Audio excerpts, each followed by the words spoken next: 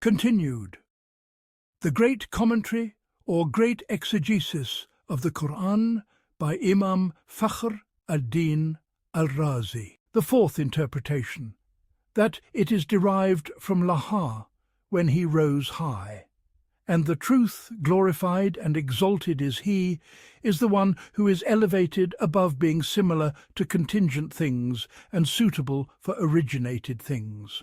For the necessary in himself is none but he, and the perfect in himself is none but he, and the one, the truth, in his he-ness is none but he, and the bringer into being of all that is besides him is none but he. And also he, exalted is he, is elevated above it being said that his elevation is in respect of place, because every elevation that is achieved by means of place belongs to the place in essence and to the one occupying the place by accident, on account of his being in that place. And that which is in essence is nobler than that which is by another. Thus, if this elevation were by means of place, that place would be higher and nobler than the essence of the most merciful. And since that is false, we know that he, glorified and exalted is he, is higher than that his highness should be by means of place, and nobler than that he should be attributed to anything that has occurred in the world of contingency. The fifth interpretation, from Alihah concerning a thing, when he was perplexed about it and was not guided to it. Thus the servant, when he reflects upon him, is perplexed, because everything that a person imagines and conceives is the opposite of him. If the intellect denies his existence, his own self gives him the lie, because everything besides him is in need, and the occurrence of the needy without that which is needed is an impossibility. And if he indicates a thing that's grasped by the senses and the imagination and says that it is he, his own self gives him the lie also, because everything that is grasped by the senses and the imagination, the signs of origination, are manifest in it. Thus nothing remains in the hand of the intellect, save that it acknowledge existence and perfection, along with the admission of impotence to perceive. Here the impotence to grasp the perception is a perception. And there is no doubt that this is a wondrous station in which intellects are perplexed and minds are agitated in its margins. The sixth interpretation, from Laha Yaluhu, when he was veiled. And the meaning of his being veiled is from several aspects. The first is that he, by the reality of his self-sufficiency, is veiled from the intellects. The second is that if we were to suppose that the sun was stationary in the middle of the firmament, not moving, the lights would remain upon the walls, not ceasing from them. In that case, it would occur to the mind that these lights that fall upon these walls are essential to them. But when we witness that the sun sets, and at its setting these lights cease from these walls, by this way we know that these lights are an emanation from the disk of the sun. So likewise here, the existence that reaches the entire universe of created things from the side of the power of God, exalted is he, is like the light that reaches from the disk of the sun. Thus, if we were to suppose that it was valid for God, exalted is he, to rise and set, and to be absent and present, then at his setting the light of existence would cease from the contingent beings. In that case it would become manifest that the light of existence is from him. But since setting and rising are impossible for him, it is for this reason that it has occurred to the minds of some of the deficient that these things are existent by their own essences and for their own essences. Thus it is established that there is no cause for the veiling of his light, save the perfection of his light. For this reason, one of the verifiers said, "Glory be to him who is veiled from the intellects by the intensity of his manifestation, and is hidden from them by the perfection of his light." And if that is so, then it becomes manifest that the reality of self-sufficiency is veiled from the intellects. And it is not permissible to say that it is made veiled, because that which is made veiled is overpowered, and that which is overpowered is befitting of the servant. As for the truth, he is overpowering, and the attribute of veiling is an attribute of overpowering. Thus the truth is veiled, and the creation are made veiled. The seventh interpretation, its derivation is from the young camel yearned, aliha al-fasl, when it was attached to its mother. And the meaning is that the servants are bewildered, attached to supplicating to him in all states. And several matters attest to this. The first is that when a person falls into a great affliction and a powerful calamity, at that point he forgets everything save God. Exalted is he. He says with his heart and his tongue, O Lord, O Lord. And when he is delivered from that affliction and returns to the abodes of blessings and comforts, he begins to attribute that deliverance to weak causes and base states. And this is a contradictory action, because if the one who delivers from afflictions and brings to good things is other than God, then recourse in the time of the descent of affliction should be to other than God.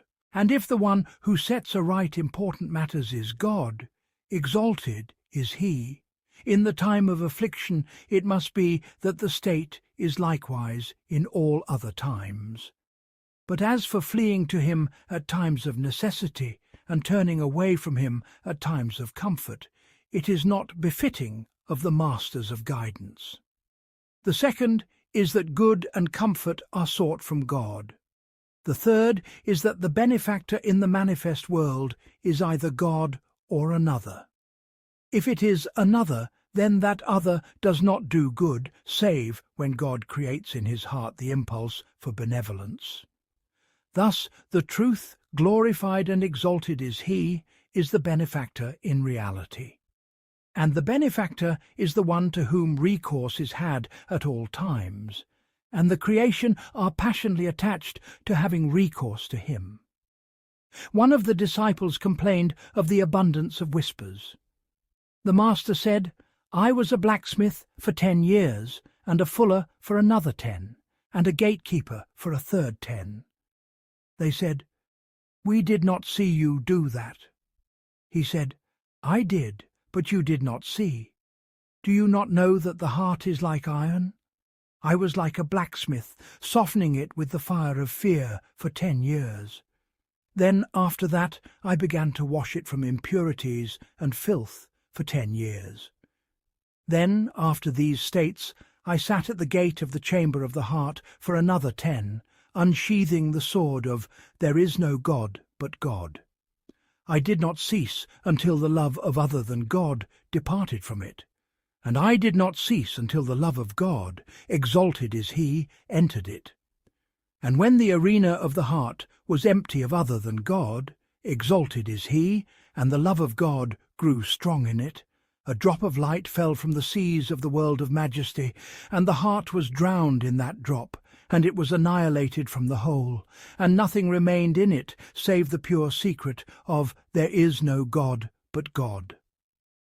The eighth interpretation, that the derivation of the term the God is from the man feared, aliha ar-rajul ya'lahu, when he was frightened by a matter that befell him, so he gave him refuge, alahahu, that is, he protected him. And the one who gives refuge to all creatures from all harms is God, glorified and exalted is he, on account of his saying, exalted is he. And he protects, but against him there is no protection. Al-Mu'minun 88. And because he is the bestower, on account of his saying, exalted is he. And whatever blessing you have, it is from God, Anal 53. And because he is the one who feeds, on account of his saying, exalted is he, and he feeds but is not fed, Al-Anam 14. And because he is the bringer into being, on account of his saying, exalted is he, say, all is from God, An-Nisa 78. Thus, he, glorified and exalted is he, is overpowering to non-existence by existence and bringing into being, a compeller to it by power, action, and perfecting. So he, in reality, was God, and there was nothing besides him. And here there are subtleties and benefits. The first benefit, the custom of the debtor, is that when he sees the creditor from afar, he flees from him. And God, the bounteous, says, "My servants, you are my debtors on account of your many sins, but do not flee from me. Nay, I say, so flee to God, ad-Dariyat." 50. For I am the one who settles your debts and forgives your sins. And also, kings close their gates to the poor, but not to the rich, while I do the opposite of that. The second benefit, he, may God's peace and blessings be upon him, said, "Verily God, exalted is he, has 100 mercies. He has sent down one mercy from them between the jinn and mankind, and the birds and the beasts and the crawling things. By it they show affection and mercy to one another. And he has deferred 99 mercies, by which he will show mercy to his servants on the day of resurrection. And I say, he, may God's peace and blessings be upon him, only mentioned this discourse by way of making it understandable, otherwise the seas of mercy are infinite. So how can their being limited by a specific limit be conceived? The third benefit, he, may God's peace and blessings be upon him, said, "Verily God Almighty and Glorious says on the day of resurrection to the sinners, 'Did you love to meet me?' They will say, 'Yes, O Lord,' and God, exalted is he, will say, 'And why?' They will say, 'We hoped for your pardon and your grace.' And God, exalted is he, will say, 'I have made my forgiveness incumbent for you.' The fourth benefit, Abdullah ibn Umar said, "The Messenger of God, may God's peace and blessings be upon him, said, Verily God, Almighty and Glorious, will spread out for one of his servants on the day of resurrection 99 scrolls, each one of them like the extent of one's sight. He will say to him, 'Do you deny anything of this? Did the noble scribes wrong you?' He will say, 'No, O Lord.' And God, exalted is he, will say, 'Did you have an excuse for doing these sins?' He will say, 'No, O Lord.' And that servant will set his heart upon the fire. And God, exalted is he, will say, 'Verily, you have with me a good deed, and there is no injustice today.' Then he will bring out a card in which is written, 'I bear witness that there is no God but Allah, and I bear witness that Muhammad is the messenger of Allah.' The servant will say, 'O Lord, how can this card stand against these scrolls?' And the card will be placed in one pan and the scrolls in another pan, and the scrolls will be light and the card will be heavy. And nothing is heavy with the remembrance of God. The fifth benefit, a boy was standing in one of the military campaigns, being called out for sale on a sweltering day of intense heat. A woman caught sight of him and ran to the boy, took him and pressed him to her belly. Then she threw her back upon the ground and sat him on her belly to protect him from the heat, and said, 'My son, my son.' The people wept and left what they were doing. The messenger of God, may God's peace and blessings be upon him, approached until he stood over them, and they told him the news. He said, 'Do you wonder at the mercy of this one for her son? Verily God, exalted is he, is more merciful to all of you than this woman is to her son.' And the Muslims dispersed with the greatest kinds of joy and glad tidings. The origin of the majestic name, the third problem, on the manner of the derivation of this term according to the language. Some have said this term is not Arabic, but Hebrew or Syriac, for they say Ilahan Rahmanan wa Murhianan, and when it was Arabized, it was made Allahur Rahmanu Raham. And this is far-fetched, and it does not necessarily follow from the similarity that exists between the two languages that one should cast doubt upon this term's being originally Arabic. The proof for this is his saying, "Exalted is he." And if you were to ask them who created the heavens and the earth, they would surely say, Allah, Luqman 25. And he, exalted is he, said, "Do you know of any that is worthy of his name?" Maryam 65. And they have unanimously agreed that what is intended by it is the term Allah. As for the majority, they have conceded its being an Arabic term. As for those who say that this term is a proper name for God, exalted is he, they have been freed from these inquiries. As for those who deny that, they have two views. The Kufans said, the origin of this term is Ila. The definite article was introduced upon it for magnification, and it became al-Ila. Then the Hamza was elided due to its being deemed heavy because of its frequent currency upon the tongues. So two lambs came together, and the first was assimilated, and they said, Allah. And the Basran said, its origin is La. They attached the definite article to it, and it was said, Allah. And they recited, like an oath from Abu Rabah, which his great La hears. So he brought it out in its original form. The fourth problem. Al-Khalil said, all of creation are in agreement that our saying Allah is specific to God, glorified and exalted is He, and likewise our saying Al-Ilah is specific to Him, glorified and exalted is He. As for those who would apply the name Ilah to other than God, they would only mention it in an attributed form, as when it is said, the God of so-and-so, or they would make it indefinite and say, a God, as God, exalted is he, related concerning the people of Moses. Make for us a God, even as they have gods. He said, verily, you are a people who are ignorant. Al-Araf 138. The unique properties of the majestic name. The fifth problem. Know that this name is distinguished by unique properties that are not found in the rest of the names of God. Exalted is he, and we shall allude to them. The first property, that if you remove the alif from your saying Allah, what remains is in the form of Lillah, unto God, and it is specific to Him, the glorified, as in his saying, and unto God belong the hosts of the heavens and the earth. Al-Fath 4, and unto God belong the treasuries of the heavens and the earth. Al-Munafikun 7. And if you remove from this remainder the first lam, the remainder is in the form of Lahu, unto him, as in his saying, exalted is he.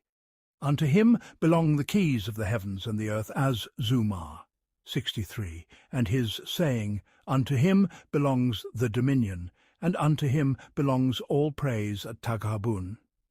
1. And if you remove the remaining lam, the remainder is our saying, Huwa, he, and it also signifies him, the glorified, as in his saying, say, he is God, the One, Al-Ikhlas 1, and his saying, he is the ever-living, there is no God, but he Ghafir, 65.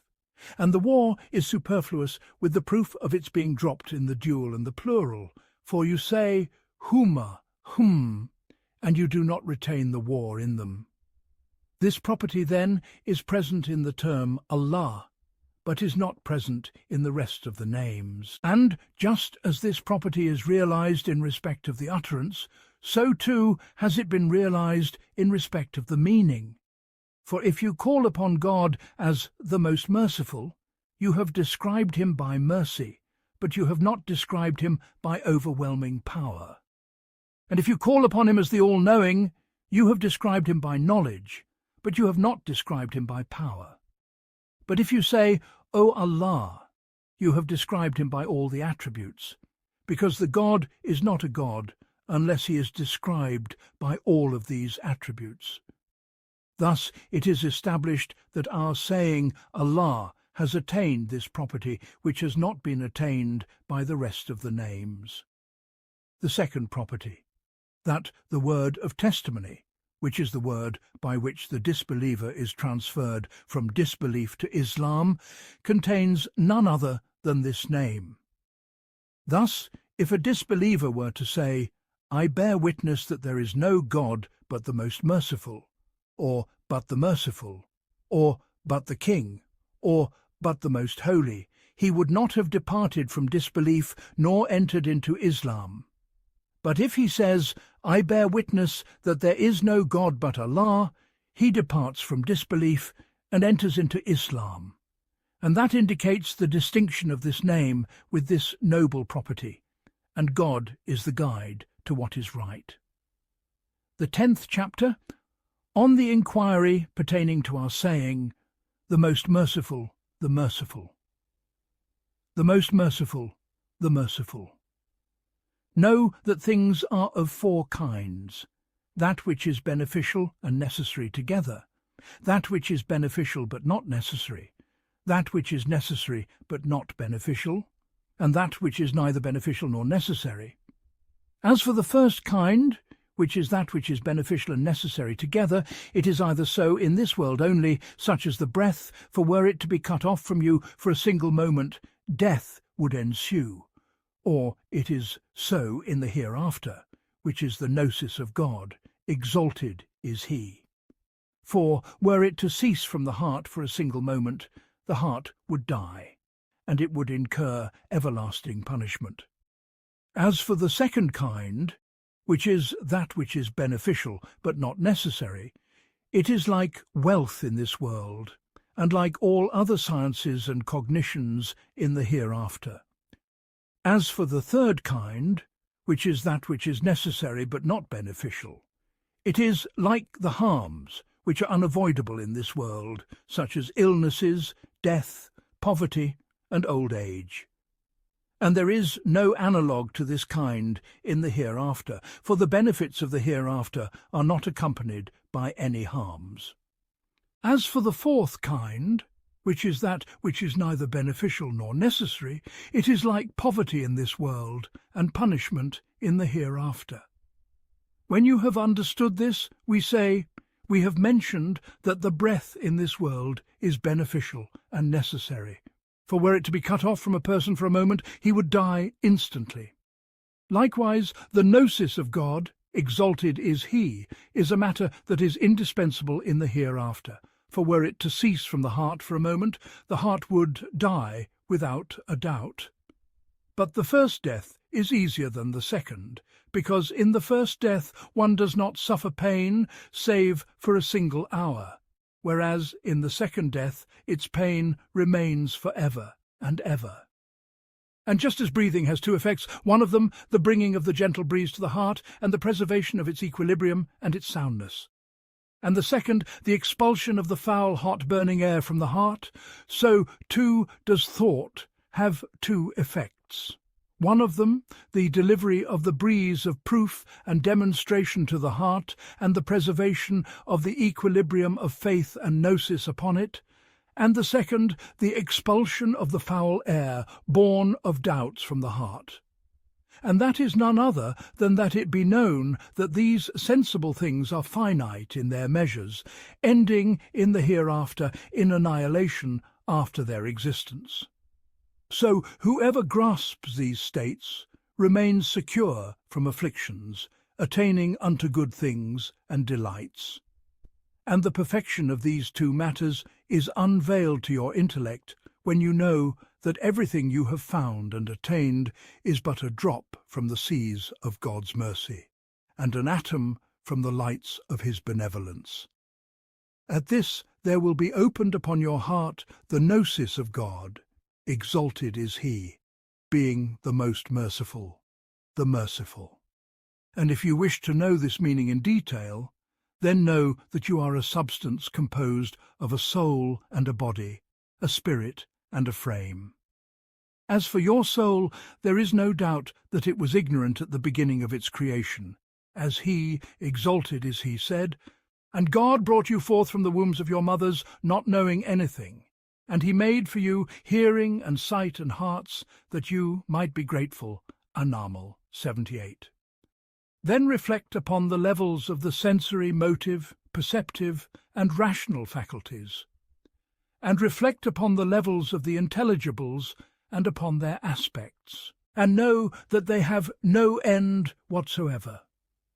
And were a person of intellect to embark upon the acquisition of knowledge of the intelligibles, and traverse them with the traversing of the snatching lightning and the tempestuous wind, and were he to remain in that journey for all of eternity, and for ever and ever, what he would have attained of cognitions and sciences would be a finite measure, and the known things which he had not known and had not reached would also be infinite.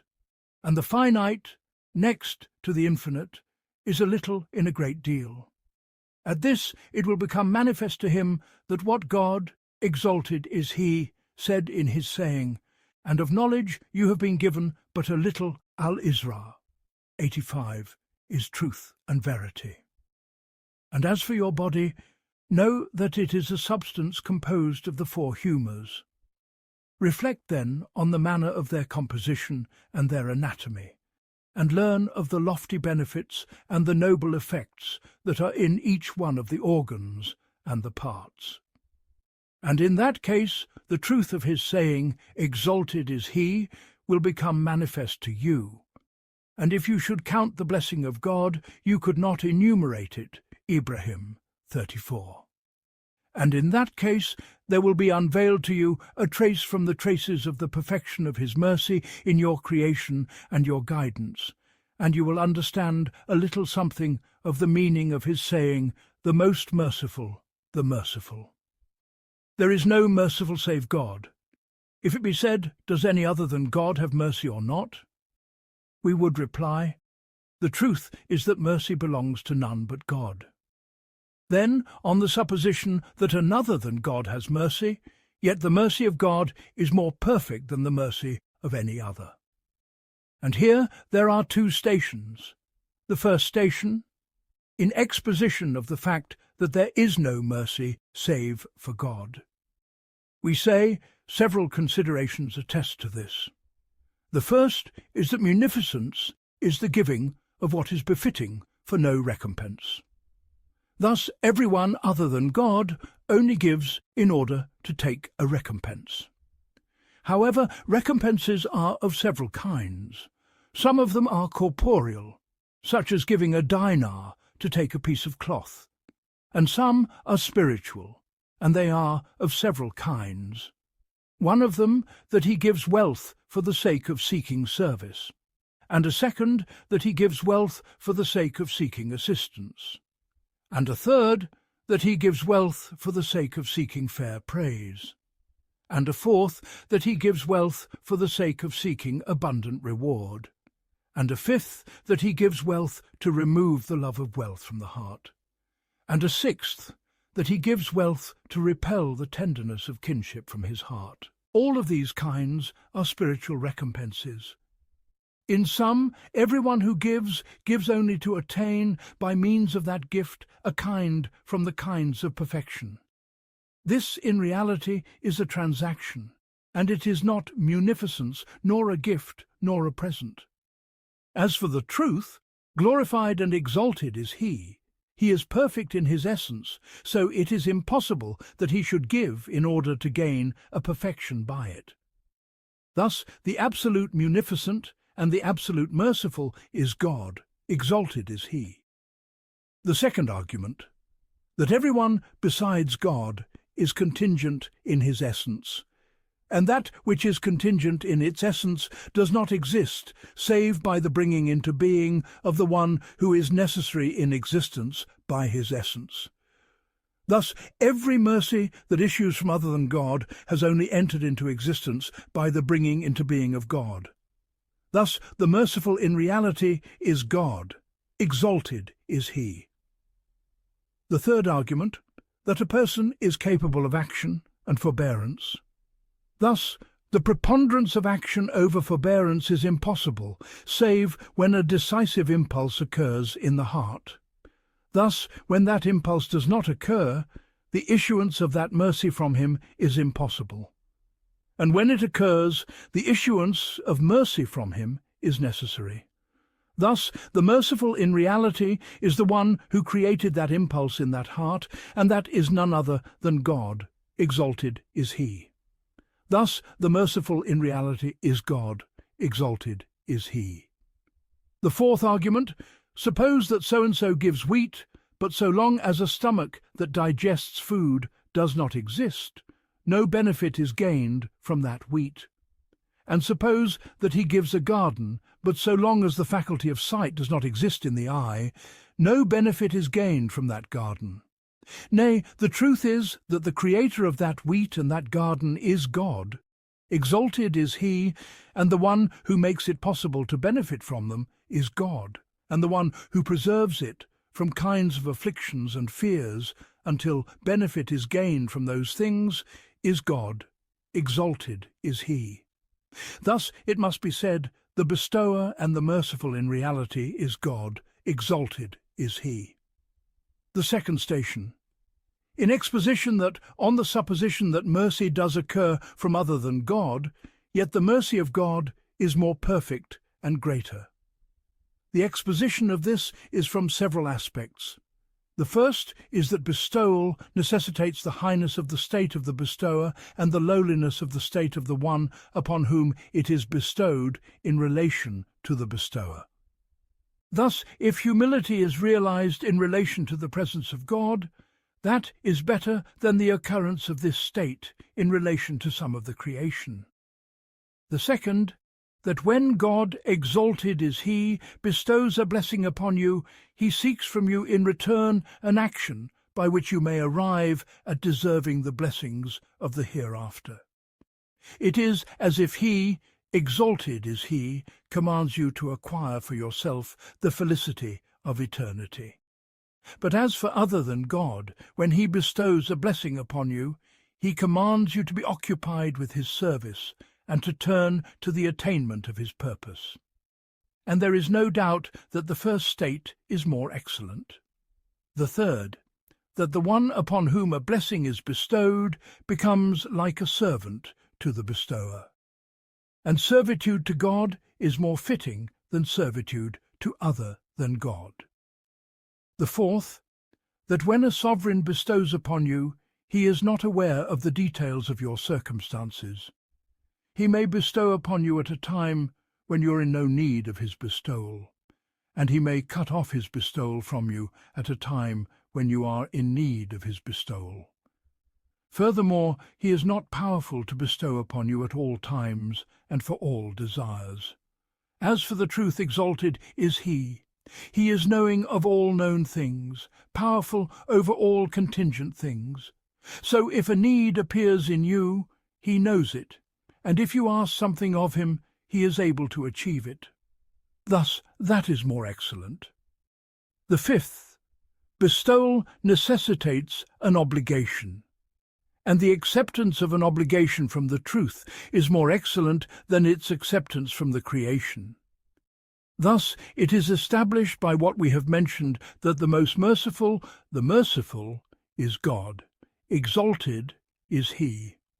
And on the supposition that another merciful one exists, yet the mercy of God, exalted is he, is more perfect, more excellent, higher and more majestic, and God knows best.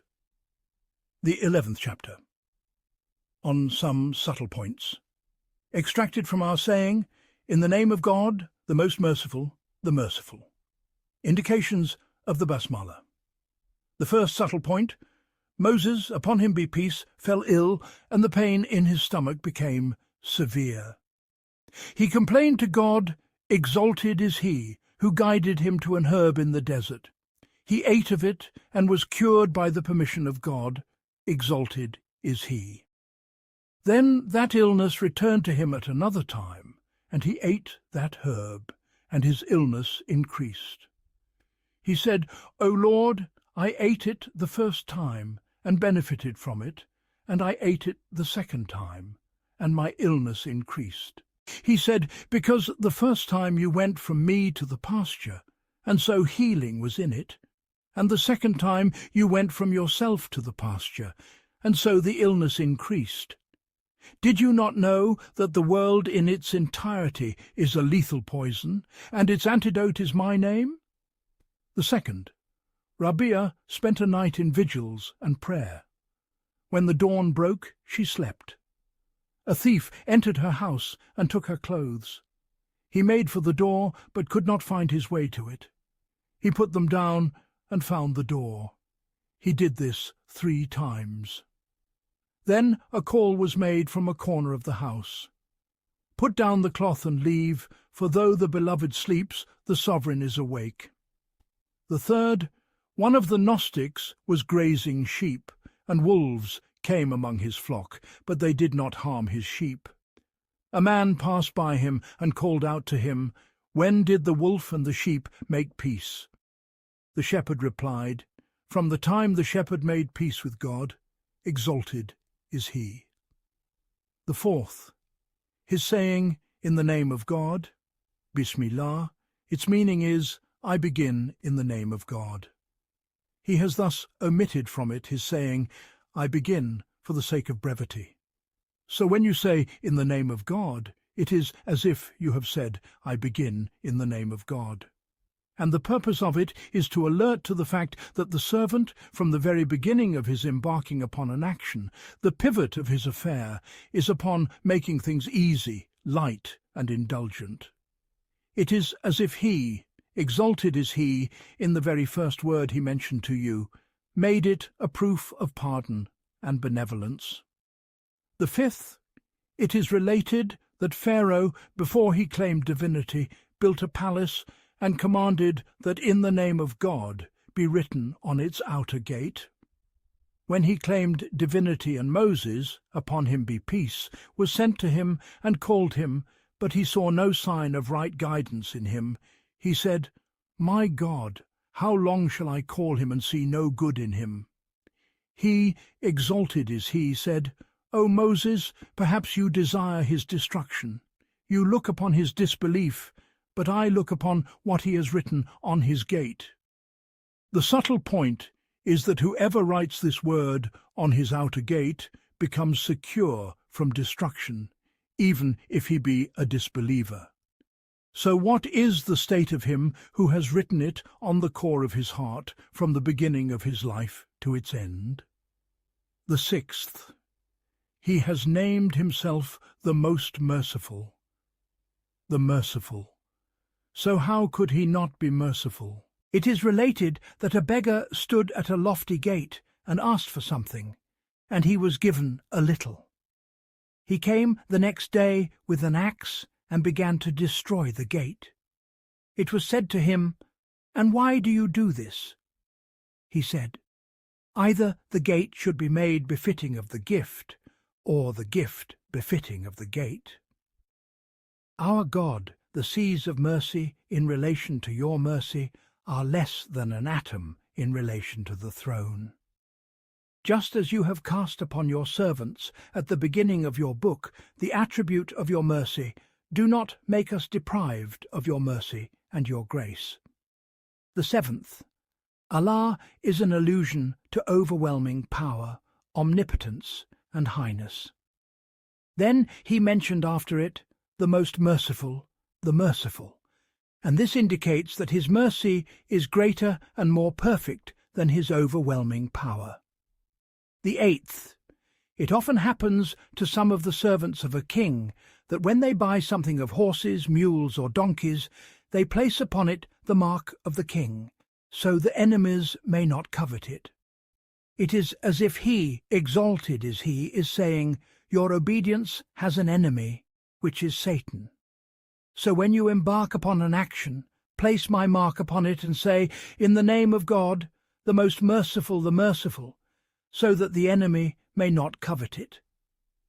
The ninth, make yourself a companion of the remembrance of God, exalted is he, so that you may not be far from him in the 2 abodes.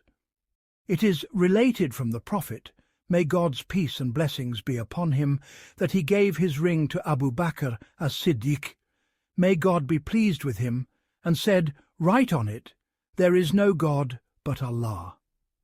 He gave it to the engraver and said, "Write on it, there is no God but Allah. Muhammad is the messenger of Allah." The engraver wrote that on it. Abu Bakr brought the ring to the Prophet, may God's peace and blessings be upon him, and the Prophet saw on it, "There is no God but Allah. Muhammad is the messenger of Allah. Abu Bakr as-Siddiq." He said, "O Abu Bakr, what are these additions?" Abu Bakr said, "O Messenger of God, I was not content to separate your name from the name of God. As for the rest, I did not say it." And Abu Bakr was abashed. Then Gabriel, upon him be peace, came and said, "O Messenger of God, as for the name of Abu Bakr, I wrote it, because he was not content to separate your name from the name of God, so God was not content to separate his name from your name." The subtle point is that since Abu Bakr was not content with the separation of the name of Muhammad, may God's peace and blessings be upon him, from the name of God, Almighty and Glorious, he found this miraculous grace. So, how is it if a person does not part from the remembrance of God, exalted is he? The 10th, that when Noah, upon him be peace, boarded the ark, he said, "In the name of God be its course and its anchorage." Hud 41. He found salvation with half of this word. So how can he who persists in this word throughout his life remain deprived of salvation? And also that Solomon, upon him be peace, attained the dominion of this world and the hereafter with his saying, "Verily it is from Solomon, and verily it is, in the name of God, the most merciful, the merciful." An-Naml 30. So it is hoped that when the servant says it, he will triumph with the dominion of this world and the hereafter. The 11th, if one were to ask, why did Solomon, upon him be peace, place his own name before the name of God, exalted is he, in his saying, "Verily it is from Solomon"? The answer is from several aspects. The first is that when Bilqis found that letter placed on her pillow, and no one had a way to reach her, and she saw the hoopoe standing on the edge of the wall, she knew that that letter was from Solomon. She took the letter and said, "Verily it is from Solomon." When she opened the letter and saw, "In the name of God, the most merciful, the merciful," she said, "And verily it is, in the name of God, the most merciful, the merciful." So his saying, "Verily it is from Solomon," is from the speech of Bilqis, not the speech of Solomon. The second, perhaps Solomon wrote on the address of the letter, "It is from Solomon," and within the letter he began with his saying, "In the name of God, the most merciful, the merciful," as is the custom in all letters. So when Bilqis took that letter, she read what was in its address, and said, "Verily it is from Solomon." When she opened the letter, she read, "In the name of God, the most merciful, the merciful," and she said, "And verily it is, in the name of God, the most merciful, the merciful." The third, that Bilqis was a disbeliever, so Solomon feared that she might revile God when she looked at the letter. So he placed his own name before the name of God, exalted is he, so that the reviling would be for him, not for God, exalted is he. The 12th, the bar from Bi-Sm is derived from Bur, righteousness. Thus he is the righteous toward the believers with kinds of miraculous graces in this world and the hereafter. And the most majestic of his righteousness and his grace is that he will honour them on the day of resurrection with the vision of him. A Jewish neighbour of one of them fell ill. He said, "So I went in to him to visit and said to him, 'Become a Muslim.' He said, 'For what?' I said, "From fear of the fire." He said, "I do not care for it." I said, "For the triumph of paradise." He said, "I do not desire it." I said, "Then what do you desire?" He said that he should show me his bounteous face. I said, "Become a Muslim on the condition that you will find this object of your desire." He said to me, "Write me a bond for this." I wrote him a bond for that, and he became a Muslim and died at that very hour. We prayed over him and buried him. I saw him in a dream as if he were strutting. I said to him, "O Shamun, what has your Lord done with you?" He said, "He has forgiven me," and said to me, "You became a Muslim out of yearning for me." As for the Esin, it is derived from his name, the all-hearing, Assam. He hears the supplication of the creation from the throne to what is beneath the earth. It is related that Zayd ibn Haritha went out with a hypocrite from Mecca to Taif. They reached a ruin, and the hypocrite said, "Let us enter here and rest." They entered, and Zayd slept. The hypocrite bound Zayd and intended to kill him. Zayd said, "Why do you kill me?" He said, "Because Muhammad loves you and I detest him." Zayd said, "O most merciful, help me." The hypocrite heard a voice saying, "Woe to you, do not kill him." He went out of the ruin and looked, but he did not see anyone. He returned and intended to kill him, and he heard a cry, closer than the first, saying, "Do not kill him." He looked, but did not find anyone. He returned a third time and intended to kill him, and he heard a voice nearby saying, "Do not kill him." He went out and saw a horseman with a spear. The horseman struck him a blow and killed him. He entered the ruin and untied Zayd's bonds, and said to him, "Do you not know me? I am Gabriel. When you called out, I was in the seventh heaven, and God, Almighty and glorious, said, 'Reach my servant.' In the second, I was in the lowest heaven, and in the third, I reached the hypocrite." As for the Imam, its meaning is that from the throne to what is beneath the earth is his kingdom and his possession. As-Sud said, "A drought befell the people in the time of Solomon, son of David. Upon them be peace. They came to him and said, 'O prophet of God, if only you would go out with the people to pray for rain.' They went out, and behold, there was an ant standing on its 2 legs, its 2 hands outstretched, and it was saying, 'O God, we are a creation from your creation, and I have no independence from your grace.' He said, so God, exalted is he, poured rain upon them. And Solomon, upon him be peace, said to them, 'Return, for your prayer has been answered through the supplication of another.' As for his saying, 'Allah, know, O people, that I say throughout my life, Allah. And when I die, I will say, Allah. And when I am questioned in the grave, I will say, Allah. And when I come on the day of resurrection, I will say, Allah. And when I take the book, I will say, Allah. And when my deeds are weighed, I will say, Allah.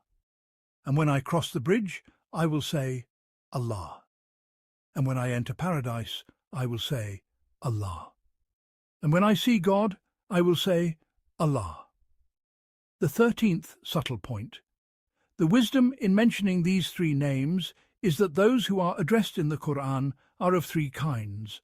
As he, exalted, is he, said, "Then of them is he who wrongs himself, and of them is he who is moderate, and of them is he who is a forerunner in good deeds."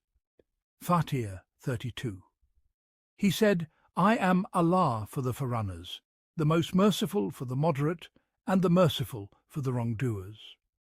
And also, Allah is the giver of the gift, and the most merciful is the one who pardons the slips of the friends of God, and the merciful is the one who pardons harshness. And of the perfection of his mercy It is as if he, exalted is he, is saying, I know of you what? If your parents knew, they would abandon you. And if your wife knew, she would be harsh to you. And if your handmaiden knew, she would proceed to flee from you. And if your neighbour knew, he would strive to destroy your house. And I know all of that, and I conceal it with my bounty, that you may know that I am a bounteous God. The 14th. Allah necessitates his friendship. God, exalted is he, said, God is the friend of those who believe. Al-Baqarah, 257. And the most merciful necessitates his love. God, exalted is he, said, Verily, those who believe and do righteous deeds, the most merciful will appoint for them affection. Maryam, 90, 6. And the merciful necessitates his mercy, and he is, with the believers, merciful. Al-Azab, 43.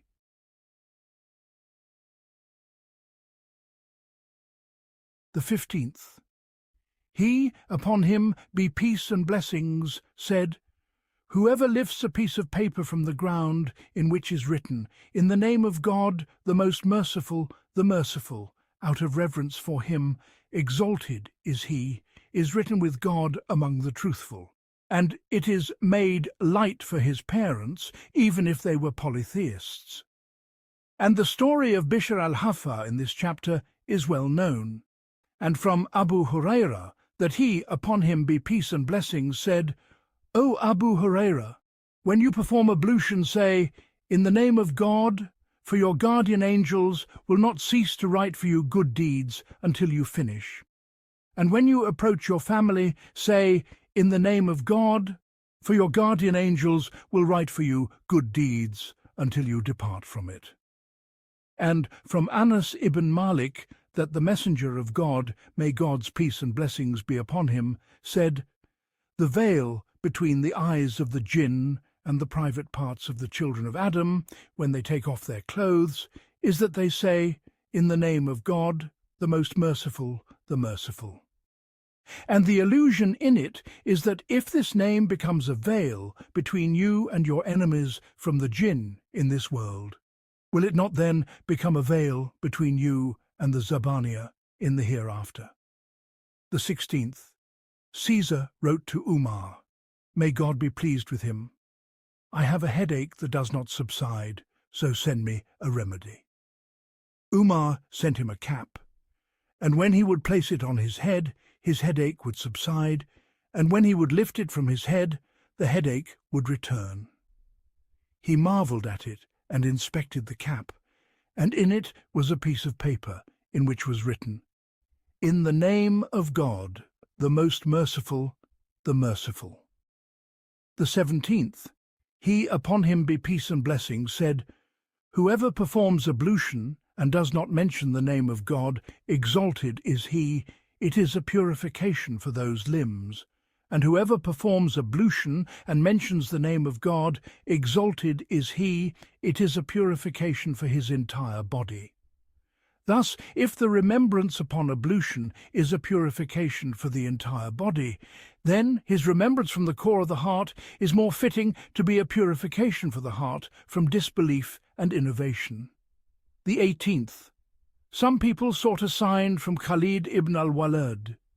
He said, You claim Islam, so show us a sign that we may become Muslims. He said, Bring me a lethal poison. A cup of poison was brought. He took it in his hand and said, In the name of God, the most merciful, the merciful. And he ate all of it, and stood up, unharmed, by the permission of God. Exalted is he. The Magi said, This is a true religion. The 19th. Jesus, son of Mary, upon him be peace, passed by a grave, and saw angels of punishment punishing a dead person. When he had finished his errand, he passed by the grave, and saw angels of mercy with platters of light. He marvelled at that, so he prayed and supplicated to God, Exalted is he. And God, exalted is he, revealed to him, O Jesus, this servant was disobedient, and since he died he has been imprisoned in my punishment. And he had left a pregnant wife, and she gave birth to a son, and raised him until he grew up. She entrusted him to the school, and the teacher taught him, in the name of God, the most merciful, the merciful. I was shy of my servant to punish him with my fire in the belly of the earth, while his son was mentioning my name on the face of the earth. The 20th, Amra al-Farghaniya, and she was one of the great Gnostic women, was asked, "What is the wisdom in that the one in a state of major ritual impurity and the menstruating woman are forbidden from reciting the Qur'an, but not from the Tasmiyah?" She said, because the Tasmiyah is the remembrance of the name of the Beloved, and the Beloved does not prevent from the remembrance of the Beloved. The 21st. It has been said concerning his saying, "The merciful." He, exalted is he, is merciful to them in 6 places, in the grave and its crawling things, the resurrection and its darknesses, the scale and its degrees, the reading of the book and its terrors, the bridge and its fears, and the fire and its levels. The 22nd, a Gnostic wrote, "In the name of God, the most merciful, the merciful," and he instructed that it be placed in his shroud. It was said to him, "What benefit is there for you in it?" He said, "I will say on the day of resurrection, My God, you sent a book, and you made its address. In the name of God, the most merciful, the merciful. Treat me then according to the address of your book." The 23rd. It has been said that in the name of God, the most merciful, the merciful, has 19 letters. And in this there are 2 benefits. One of them is that the Zabaniya are 19. So God, exalted is he, repels their might with these 19 letters. The second is that God, exalted is he, created the night and the day as 24 hours. Then he ordained 5 prayers in 5 hours. These 19 letters then become expiations for the sins that occur in those 19 hours. The 24th. Since Surah at-Tawbah contains the command to fight, in the name of God, the most merciful, the merciful, was not written at its beginning. And also the sunnah is that one should say at the time of slaughtering, in the name of God, and God is the greatest. And one does not say, in the name of God, the most merciful, the merciful, because the time of fighting and killing is not befitting of the mention of the most merciful, the merciful. So, when he has granted you success in the remembrance of this word 17 times every day in the obligatory prayers, this indicates that he did not create you for killing and punishment, but he created you for mercy, grace, and benevolence. And God, exalted is he, is the guide to what is right. The 3rd book, the discourse on Surah al-Fatihah, and the mention of the names of this surah. And in it are several chapters. The 1st chapter, the names of al-Fatihah and their reason. Know that this surah has many names, and the abundance of names indicates the nobility of the named. The names of al-Fatihah and their reason. The first is the opening of the book, Fatihat al-Kitab. It was so named because it is with it that one opens in the codices, in teaching, and in recitation in the prayer. And it is said that it was so named because praise is the opening of all speech, as will be explained. And it is said that it is because it was the first surah to be sent down from heaven. The second is the surah of praise, Surat al-Hamd. And the reason for this is that its beginning is the word of praise. The third is the mother of the Qur'an, al-Qur'an. And for this there are several reasons. The first is that the mother of a thing is its origin. And the purpose of the entire Qur'an is the establishment of four matters: the divine realities, the hereafter, the prophetic missions, and the affirmation of God's decree and predestination. His saying, "All praise is due to God, Lord of the worlds, the most merciful, indicates the divine realities. His saying, "Master of the day of judgment," indicates the hereafter. His saying, "Thee do we worship, and thine aid we seek," indicates the negation of coercion and absolute predestination, and the affirmation that all is by the decree and predestination of God.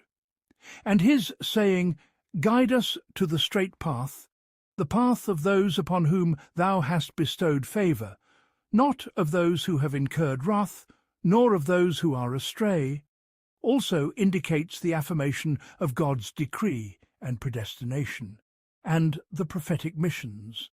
And the explanation of these meanings will come in full. Thus, since the greatest objective of the Qur'an is these four quests, and this surah contains them, it was given the title, the Mother of the Qur'an. The second reason for this name, that the sum of all the divine books returns to three matters: either the praise of God with the tongue, or the occupation with service and obedience, or the seeking of unveilings and witnessings. So his saying, "All praise is due to God, Lord of the worlds, the most merciful, Master of the day of judgment," is all praise of God. His saying, "Thee do we worship, and thine aid we seek," is an occupation with service and servitude, except that the beginning is with his saying, "Thee do we worship," which is an allusion to earnestness and striving in servitude. Then he said, "And thine aid we seek," which is an allusion to the servant's acknowledgement of impotence, lowliness, and destitution, and his turning to God.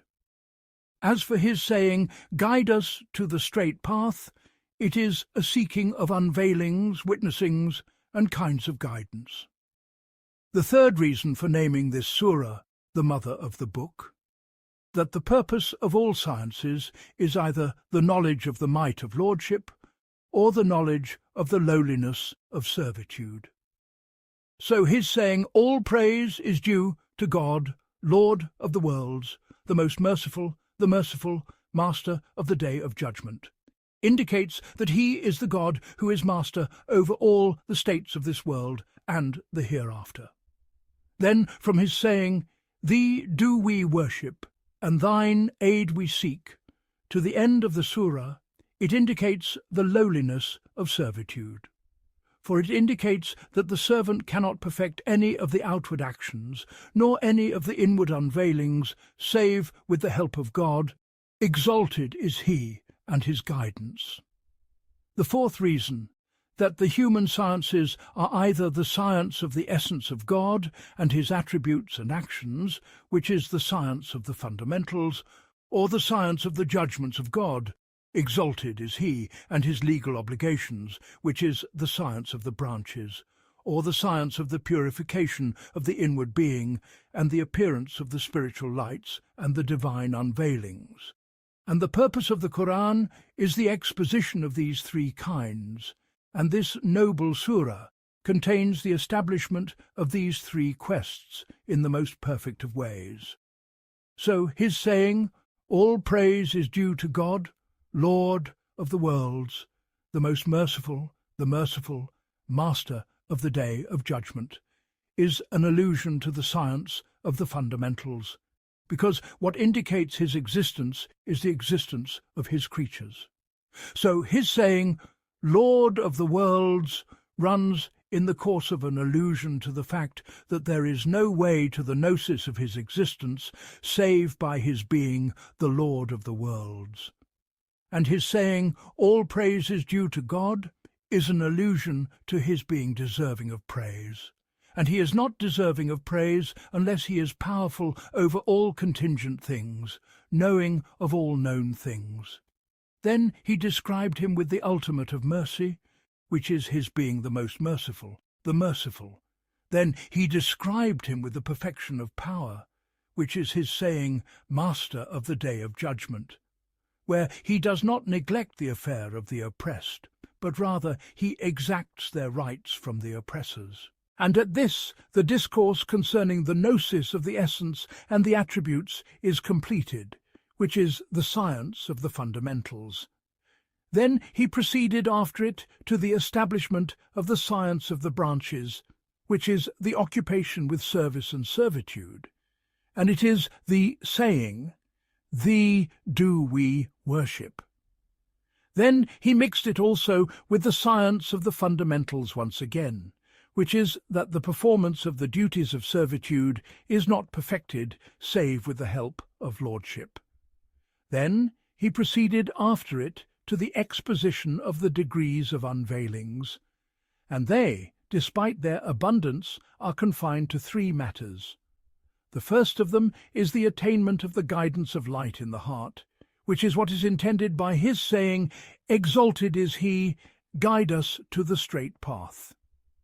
The second is that there be unveiled to him the degrees of the righteous, the purified, of those upon whom God has bestowed favour with the sacred unveilings and the divine attractions, until those sacred spirits become like polished mirrors, and the ray is reflected from each one of them to the other, which is his saying, The path of those upon whom thou hast bestowed favour. The third is that they remain protected and preserved from the impurities of desires, which is his saying, not of those who have incurred wrath, and from the burdens of doubts, which is his saying, nor of those who are astray. Thus it is established that this Surah contains these high secrets, which are the noblest of quests. For this reason it was named the mother of the book, just as the brain is called the mother of the head, because it contains all the senses and benefits. The fifth reason, Al-Thalab said, I heard Abul Qasim ibn Habayb say, I heard Abu Bakr al-Qaffal say, I heard Abu Bakr ibn Durayd say, the mother, in the speech of the Arabs, is the banner that the army sets up. Qais ibn al-Khatam said, We set up our mother until they were scattered, and after their unity they became dispersed. So this surah was named the mother of the Qur'an, because the refuge of the people of faith is in this surah, just as the refuge of the army is in the banner. And the Arabs call the earth a mother, because the return of the creation is to it in their life and their death, and because it is said, So-and-so went toward so-and-so, Amma fulanun fulanan, when he intended him. The fourth name of this surah is the seven oft repeated. God, exalted is he, said, and we have certainly given you 7 of the oft repeated, al-Hijr, 87. And in the reason for its being named the oft repeated, al-Mathan, there are several aspects. The first is that it is twofold. Half of it is the servant's praise of the Lord, and half of it is the Lord's gift to the servant. The second, it was named oft repeated, because it is repeated in every rak'ah of the prayer. The third, it was named oft repeated, because it is an exception from all other books. He, upon him be peace and blessings, said, By the one in whose hand is my soul, there has not been sent down in the Torah, nor in the Gospel, nor in the Psalms, nor in the Criterion, the like of this surah. And it is the 7 oft repeated and the great Qur'an. The fourth, it was named oft repeated because it is 7 verses, and the recitation of each verse is equivalent to the recitation of a 7th of the Qur'an. So whoever recites the Fatihah, God gives him the reward of one who has recited the entire Qur'an.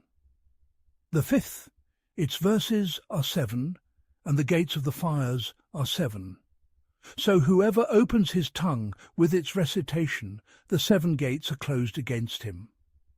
The proof for this is what is related, that Gabriel, upon him be peace, said to the Prophet, May God's peace and blessings be upon him. O Muhammad, I used to fear punishment for your community, but when the Fatihah was sent down, I felt secure. He said, Why, O Gabriel? He said, Because God, exalted is he, said, And verily, hell is the promised place for them all. It has 7 gates. For each of those gates is a portion designated al-Hijr, 43-44, and its verses are 7. So whoever recites it, each verse becomes a covering upon one of the gates of hell, and your community will pass over it safely from them. The 6th, it was named oft repeated, because it is recited in the prayer, and then it is followed by another surah. The 7th, it was named oft repeated, because it is a praise of God. Exalted is he, and commendations for him. The 8th, it was named oft repeated, because God sent it down twice. And know that we have been exhaustive in the interpretation of his saying, Exalted is he. 7 of the oft repeated, in Surah al-Hijr, 87. The 5th name is the complete, al-Wafiyah. Sufyan ibn Uyayna would call it by this name. Ath-Thanlab said, and its interpretation is that it does not accept being divided in half. Do you not see that every surah of the Qur'an, if half of it were recited in one rak'ah and the other half in another rak'ah, it would be permissible, whereas this division is not permissible in this surah. The 6th name is the sufficient, al-Kafiyah. It was so named because it suffices in place of any other, whereas no other suffices in its place. Muhammad ibn al-Rabah related from Ubadah ibn Samit, who said, The Messenger of God, may God's peace and blessings be upon him, said, The mother of the Qur'an is a substitute for any other, but no other is a substitute for it. The 7th name is the foundation, al-Asas. And in this there are several aspects. The first is that it is the first surah of the Qur'an, so it is like the foundation. The second is that it contains the noblest of quests, as we have shown, and that is the foundation. The third is that the noblest of acts of worship after faith is the prayer, and this surah contains all that is indispensable in faith, and the prayer is not perfected save with it. The 8th name is the cure, ash-Shifa. From Abu Sa'id al-Khudri, who said, The Messenger of God, may God's peace and blessings be upon him, said, The opening of the book is a cure for every poison. And one of the companions passed by a man who had been struck down, and he recited this surah in his ear, and he was healed. They mentioned it to the Messenger of God, may God's peace and blessings be upon him, and he said, It is the mother of the Qur'an, and it is a cure for every ailment. And I say, ailments are of 2 kinds, spiritual and corporeal. The proof for this is that he, exalted is he, named disbelief a disease, and so he, exalted is he, said, In their hearts is a disease, Al-Baqarah, 10. And this surah contains the gnosis of the fundamentals, the branches, and the unveilings, so it is, in reality, a cause for the attainment of healing in these 3 stations. The 9th name is the prayer, as-Salah. He, upon him be peace and blessings, said, God, exalted is he, says, I have divided the prayer between myself and my servant into 2 halves. And what is intended is this surah. The 10th name is the supplication, as-Su'al. It is related that the Messenger of God, may God's peace and blessings be upon him, related from the Lord of Might, glorified and exalted is he, that he said, Whoever is occupied by my remembrance from asking of me, I give him the best of what I give to those who ask. And the intimate of God, upon him be peace, did that where he said, He who created me, and it is he who guides me. Ash-Shu'ara, 78, until he said, My Lord, grant me wisdom and join me with the righteous. Ash-Shu'ara. 83. So, in this surah also, the beginning is with praise of him, glorified and exalted is he, which is his saying, all praise is due to God, until his saying, Master of the Day of Judgment. Then he mentioned servitude, which is his saying, Thee do we worship, and thine aid we seek. Then the conclusion is upon the seeking of guidance, which is his saying, Exalted is he, guide us to the straight path. And this indicates that the most perfect of quests is guidance in religion. And it also indicates that the garden of gnosis is better than the garden of bliss, because he, exalted is he, concluded the discourse here upon his saying, Guide us, and did not say, Grant us the garden. The 11th name is the Surah of Gratitude, Surat ash-Shukr, and that is because it is a praise of God for his grace, his bounty, and his benevolence. The 12th name is the Surah of Supplication, Surat ad-Dua, because it contains his saying, Guide us to the straight path. This, then, is the complete discourse in the explanation of these names, and God knows best. The 2nd chapter, on the virtues of this surah, and in it are several problems. The manner of its revelation. The first problem, they have mentioned 3 views concerning the manner of the revelation of this surah. The first is that it is Meccan. Al-Thalab related with his chain of narration from ibn Abu Talib, may God be pleased with him, that he said, The opening of the book was sent down in Mecca from a treasure beneath the throne. Then Al-Thalab said, And upon this are most of the scholars. He also related with his chain of narration from Amr ibn Shurabal, that he said, The first of the Qur'an to be sent down was all praise is due to God, Lord of the worlds. And that is because the messenger of God, may God's peace and blessings be upon him, confided in Khadija and said, I feared that something had come over me. She said, And what is that? He said, Verily, when I am alone, I hear the call. Recite. Then he went to Waraka ibn Nawfal and asked him about that incident, and Waraka said to him, When the call comes to you, stand firm for it. Then Gabriel, upon him be peace, came to him and said to him, Say, in the name of God, the most merciful, the merciful. All praise is due to God, Lord of the worlds. And with his chain of narration from Abu Salih from Ibn Abbas, who said, The messenger of God, may God's peace and blessings be upon him, stood and said, In the name of God, the most merciful, the merciful. The Quraysh said, May God shatter your mouth. The second view is that it was sent down in Medina. Al-Thalab related with his chain of narration from Mujahid that he said, The opening of the book was sent down in Medina. Al-Husayn ibn al-Fadl said, Every scholar has a slip, and this is the slip of Mujahid, because the scholars are of a contrary view. And 2 aspects indicate this. The first is that Surah al-Hijr is Meccan by agreement, and in it is his saying, Exalted is he. And we have certainly given you 7 of the oft repeated, Al-Hijr 87, which is the opening of the book. And this indicates that he, exalted is he, gave him this surah in what had preceded.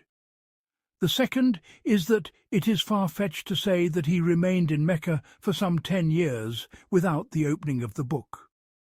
The third view, some scholars have said this surah was sent down in Mecca once and in Medina another time.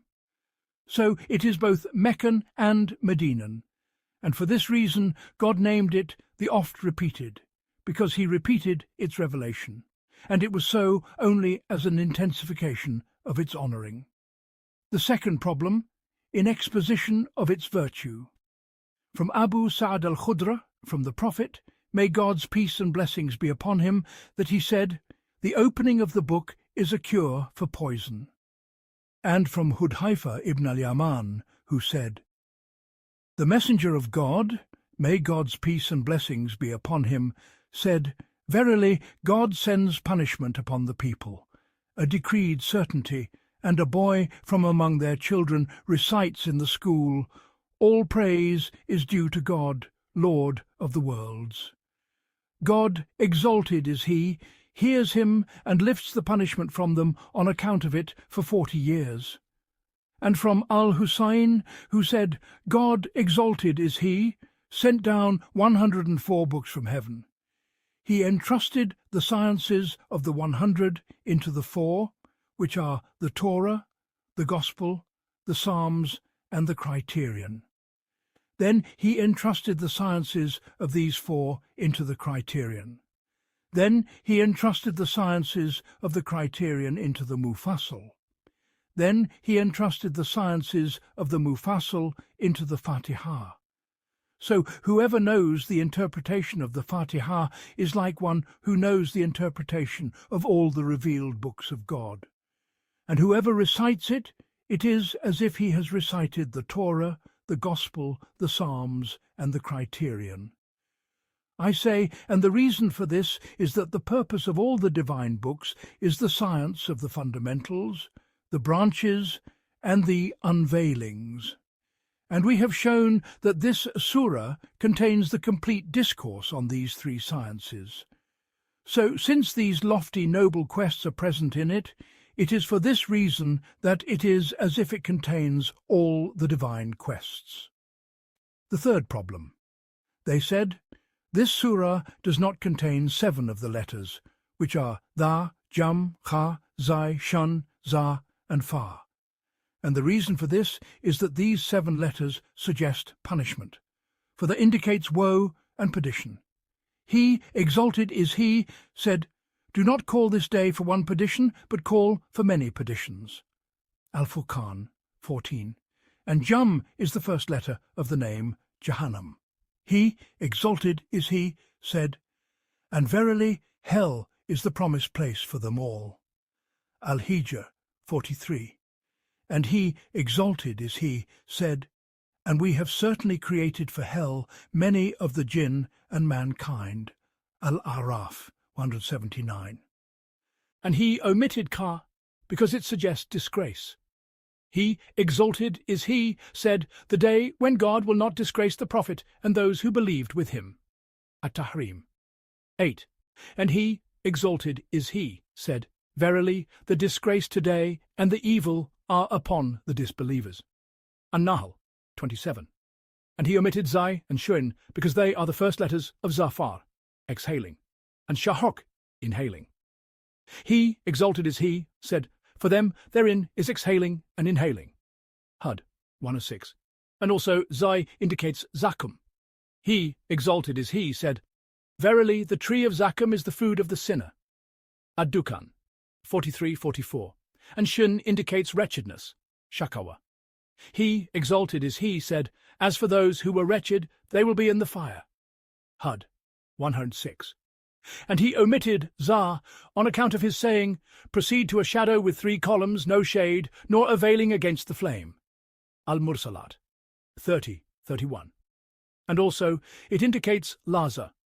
He, exalted is he, said, Nay, verily it is a flame, a remover of the scalp.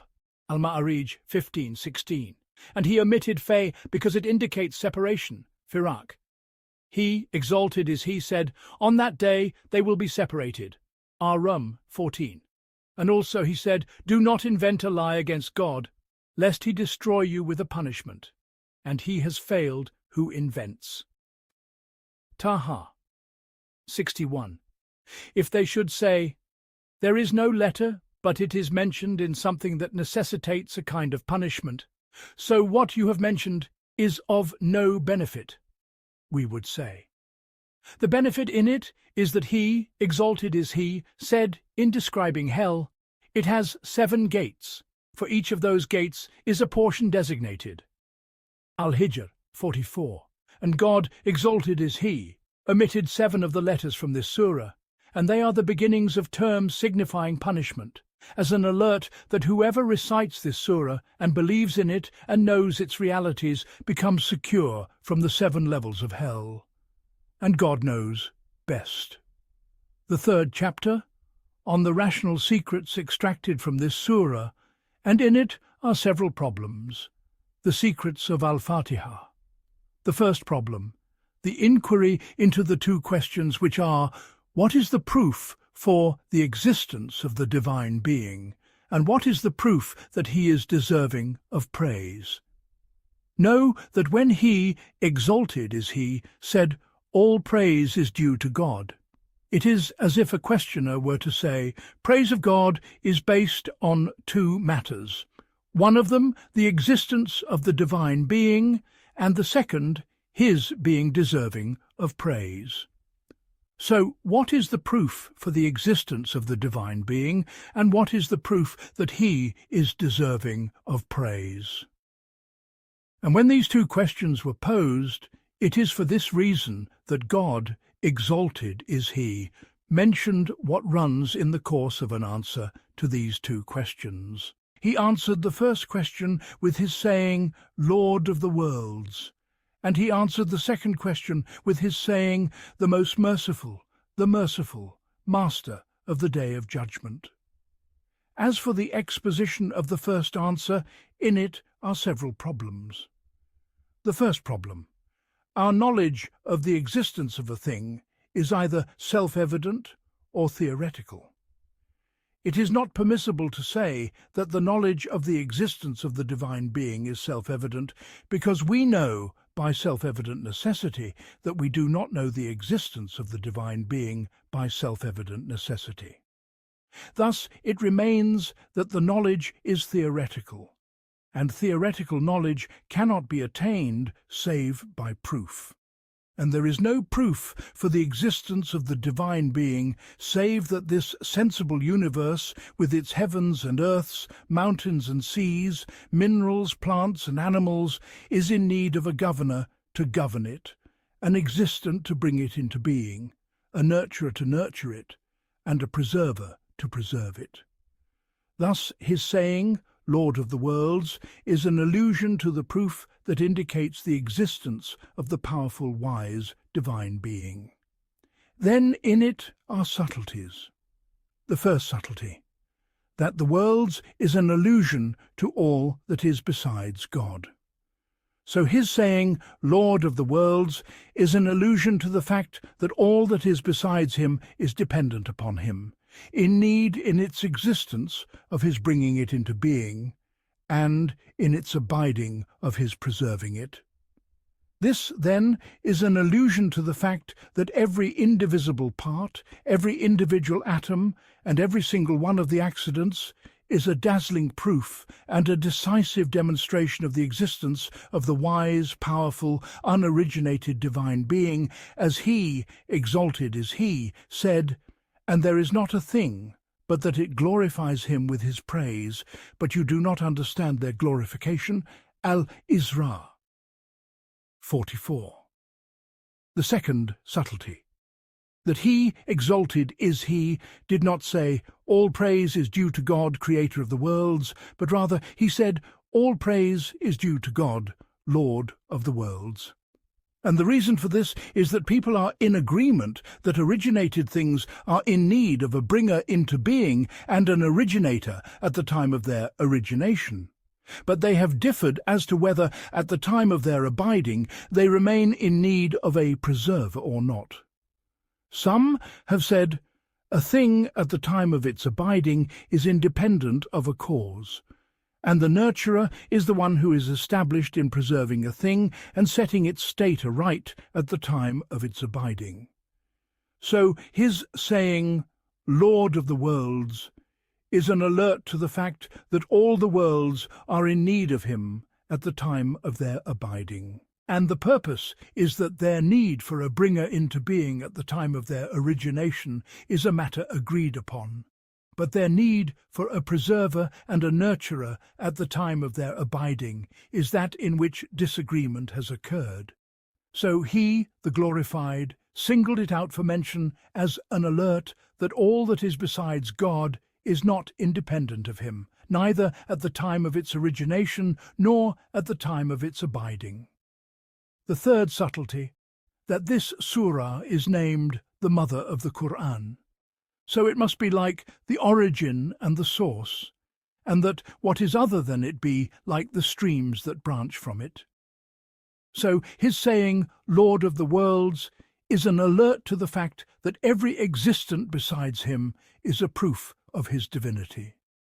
Then he, exalted is he, opened 4 surahs after this surah with his saying, all praise is due to God.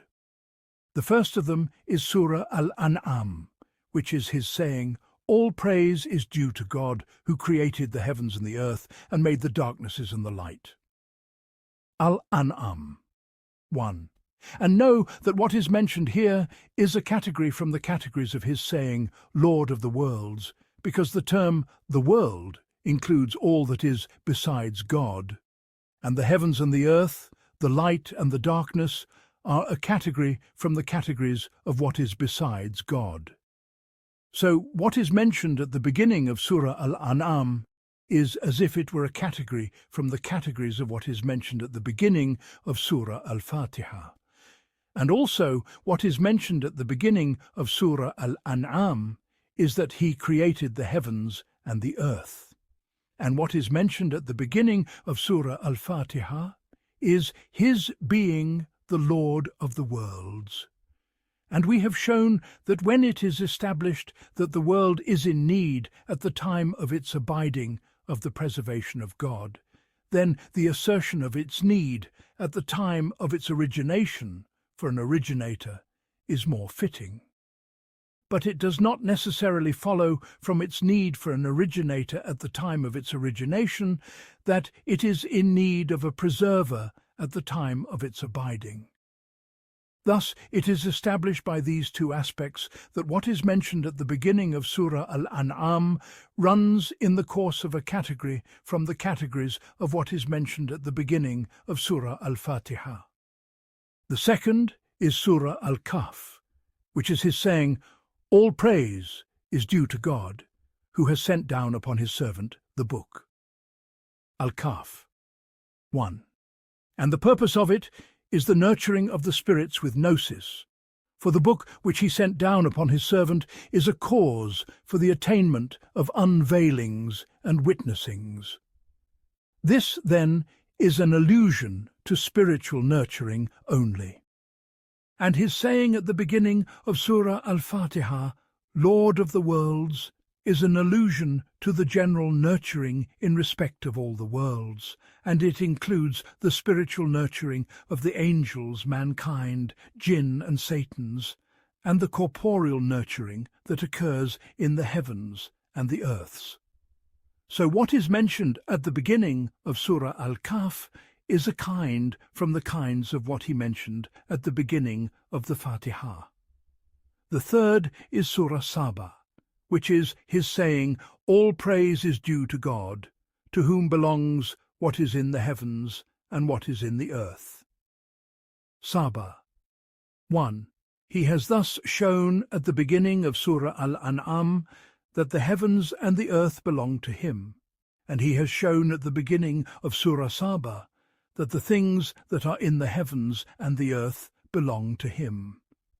And this also is a category from the categories that fall under his saying, all praise is due to God, Lord of the worlds. The fourth is his saying, all praise is due to God, originator of the heavens and the earth. Fatir 1. And what is mentioned at the beginning of Surah Al-An'am is his being their creator, and creation is ordainment. And what is mentioned in this surah is his being their originator and the bringer into being of their essences. And this is other than the first, except that it also is a category from the categories that fall under his saying, all praise is due to God, Lord of the worlds. Then, when he, exalted is he, mentioned in Surah Al-An'am, his being the creator of the heavens and the earth, he mentioned his being the maker of the darknesses and the light. But in Surah al-Malaika, when he mentioned his being the originator of the heavens and the earth, he mentioned his being the maker of the angels as messengers. So in Surah Al-An'am, he mentioned, after the creation of the heavens and the earth, the making of the lights and the darknesses, and he mentioned in Surah Al-Malaika, after his being the originator of the heavens and the earth, the making of the spiritual beings. And these are wondrous secrets and lofty subtleties, except that they, in their entirety, run in the course of the kinds that fall under the greatest sea, mentioned in his saying, "All praise is due to God, Lord of the worlds." This, then, is the alert to the fact that his saying, "Lord of the worlds," runs in the course of mentioning the proof for the existence of the unoriginated divine being.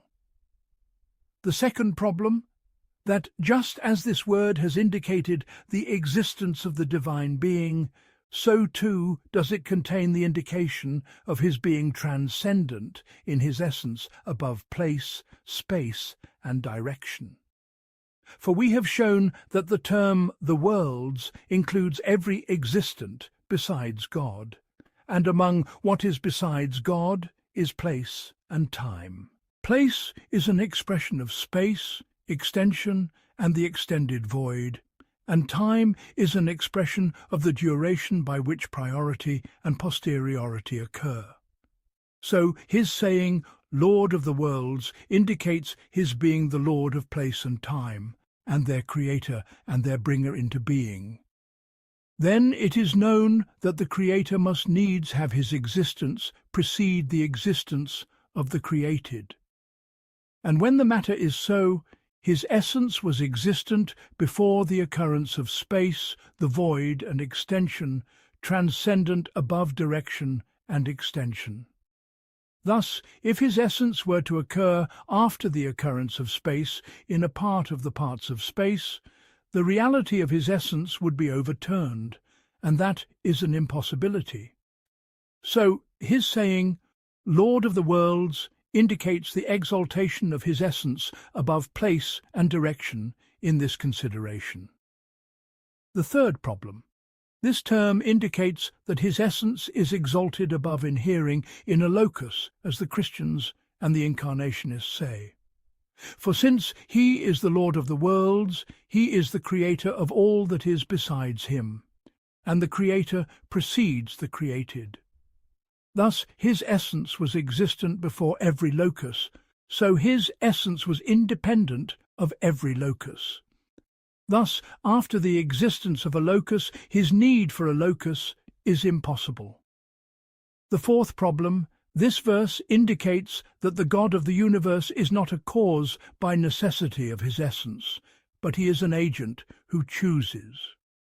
The proof is that the one who is a cause by necessity of his essence does not deserve for any of his actions praise, commendation, or magnification. Do you not see that if a person benefits from the heat of fire or the cold of ice, he does not praise the fire nor the ice, because the effect of the fire in heating and the effect of the ice in cooling is not by power and choice, but by nature? Thus, when he decreed his being deserving of praise and commendation, it is established that he is an agent by choice. And we have only known of his being an agent who chooses, because if he were a cause by necessity, the effects and the cause things would endure with the endurance of the affecting, necessary cause, and the occurrence of change in them would be impossible. And since we have witnessed the occurrence of changes, we know that the agent affecting them is powerful by choice, not a cause by necessity of essence. And since the matter is so, it is for this reason that his being deserving of praise is established. The fifth problem. Since God created the universe in conformity with the interests of the servants in accordance with their benefits, soundness and perfection are manifest in the higher world and the lower world. And the doer of a sound, perfect act must needs be knowing. Thus, it is established by what we have mentioned that his saying, "All praise is due to God," indicates the existence of the divine being, and it indicates his being exalted above space and place, and it indicates his being exalted above inhering in a locus, and it indicates his being in the ultimate of power, and it indicates his being in the ultimate of knowledge, and it indicates his being in the ultimate of wisdom. As for the second question, which is his saying, "Suppose that the assertion of the existence of the powerful divine being is established, why then do you say that he deserves praise and commendation?"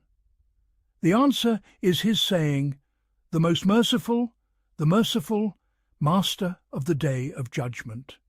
And the exposition of this answer is that the state of the servant in this world is not devoid of two matters.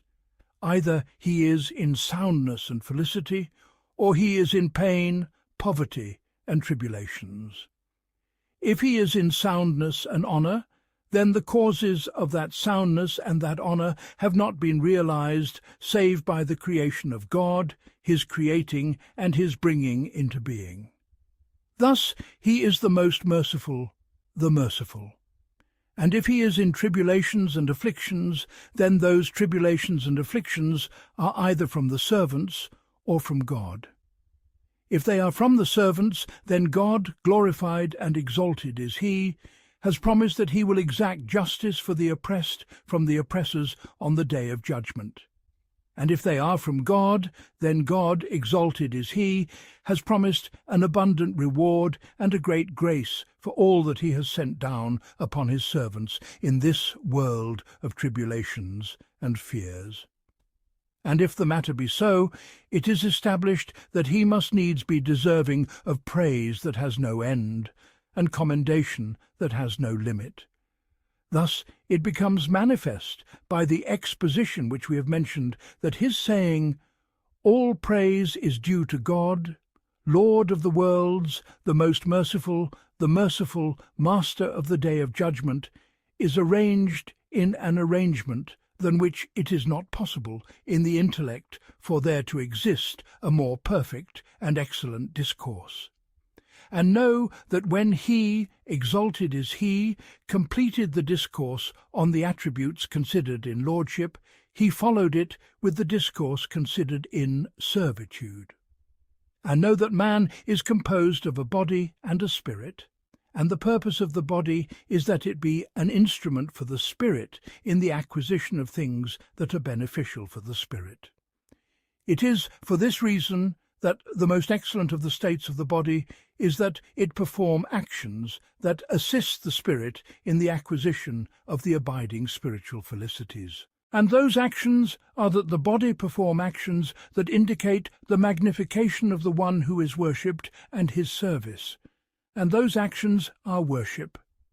Thus the best of the states of the servant in this world is that he be persistent in the acts of worship. And this is the first of the degrees of the felicity of man, and it is what is intended by his saying, "Thee do we worship." And if he persists in this degree for a period, at this point something of the lights of the world of the unseen becomes manifest to him, which is that he alone is not independent in the performance of these acts of worship and obediences, but so long as the grace of God, exalted is he, and his help and his protection are not granted to him, it is not possible for him to perform any of the acts of worship and obediences.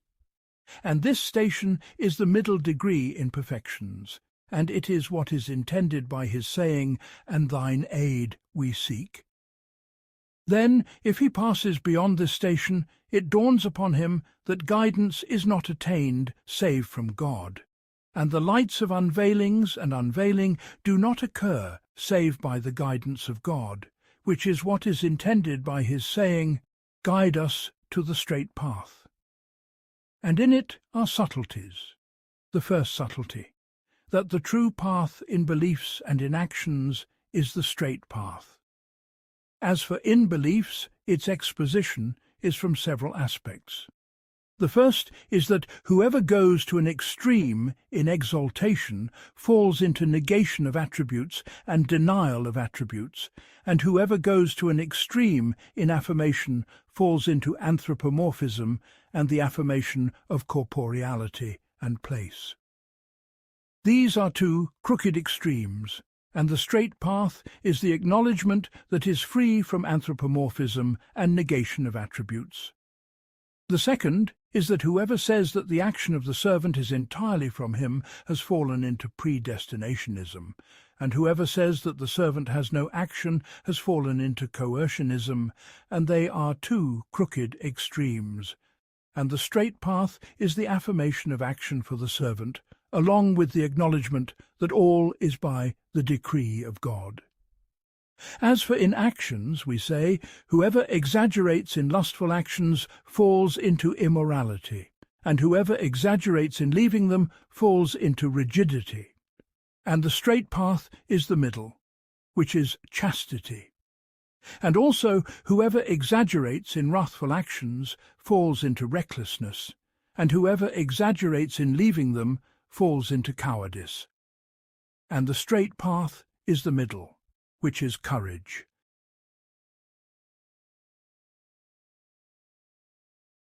The second subtlety, that he described that straight path with two qualities, one of them positive and the other negative.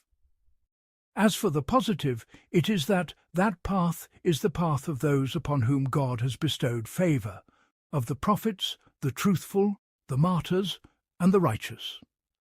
As for the negative, it is that it be contrary to the path of those whose practical faculties have been corrupted by the commission of desires until they have incurred the wrath of God upon them, and contrary to the path of those whose theoretical faculties have been corrupted until they have gone astray from the true beliefs and the certain cognitions.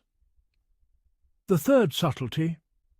Some have said that when he said, "Guide us to the straight path," he did not stop there, but said, "the path of those upon whom thou hast bestowed favour." This indicates that the seeker has no way to reach the stations of guidance and unveiling save if he follows a sheikh who guides him to the right way and keeps him away from the places of errors and delusions. And that is because deficiency is dominant in most of the creation, and their intellects are not sufficient to perceive the truth and to distinguish the right from the wrong. Thus, there must be a perfect one whom the deficient follows, so that the intellect of that deficient one may be strengthened by the light of the intellect of that perfect one. In that case, he will reach the stages of felicities and the ascents of perfections. And it has become manifest by what we have mentioned that this surah is sufficient in the exposition of what must be known of the covenant of lordship and the covenant of servitude mentioned in his saying, "Exalted is he, and fulfill my covenant, I will fulfill your covenant." Al-Baqarah 40. The second problem, in the establishment of another lawgiver from the subtleties of this surah. Know that the states of this world are mixed with good and evil, and the beloved and the disliked. And these meanings are manifest, there is no doubt in them. However, we say, evil, though it be much, yet good is more. And illness, though it be much, yet health is more than it. And hunger, though it be much, yet satiety is more than it. And if the matter be so, then every person of intellect who has considered the states of his own soul will find it always in changes and transitions from one state to another. Then he will find that what is dominant in those changes is soundness, honour, comfort, and delight. As for the disliked states, though they be many, they are fewer than the states of pleasure, delight, and comfort. When you have understood this, we say that those changes, because they necessitate the occurrence of a matter after its non-existence, indicate the existence of the powerful divine being, And because what is dominant in them is comfort and good, they indicate that that divine being is merciful, benevolent, and bounteous. As for the indication of the changes for the existence of the divine being, it is because sound natural disposition testifies that everything that exists after non-existence must have a cause. For this reason, if we hear that a house has come into being after it was not, then pure intellect testifies that it must have a doer who undertook the building of that house. And if a person were to cast doubt upon us concerning it, we would not doubt. For it must be that the doer of those changing states is powerful. For if he were a cause by necessity of his essence, the effect would endure with his endurance. Thus, the occurrence of the effect after its non-existence indicates the existence of a powerful agent. As for the indication of those changes for the agents being merciful and benevolent, it is because we have shown that what is dominant in those changes is comfort, good, delight, and soundness. And one whose actions are predominantly comfort, good, honour, and soundness is merciful and benevolent. And one who is so is deserving of praise.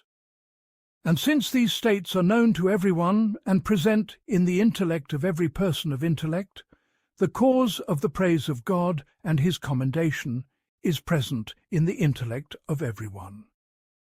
For this reason he taught them the manner of praise, and said, "All praise is due to God." And when he alerted to this station, he alerted to another station, higher and greater than the first. It is as if it were said, "It is not befitting that you should believe that the divine being whom you have occupied yourself with praising is your God only, but he is the God of all the worlds. And that is because you have only judged your own soul's need for the divine being on account of the poverty, need, origination, and contingency that have occurred in you. And these meanings are present in all the worlds, for they are the locus of motions, rests, and kinds of changes. Thus the cause of your need for the governing divine being is present in them. And when there is participation in the cause, it is necessary that there be participation in the effect. This then necessitates his being the Lord of the worlds, and the God of the heavens and the earths, and the governor of all creatures, all of them. And when this meaning is established, it becomes manifest that the existent who is powerful over the creation of these worlds in their greatness, and is powerful over the creation of the throne, the footstool, the heavens, and the planets, must needs be powerful over their destruction, and must needs be independent of them. This powerful, overpowering, independent one is in the ultimate of greatness and majesty. And in that case it occurs in the heart of the servant. I, with my ultimate lowliness and insignificance, how is it possible for me to draw near to him? And by what way do I seek a means to him? At this, God mentioned what runs in the course of a remedy suitable for this illness. It is as if he said, "O weak servant, though I be of great power, majesty, and divinity, yet I, despite that, am of great mercy. For I am the most merciful, and I am the master of the day of judgment.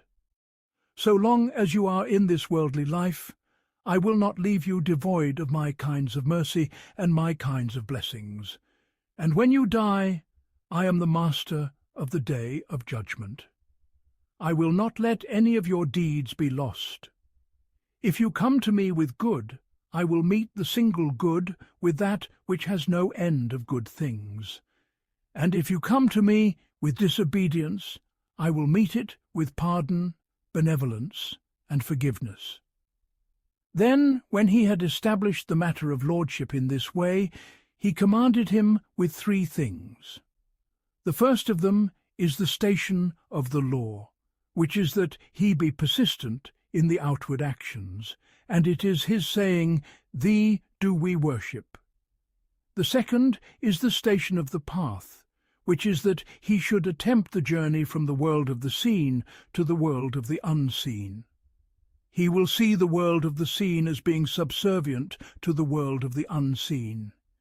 He will know that none of the outward actions is made easy for him save with the support that reaches him from the world of the unseen, and it is his saying, "And thine aid we seek."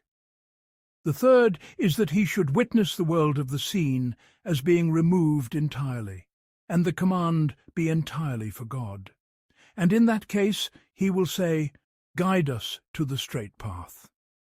Then there is here a subtle point, which is that one single spirit is weaker in power than many spirits that are united in the attainment of a single object of desire. In that case, the servant knows that his spirit alone is not sufficient in the seeking of this purpose. At this point, he includes his spirit in the company of the sacred purified spirits that are directed to the seeking of the spiritual unveilings and the lordly lights, so that when he connects with them and is threaded into their string, the seeking becomes stronger and the readiness more perfect. In that case, he will triumph in that gathering with what he is not able to triumph with in a state of solitude. For this reason, he said, "The path of those upon whom thou hast bestowed favour." Then, when he had shown that the connection with the purified spirits necessitates an increase of strength and readiness, he also showed that the connection with the corrupt spirits necessitates disappointment, loss, abandonment, and deprivation. For this reason, he said, not of those who have incurred wrath, and they are the sinners, nor of those who are astray, and they are the disbelievers. And when these 3 degrees were completed, and these 3 stations were perfected, I mean the law, indicated by his saying, "Thee do we worship," and the path indicated by his saying, "And thine aid we seek," and the reality indicated by his saying, "Guide us to the straight path." Then, when felicity was attained by the connection with the masters of purity, and perfection was attained by reason of the distancing from the masters of harshness and wretchedness, at this point the human ascents and the human perfections were perfected. The third problem. In the establishment of another lawgiver from the subtleties of this surah, know that man was created in need of attracting good things and pleasures, and repelling disliked things and fears. Then this world is the world of causes. So it is not possible for him to attain good things and pleasures save by means of specific causes, and it is not possible for him to repel afflictions and fears save by means of specific causes.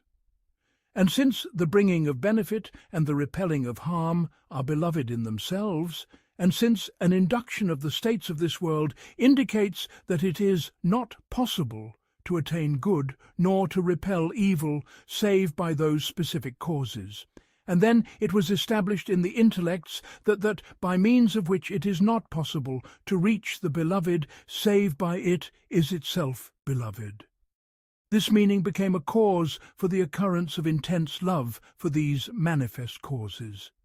And when he knows that it is not possible for him to reach good things and pleasures save by means of the service of the ruler, the minister, and the helpers and supporters, the person remains with his heart attached to these things, of intense love for them, of great inclination and desire toward them.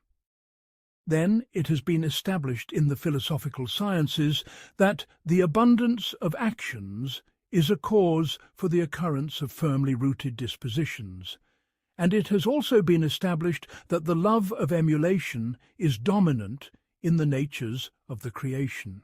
As for the first, everyone who has persisted in a craft from the crafts or a trade from the trades for a long period, that trade and craft has become a firmly rooted, strong disposition.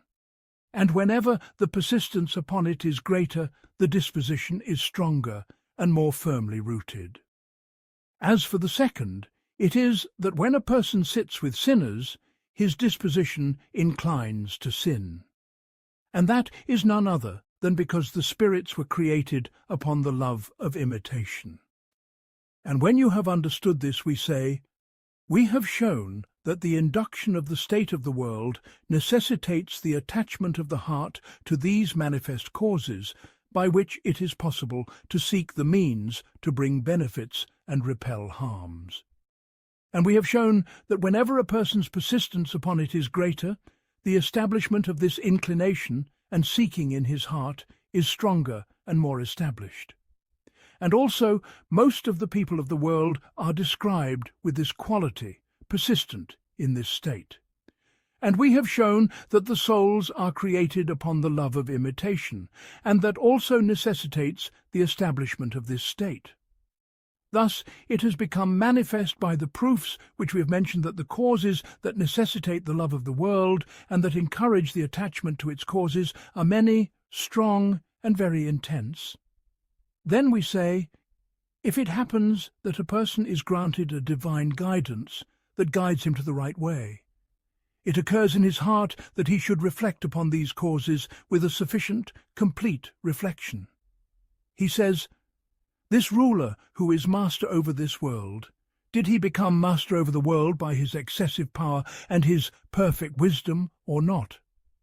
The first is false, because that ruler may have been the most impotent of people and the least of them in intellect. At this point it becomes manifest to him that that rule and leadership were not attained by him through his power, nor were they prepared for him by reason of his wisdom. Rather, that rule and leadership were attained on account of the apportionment of an apportioner and the decree of a wise, all-knowing judge, whose judgment cannot be repelled and whose decree cannot be turned back. Then there are joined to this kind of consideration other kinds of considerations that support and strengthen it. At the occurrence of this unveiling, his heart is cut off from the manifest causes, and he is transferred from them to having recourse in all important matters and objects of desire to the causer of causes and the opener of gates. Then, when these considerations are consecutive and these unveilings are successive, the person becomes such that whenever a benefit and a good reaches him, he says, he is the benefactor. And whenever an evil and a disliked thing reaches him, he says, he is the harm-bringer. At this he does not praise anyone for an action save God, and his heart does not turn in the seeking of any matter of the matters save to God. So all praise becomes due to God, and all commendation becomes due to God. At this the servant says, all praise is due to God. And know that the aforementioned induction indicates to the servant that the states of this world are not ordered save by the ordainment of God. Then he ascends from the small world to the great world, and he knows that no state of the states of the greater world is ordered save by the ordainment of God. And that is his saying, Lord of the worlds. Then the servant reflects upon the states of the higher world, and he witnesses that the states of the worlds are ordered in the most perfect description and the most upright arrangement, and the highest perfection and the most sublime path. He sees the atoms speaking with the acknowledgment of the perfection of his mercy, his grace, and his benevolence. At that he says, the most merciful, the merciful. At this it becomes manifest to the servant that all his interests in this world have only been prepared by the mercy of God, his grace, and his benevolence. Then the servant remains with his heart attached on account of his state after death. It is as if it is said, the Master of the Day of Judgment is none other than the one whom you have known to be the most merciful, the merciful. In that case the breast of the servant expands, and his heart widens, and he knows that the one who has undertaken to set aright his important matters in this world and the hereafter is none other than God. And in that case his turning away from what is besides God is cut off, and his heart does not remain attached to other than God. Then the servant, when his heart was attached to the ruler and the minister, was occupied with their service. And after being free from that service, he would seek help in the attainment of important matters from them both, and good would be sought from them.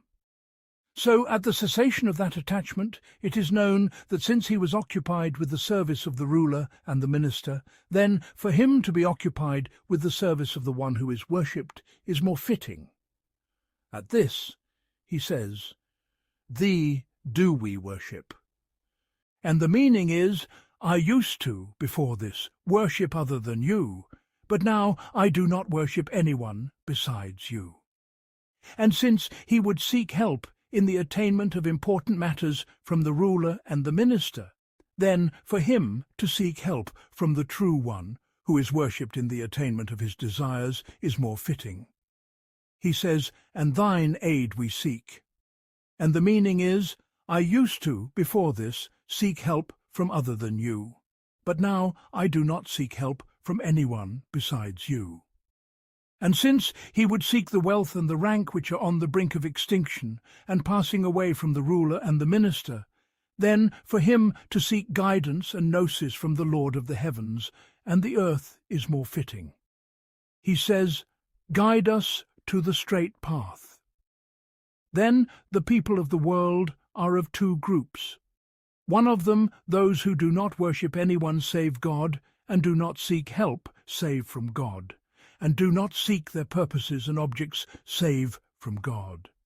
And the second group, those who serve the creation, and seek help from them, and seek good from them. It is for this reason that the servant says, "My God, place me in the company of the first group." And they are those upon whom you have bestowed favour with these lordly lights and these radiant unveilings. And do not place me in the company of the second group. And they are those who have incurred wrath and those who are astray. For the following of this group does not bring save loss and destruction. As Abraham, upon him be peace, said, "Why do you worship that which does not hear and does not see, and does not avail you at all?" And God knows best. The fourth chapter, on the juridical problems extracted from this Surah, the jurisprudence of al-Fatihah. The first problem. The great majority are in agreement that the recitation is obligatory in the prayer, and from al-Asam and al-Hasan ibn Salih that it is not obligatory.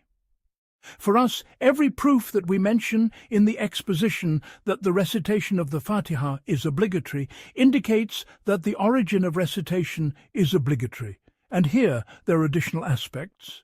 The first is his saying, "Exalted is he." Establish the prayer at the decline of the sun until the darkness of the night, and the recitation of the dawn. Al-Isra 78. And what is intended by the Qur'an is the recitation, and the meaning is, establish the recitation of the dawn, and the apparent meaning of the command is for obligation.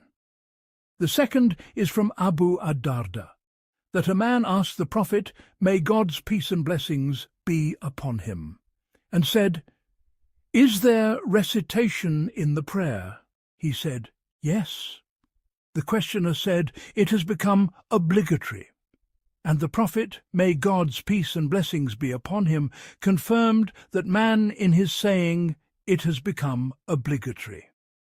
The third is from Ibn Mas'ud, that the Prophet, may God's peace and blessings be upon him, was asked, "Is one to recite in the prayer?"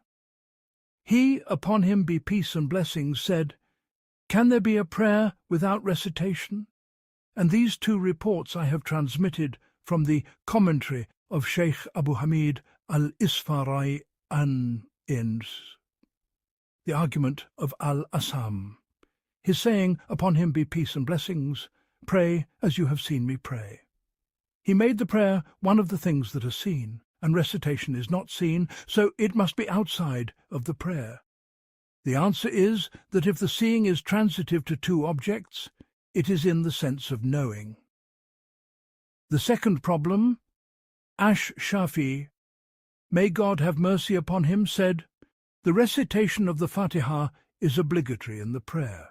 So, if one leaves a single letter from it while he knows it well, his prayer is not valid.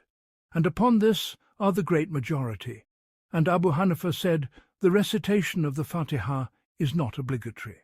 For us, there are several aspects.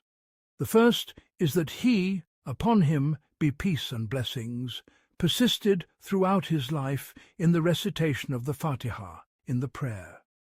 Thus, it is necessary that that be obligatory upon us, on account of his saying, "Exalted is he," and follow him, and on account of his saying, "So let those who oppose his command beware." An-Nur 63. And on account of his saying, "Exalted is he, so follow me, God will love you." Al-Imran 31. And what a wonder from Abu Hanifa that he clung in the obligation of wiping the forelock to a single report, and that is what al-Mughira ibn Shu'bah, may God be pleased with him, related from the Prophet, may God's peace and blessings be upon him, that he came to a people's refuse heap, and urinated and performed ablution, and wiped over his forelock and his leather socks, in that he, upon him be peace and blessings, wiped over the forelock. So he made that measure of wiping a condition for the validity of the prayer. And here the people of knowledge have transmitted with a successive transmission that he, upon him be peace and blessings, persisted throughout his life in the recitation of the Fatihah. Yet he said that the validity of the prayer is not dependent upon it. And this is among the wonders. The second argument, his saying, "Exalted is he," establish the prayer. And the prayer is a single term, adorned with the definite article, so what is intended by it is that which is previously known. And with the Muslims there is no previously known thing from the term the prayer, save the actions which the Messenger of God, may God's peace and blessings be upon him, used to perform. And if that be so, then his saying, "Establish the prayer," runs in the course of his saying, "Establish the prayer which the Messenger used to perform." And that which the Messenger, upon him be peace and blessings, performed is the prayer that includes the Fatihah. Thus his saying, "Establish the prayer," is a command to recite the Fatihah, and the apparent meaning of the command is obligation. Then this term has been repeated in the Qur'an more than 100 times, so that is a decisive proof for the obligation of reciting the Fatihah in the prayer. The third argument, that the rightly guided caliphs persisted in its recitation throughout their lives, and what also indicates this is what is related in the two Sahihs, that the Prophet, may God's peace and blessings be upon him, and Abu Bakr and Umar, may God be pleased with them both, would begin the recitation with "All praise is due to God, Lord of the worlds." And when this is established, it is necessary that that be obligatory upon us, on account of his saying, "Upon him be peace and blessings, you must follow my sunnah and the sunnah of the rightly guided caliphs after me." And on account of his saying, "Upon him be peace and blessings, follow the two who are after me, Abu Bakr and Umar." And the wonder is from Abu Hanifa, may God be pleased with him, that he clung in the matter of the divorce of one who flees to a report of Uthman, even though Abdurrahman and Abdullah ibn az-Zubayr were opposed to him, and the text of the Qur'an also necessitates the lack of inheritance. So why did he not cling to the action of all the companions, by way of consensus and agreement on the obligation of reciting the Fatihah, even though this view is in accordance with the Qur'an, the reports, and reason? The fourth argument, that the community, though it has differed as to whether the recitation of the Fatihah is obligatory or not, yet they have agreed upon it in action. For you do not see any of the Muslims in the East or the West, but that he recites the Fatihah in the prayer. When this is established, we say, Whoever prays and does not recite the Fatihah has abandoned the way of the believers and falls under his saying, and whoever follows other than the way of the believers, we will turn him to what he has turned to, and we will burn him in hell, and evil is that destination. An-Nisa 115. If they should say that those who believed that its recitation is not obligatory recited it not with the belief of obligation, but with the belief of its being recommended, so a consensus on the obligation of its recitation has not been reached, we would say, the actions of the limbs are other than the actions of the hearts. And we have shown the consensus of all on the performance of the recitation. So whoever does not perform the recitation has abandoned the way of the believers in this action, so he has fallen under the threat. And this measure suffices us as a proof, and we have no need in the establishment of this proof to claim a consensus in the belief of its obligation. The fifth argument, the well-known tradition, which is that he, glorified and exalted is he, said, I have divided the prayer between myself and my servant into two halves. And when the servant says, all praise is due to God, Lord of the worlds, God, exalted is he, says, my servant has praised me, to the end of the tradition. The aspect of the argument is that he, exalted is he, has decreed for every prayer that it be between him and the servant in two halves. Then he showed that this division is not achieved save by reason of the verses of this surah.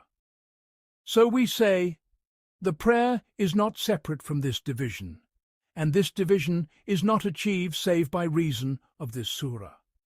And that which is necessary for a necessary thing is itself necessary. Thus it is necessary for this surah to be one of the necessities of the prayer. And this necessity is not achieved unless we say that the recitation of the Fatihah is a condition for the validity of the prayer. The sixth argument, his saying upon him be peace and blessings, there is no prayer without the opening of the book. They said the particle of negation has entered upon the prayer, and that is not possible, so it must be directed to a ruling from the rulings of the prayer. And directing it to the validity is not more fitting than directing it to the perfection. The answer is from several aspects. The first is that it has come in some of the narrations. There is no prayer for him who has not recited the opening of the book. And on this narration, the negation has not entered upon the prayer, but has entered upon its being realized for the man. And its being realized for the man is an expression of his benefiting by it, and his being absolved of the obligation on account of it. And on this supposition, it is possible to apply the negation according to its apparent meaning. The second is that whoever believes that the recitation of the Fatihah is a part of the parts of the essence of the prayer, then, at the absence of the recitation of the Fatihah, the essence of the prayer does not exist, because it is impossible for the essence to be realized at the time of the absence of some of its parts. And when this is established, then their saying that it is not possible to introduce the particle of negation upon the named thing, prayer, is only correct if it is established that the Fatihah is not a part of the prayer. And this is the very beginning of the problem. Thus, it is established that on our view it is possible to apply this term according to its apparent meaning. The third is, suppose that it is not possible to apply this term according to its apparent meaning. However, they have unanimously agreed that whenever it is impossible to act according to the reality, and the reality has two metaphors, one of them closer to the reality and the second farther, then it is necessary to interpret the term according to the closer metaphor. When this is established, we say, the similarity between the non-existent and the existent, which is not valid, is more complete than the similarity between the non-existent and the existent which is valid but is not perfect. Thus, to interpret the term to mean the negation of validity is more fitting.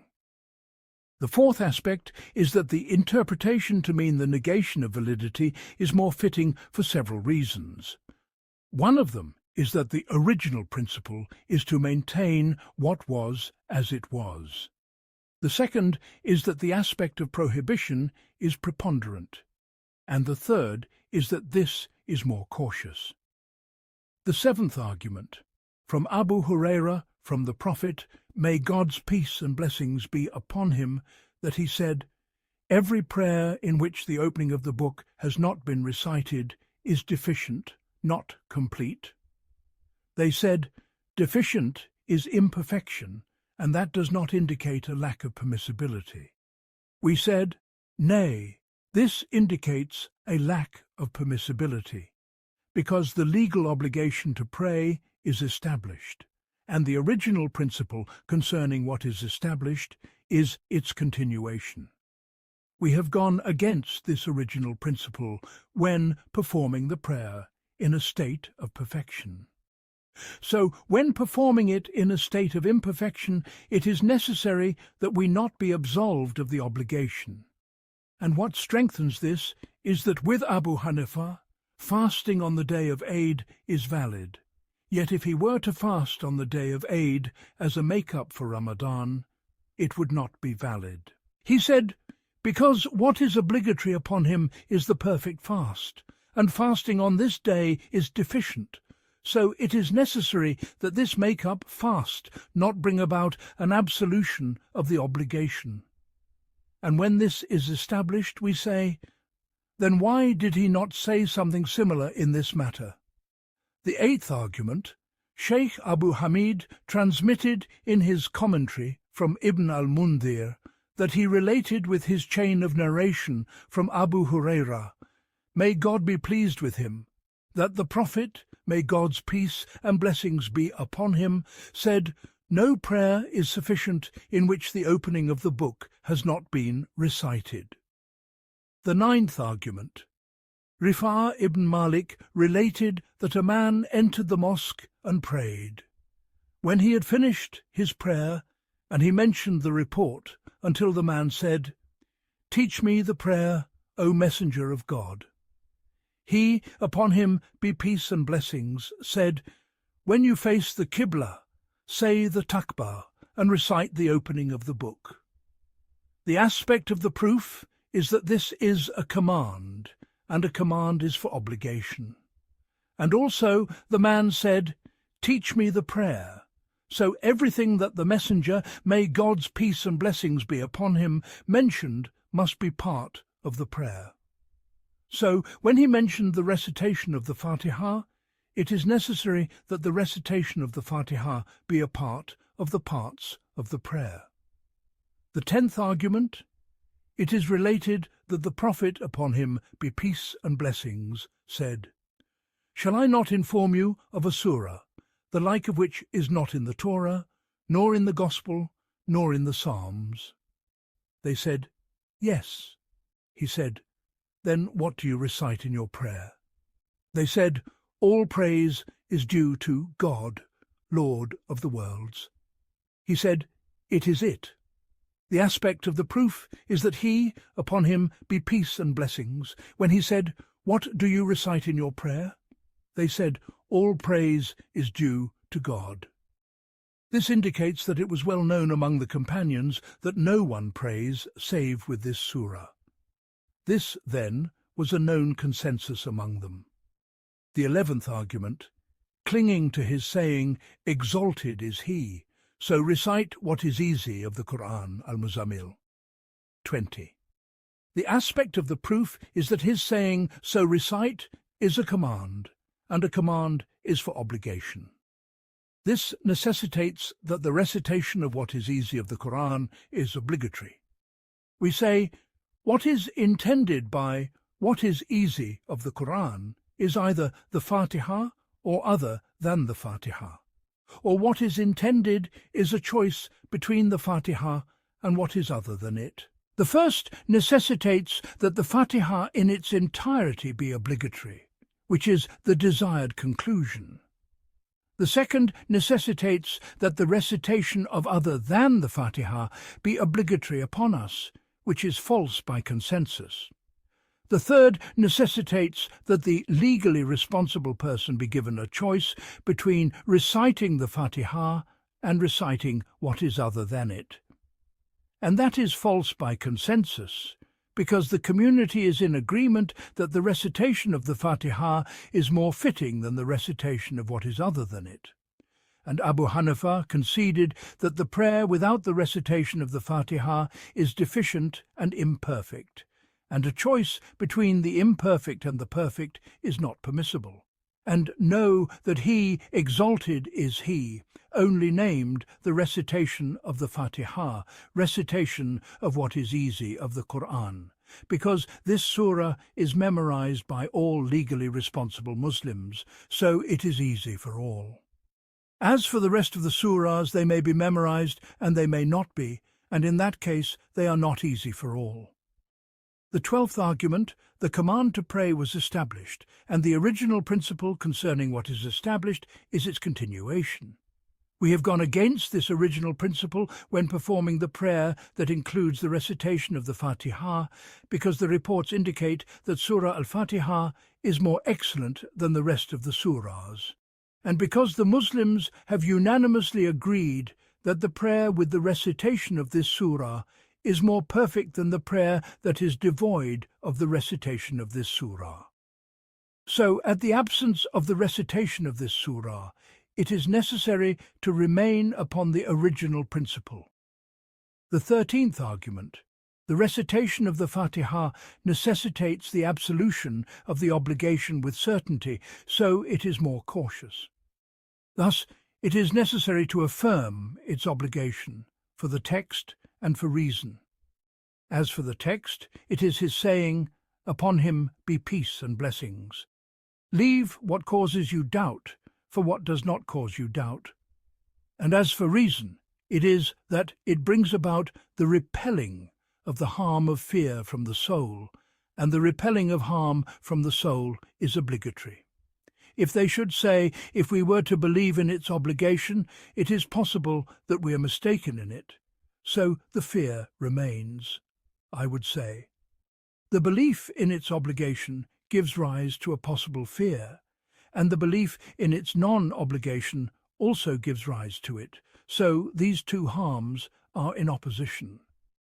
But as for inaction, the recitation does not give rise to fear, whereas leaving it brings about fear. Thus it is established that what is more cautious is the action. The 14th argument, if the prayer without the Fatihah were permissible, and the prayer with the Fatihah were permissible, the prayer with the Fatihah would not be more fitting, because persistence in the recitation of the Fatihah necessitates the abandonment of the rest of the surahs, and that is not permissible. But they have unanimously agreed that the prayer with this surah is more fitting. Thus it is established that the prayer without this surah is not permissible. The 15th argument, we are in agreement that it is not permissible to substitute the bowing and prostration with other than them. Thus it must be that it is not permissible to substitute the recitation of the Fatihah with other than it. And the common factor is the observance of caution. The 16th argument, the original principle is the continuation of the legal obligation. Thus, the assertion that the prayer without the recitation of the Fatihah necessitates the absolution of the obligation is either known by a text or by analogy. As for the first, it is false, because the text to which they cling is His saying, "Exalted is He." So recite what is easy of the Qur'an. Al-Muzammil 20, and we have shown that it is our proof. As for analogy, it is false, because devotional aspects are dominant in the prayer, and in such a situation it is necessary to leave analogy. The 17th argument, Since it is established that the Prophet, upon him be peace and blessings, persisted in the recitation throughout his life, then in that case the recitation of other than the Fatihah is an innovation and an abandonment of following, and that is forbidden on account of his saying, upon him be peace and blessings, follow and do not innovate, and on account of his saying, upon him be peace and blessings. And the best of guidance is the guidance of Muhammad, and the worst of matters are its innovations. The 18th argument. The prayer with the Fatihah and without the Fatihah are either equal in virtue, or the prayer with the Fatihah is more excellent. The first is false by consensus, because he, upon him be peace and blessings, persisted in the prayer with the Fatihah. So the second is determined. We say the prayer without the Fatihah necessitates the loss of the additional virtue without any compensation, so it must be that it is not permissible to resort to it, because it is unseemly in common usage, so it is unseemly in the law. And Abu Hanifa argued from the Qur'an and the reports. As for the Qur'an, it is his saying, exalted is he, so recite what is easy of the Qur'an. Al-Muzammil 20. And as for the reports, it is what Abu Uthman an-Nahd related from Abu Huraira, that he said, the Messenger of God, may God's peace and blessings be upon him, commanded me to go out and to call out, there is no prayer without recitation, even if it be with the opening of the book. The answer to the first is that we have shown that this verse is one of the strongest proofs for our view. And that is because his saying, so recite what is easy of the Qur'an, is a command, and a command is for obligation. This necessitates that the recitation of what is easy of the Qur'an is obligatory. We say what is intended by what is easy of the Qur'an is either the Fatihah or other than the Fatihah, or what is intended is a choice between the Fatihah and what is other than it. The first necessitates that the Fatihah in its entirety be obligatory, which is the desired conclusion. The second necessitates that the recitation of other than the Fatihah be obligatory in its entirety, which is false by consensus. The third necessitates that the legally responsible person be given a choice between reciting the Fatihah and reciting what is other than it. And that is false by consensus, because the community is in agreement that the recitation of the Fatihah is more fitting than the recitation of what is other than it.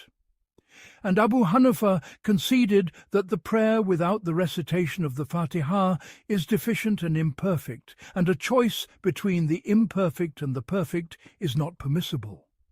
And know that he, exalted is he, only named the recitation of the Fatihah, recitation of what is easy of the Qur'an, because this surah is memorized by all legally responsible Muslims, so it is easy for all. As for the rest of the surahs, they may be memorized and they may not be, and in that case they are not easy for all.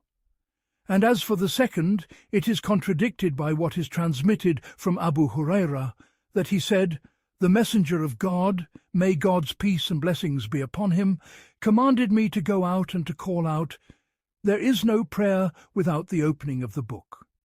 And also, why is it not permissible to say what is intended by his saying, there is no prayer without recitation, even if it be with the opening of the book, is that if one were to confine oneself to the Fatihah, it would suffice? And when the contradiction is established, the preponderance is with us, because it is more cautious, and because it is more excellent, and God knows best. The third problem. Since the view of Abu Hanifa and his companions is that the recitation of the Fatihah is not obligatory, it is for this reason that they have differed in the measure of the recitation. Abu Hanifa said, if one recites a single verse, it suffices, such as his saying, Alif Lam Mim, and Hamum, Atur, and Mudamatan. Abu Yusuf and Muhammad said, the recitation of 3 short verses is necessary, or 1 long verse, such as the verse of debt. The 4th problem, Ash-Shafi, may God be pleased with him, said, in the name of God, the most merciful, is a verse from the beginning of Surah al-Fatihah, and its recitation is obligatory with the Fatihah. Malik and al-Awza, may God be pleased with them both, said that it is not of the Qur'an save in Surah An-Naml, and it is not recited, neither silently nor audibly, save in the standing of the month of Ramadan, for then he recites it. As for Abu Hanfa, he did not explicitly state it. He only said he recites in the name of God, the most merciful, and he says it silently. And he did not say whether it is a verse from the beginning of the surah or not. Ya'la said, I asked Muhammad ibn al-Hasan about in the name of God, the most merciful, and he said, what is between the 2 covers is Qur'an. He said, I said, then why do you say it silently? He said, and he did not answer me. Al-Qakhra said, I do not know this specific problem from our predecessors among our companions, except that their command to say it inaudibly indicates that it is not of the surah. And one of the Hanafi jurists said, Abu Hanifa and his companions were scrupulous about venturing into this problem, because to venture into the affirmation that the tasmiyah is of the Qur'an, or is not of it, is a great matter. So it is better to be silent about it. And know that this problem contains 3 problems. One of them is whether this problem is a matter of juristic reasoning, ijtihadiyya, such that it is permissible to argue in it with apparent meanings and reports of single narrators, or if it is not one of the matters of juristic reasoning, but is one of the definitive matters, qat'iyya. The second is that on the supposition that it is one of the matters of juristic reasoning, what is the truth in it? The third is the discourse on whether it is to be recited audibly or inaudibly. Let us then speak on these 3 problems.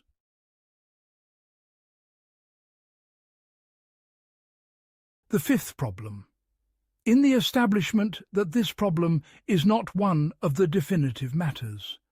Qad Abu Bakr claimed that it is one of the definitive matters. He said, and the error in it, if it does not reach the point of declaring one a disbeliever, is no less than declaring one a sinner. And it has been argued against him that if the tasmiyah were of the Qur'an, the way of establishing it would be either by successive transmission or by single narrators. The first is false, because if it were established by successive transmission that the tasmiyah is of the Qur'an, then certain knowledge that it is of the Qur'an would have been attained. And if it were so, then the occurrence of disagreement in it among the community would be impossible. The second is also false, because the report of a single narrator does not convey save probability. Thus, if we were to make it a way to the establishment of the Qur'an would have departed from its being a certain proof and would have become probabilistic. And if that were permissible, then the claim of the Rawafid that additions, omissions, changes and distortions have entered the Qur'an would be permissible, and that would nullify Islam. And know that Shaykh al-Ghazali opposed the Qadi and said, the negation of the tasmiyah's being of the Qur'an, if it is established by successive transmission, it necessitates that no disagreement remain. And if it is established by single narrators, then in that case the Qur'an becomes probabilistic. Then he posed a question to himself, which is that if one were to say, it is not of the Qur'an, is a non-existence, then there is no need in the establishment of this non-existence for transmission, because the original principle is non-existence. But as for our saying it is Qur'an, it is an affirmation, so transmission is necessary for it. Then he answered it by saying, this, though it be a non-existence, yet the tasmiyahs being written with the script of the Qur'an suggests its being of the Qur'an. Here then it is not possible for us to judge that it is not of the Qur'an, save with a separate proof. And in that case the aforementioned division returns that the way is either by successive transmission or by single narrators. Thus it is established that the discourse which the Qadr presented is binding upon him. This, then, is the last of what has been said in this chapter. And what I have concerning it is that the successive transmission is established that, in the name of God, the most merciful, the merciful, is a speech that God sent down upon Muhammad, may God's peace and blessings be upon him, and that it is established in the Codex with the script of the Qur'an. At this it has become manifest that there remains no benefit to our saying that it is of the Qur'an, or is not of the Qur'an, save that there have occurred in it legal rulings that are among the specific properties of the Qur'an, such as whether it is obligatory to recite it in the prayer or not, and whether it is permissible for the one in a state of major ritual impurity to recite it or not, and whether it is permissible for the one in a state of minor ritual impurity to touch it or not. And it is known that these rulings are matters of juristic reasoning. Thus, when the sum of our saying that whether the tasmiyah is of the Qur'an returns to the establishment of these rulings and their absence, and it is established that the establishment of these rulings and their absence are matters of juristic reasoning, it has become manifest that the inquiry is one of juristic reasoning, not definitive, and the intimidation of the Qadr has fallen. The sixth problem, in the exposition of whether the tasmiyah is of the Qur'an and whether it is a verse of the Fatihah. The reciters of Medina and Basra and the jurists of Kufa said that it is not of the Fatihah. The reciters of Mecca and Kufa and most of the jurists of the Hijaz said that it is a verse of the Fatihah, and it is the view of Ibn al-Mubarak and al-Thawri, and several aspects indicate this. The first argument, Ash-Shafi', may God be pleased with him, related from Muslim, from Ibn Jurayj, from Ibn Abi Mulaika, from Salama, that she said, the Messenger of God, may God's peace and blessings be upon him, recited the opening of the book, and he counted, in the name of God, the most merciful, the merciful, as a verse. All praise is due to God, Lord of the worlds, as a verse. The most merciful, the merciful, as a verse. Master of the day of judgment, as a verse. Thee do we worship, and thine aid we seek, as a verse. Guide us to the straight path, as a verse. The path of those upon whom thou hast bestowed favour, not of those who have incurred wrath, nor of those who are astray, as a verse. And this is an explicit text. The second argument, Sa'd al-Maqbur, related from his father, from Abu Hurairah, that the Messenger of God, may God's peace and blessings be upon him, said, the opening of the book is 7 verses. The first of them is in the name of God, the most compassionate, the merciful. The third argument, Al-Thalab related in his tafsir with his chain of narration from Abu Buraidah from his father, who said, the Messenger of God, may God's peace and blessings be upon him, said, shall I not inform you of a verse that has not been sent down upon anyone after Solomon son of David other than me? I said, indeed. He said, with what do you open the Qur'an when you open the prayer? I said, with, in the name of God, the most merciful, the merciful. He said, it is it.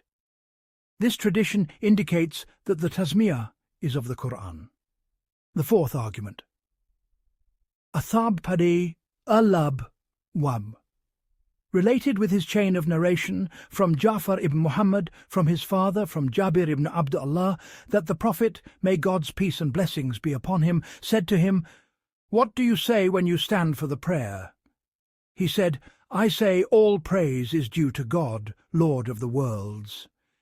He said, "Say, in the name of God, the most merciful, the merciful." He also related with his chain of narration from Salama, that the Prophet, may God's peace and blessings be upon him, would recite, "In the name of God, the most merciful, the merciful. All praise is due to God, Lord of the worlds." He also related with his chain of narration from ibn Ab Talib, upon him be peace, that when he would open the surah in the prayer, he would recite, "In the name of God, the most merciful, the merciful." And he would say, "Whoever leaves its recitation has made it deficient."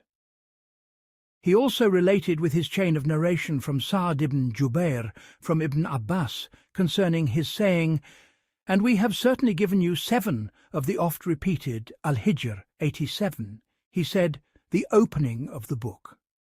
It was said to Ibn Abbas, "Then where is the 7th? He said, "In the name of God, the most merciful, the merciful." And with his chain of narration from Abu Hurairah from the Prophet, may God's peace and blessings be upon him, that he said, "When you recite the mother of the Qur'an, do not leave out, in the name of God, the most merciful, the merciful, for it is one of its verses." And with his chain of narration also from Abu Hurairah, that the Prophet, may God's peace and blessings be upon him, said, "God exalted is he, says, I have divided the prayer between myself and my servant into 2 halves. So when the servant says, 'In the name of God, the most merciful, the merciful, God the glorified,' says, 'My servant has magnified me.' And when he says, 'All praise is due to God, Lord of the worlds, God blessed and exalted is he,' says, 'My servant has praised me.' And when he says, 'The most merciful, the merciful,' God, almighty and glorious, says, 'My servant has commended me.' And when he says, 'Master of the day of judgment,' God says, 'My servant has entrusted his affair to me.' And when he says, 'Thee do we worship, and thine aid we seek,' God, exalted is he, says, 'This is between me and my servant.' And when he says, 'Guide us to the straight path,' God, exalted is he, says, 'This is for my servant, and for my servant is what he has asked.' And with his chain of narration from Abu Hurairah, who said, 'I was with the messenger of God, may God's peace and blessings be upon him, in the mosque, and the Prophet, may God's peace and blessings be upon him, was speaking to his companions when a man entered to pray. He opened the prayer and sought refuge, then said, 'All praise is due to God, Lord of the worlds.' The Prophet, may God's peace and blessings be upon him, heard that and said to him, 'O man, you have cut your prayer short. Do you not know that in the name of God, the most merciful, the merciful is of the praise? Whoever leaves it has left a verse from it, and whoever leaves a verse from it has cut his prayer short. For there is no prayer without the opening of the book. So whoever leaves a verse from it, his prayer is nullified.' And with his chain of narration from Talha ibn Ubayd Allah, who said, 'The messenger of God, may God's peace and blessings be upon him, said, Whoever leaves in the name of God, the most merciful, the merciful, has left a verse from the book of God. And know that I have transmitted the sum of these traditions from the tafsir of Sheikh Abu Ishaq al-Thalab. May God have mercy upon him." The 5th argument. The recitation of "In the name of God, the most merciful, the merciful," is obligatory at the beginning of the Fatihah, and if that be so, it must be a verse from it. The exposition of the first is his saying, "Exalted is he," Recite in the name of your Lord. Al-Alaq. 1. And it is not permissible to say that the Ba'i is a superfluous particle, because the original principle is that every letter from the speech of God, exalted is He, has a benefit. And if this letter is beneficial, the meaning is, recite, opening with the name of your Lord. And the apparent meaning of the command is for obligation, and this obligation has not been established in other than the recitation in the prayer.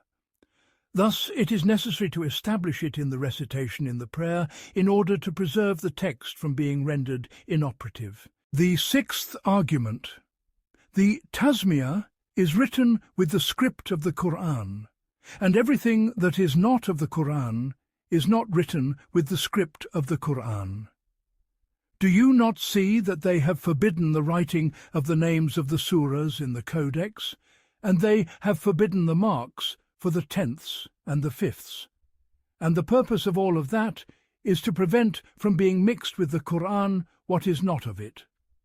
Thus, if the Tasmiyah were not of the Qur'an, they would not have written it with the script of the Qur'an. And since they have unanimously agreed on writing it with the script of the Qur'an, we know that it is of the Qur'an. The seventh argument. The Muslims are in agreement that what is between the two covers is the speech of God, and the Tasmiyah is found between the two covers. Thus it is necessary to consider it of the speech of God. Exalted is He.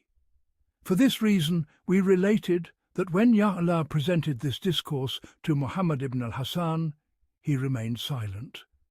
And know that the doctrine of Abu Bakr al-Razi is that the Tasmiyah is of the Qur'an, but it is not a verse of Surah al-Fatihah. Rather, the purpose of its revelation is to show the separation between the surahs. And these two proofs do not nullify the view of Abu Bakr al-Razi. The eighth argument. The great majority are in agreement that Surah al-Fatihah is 7 verses, except that Ash-Shafi, may God be pleased with him, said, his saying, "In the name of God, the most merciful, the merciful," is 1 verse, and his saying, "The path of those upon whom thou hast bestowed favour, not of those who have incurred wrath, nor of those who are astray," is 1 verse. As for Abu Hanifa, may God have mercy upon him, he said, "In the name of God" is not a verse from it, but his saying, "The path of those upon whom thou hast bestowed favour," is a verse, and his saying, "Not of those who have incurred wrath, nor of those who are astray," is another verse. And we shall show in a separate problem that the view of Abu Hanifa is outweighed and weak. In that case, it remains that the verses are not 7, unless we believe that his saying, "In the name of God, the most merciful, the merciful," is a complete verse from it. The ninth argument. That we say, the recitation of the Tasmiyah before the Fatihah is obligatory, so it must be a verse from it. The exposition of the first is that Abu Hanifa concedes that its recitation is more excellent. And if that be so, then it is apparent that the Prophet, may God's peace and blessings be upon him, recited it. Thus it is necessary that its recitation be obligatory upon us on account of his saying, "Exalted is He," and follow him. And when the obligation of its recitation is established, it is established that it is of the surah, because there is no one who holds a distinction. The 10th argument. His saying, "Upon him be peace and blessings." Every matter of importance that is not begun with the name of God is cut off or curtailed. And the greatest of actions after faith in God is the prayer. Thus, the recitation of the Fatihah in it, without the recitation of "In the name of God," necessitates this prayer's being cut off.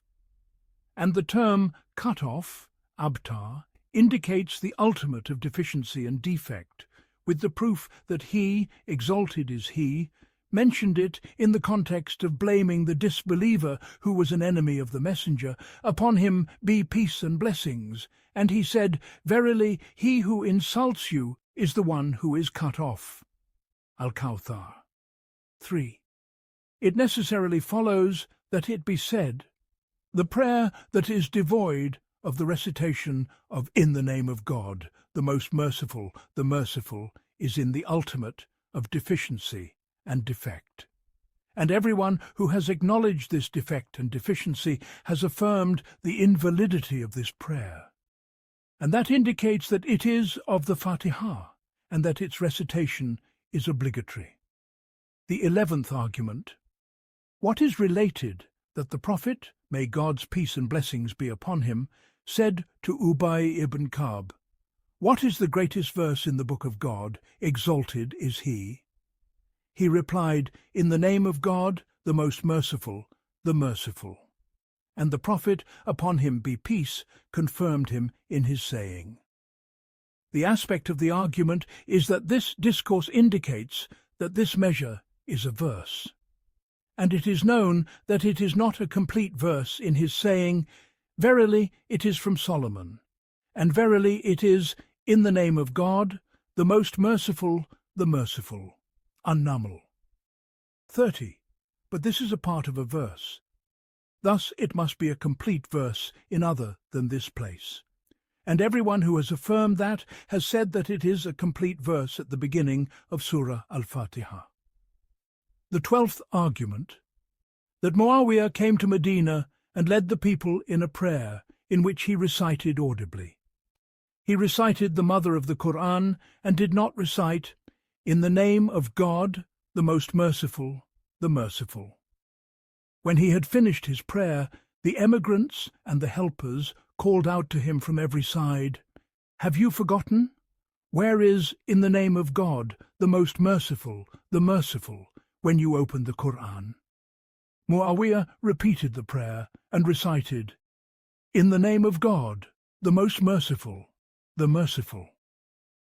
Ash-Shafir said, Muawiyah was a sovereign of great power and severe might. Thus, were it not that the audible recitation of the Tasmiyah was like an established matter among all the companions, of the emigrants and the helpers, they would not have been able to show their disapproval of him on account of his leaving the Tasmiyah. The 13th argument, that the rest of the prophets, upon them be peace and blessings, when they would embark upon works of good, would begin with the mention of In the name of God. Thus it is necessary that that be obligatory upon our messenger, may God's peace and blessings be upon him. And when this obligation is established in respect of the messenger, it is also established in our respect. And when the obligation is established in our respect, it is established that it is a verse of Surah al-Fatihah. As for the first premise, the proof for it is that Noah, upon him be peace, when he wished to board the ark, said, Board it, in the name of God be its course and its anchorage. Hud 41. And that Solomon, when he wrote to Bilqas, wrote, In the name of God, the most merciful, the merciful. If they should say, Does not his saying, Exalted is he, verily it is from Solomon, and verily it is. In the name of God, the most merciful, the merciful An-Naml. 30 indicate that Solomon placed his own name before the name of God. Exalted is he. We would say, God forbid that the matter be so. And that is because the bird came with the letter of Solomon and placed it on the breast of Bilqas. And the woman was in a house which no one was able to enter because of the multitude of soldiers and guards that surrounded that house. So Bilqas knew that that bird was the one who had brought that letter, and she had heard of the name of Solomon. So when she took the letter, she said from her own self, Verily, it is from Solomon. When she opened the letter, she saw the Tasmiyah written, and she said, And verily, it is. In the name of God, the most merciful, the merciful. Thus it is established that the prophets, upon them be peace, whenever they embarked upon an action from the actions of good, they would begin with the mention of "in the name of God, the most merciful, the merciful." And the second premise is that when this is established in respect of the rest of the prophets, it is necessary that it be obligatory upon our messenger, on account of his saying, "Exalted is he." Those are the ones whom God has guided, so follow their guidance. Al-Anam 90. And when that is established in respect of the messenger, it is necessary that it be obligatory upon us, on account of his saying, "Exalted is he," and follow him. And when the obligation of its recitation is established upon us, it is established that it is a verse of the Fatihah, because there is no one who holds a distinction.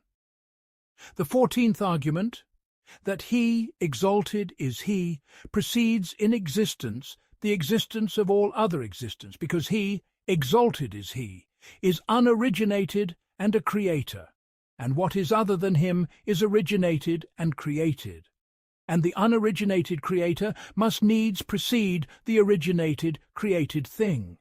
And when it is established that he, exalted is he, precedes all else, it is necessary, by the ruling of rational correspondence, that his remembrance precede the remembrance of all else. And this precedence in remembrance is not achieved save if the recitation of "in the name of God, the most merciful, the merciful," precedes all other remembrances and recitations. And when it is established that the affirmation of the obligation of this precedence is good in the intellects, it is necessary that it be considered in the law, on account of his saying, "Upon him be peace and blessings." What the Muslims see as good is good with God. And when the obligation of the recitation is established, it is also established that it is a verse of the Fatihah, because there is no one who holds a distinction. The 15th argument, that "in the name of God, the most merciful, the merciful," is, without a doubt, of the Qur'an in Surah An-Naml. Then we see it repeated with the script of the Qur'an, so it must be of the Qur'an. Just as when we see his saying, "Exalted is he," then which of the favours of your Lord will you deny? Ar-Rahman 13. And his saying, "Exalted is he," so woe that day to the deniers. Al-Mursalat 15, repeated in the Qur'an with one script and one form, we say that all of it is of the Qur'an. The 16th argument, it is related that he, upon him be peace and blessings, would, at the beginning of the affair, write according to the custom of Quraysh, "In your name, O God," until his saying, "Exalted is he," was sent down, board it. In the name of God be its course and its anchorage. Hud 41. And he wrote, "In the name of God." Then his saying was sent down, "Say, call upon God, or call upon the most merciful." Al-Isra 110. And he wrote, "In the name of God, the most merciful." And when his saying, "Exalted is he," was sent down, "Verily it is from Solomon, and verily it is in the name of God, the most merciful, the merciful." An-Naml 30, he wrote the like of it. The aspect of the argument is that the parts of this word are all of the Qur'an, and their sum is of the Qur'an.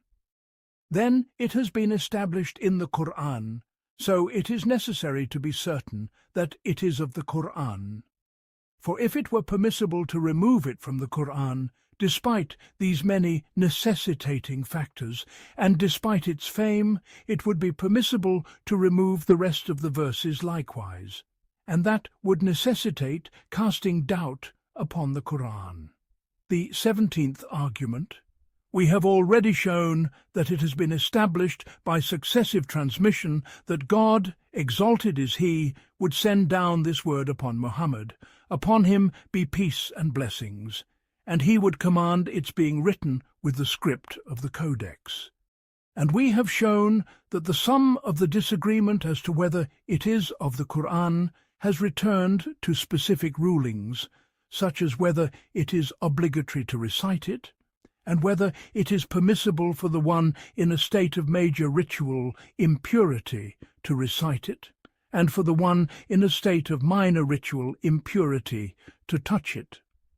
We say the establishment of these rulings is more cautious, so it is necessary to resort to it on account of his saying, "Upon him be peace and blessings."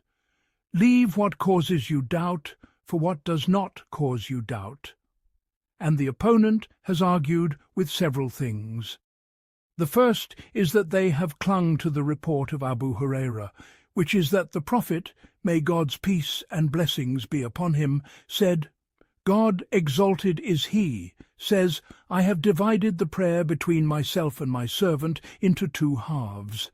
So when the servant says, all praise is due to God, Lord of the worlds, God exalted is he, says, my servant has praised me. And when he says, the most merciful, God exalted is he, says, my servant has commended me. And when he says, Master of the day of judgment, God exalted is he, says, my servant has magnified me.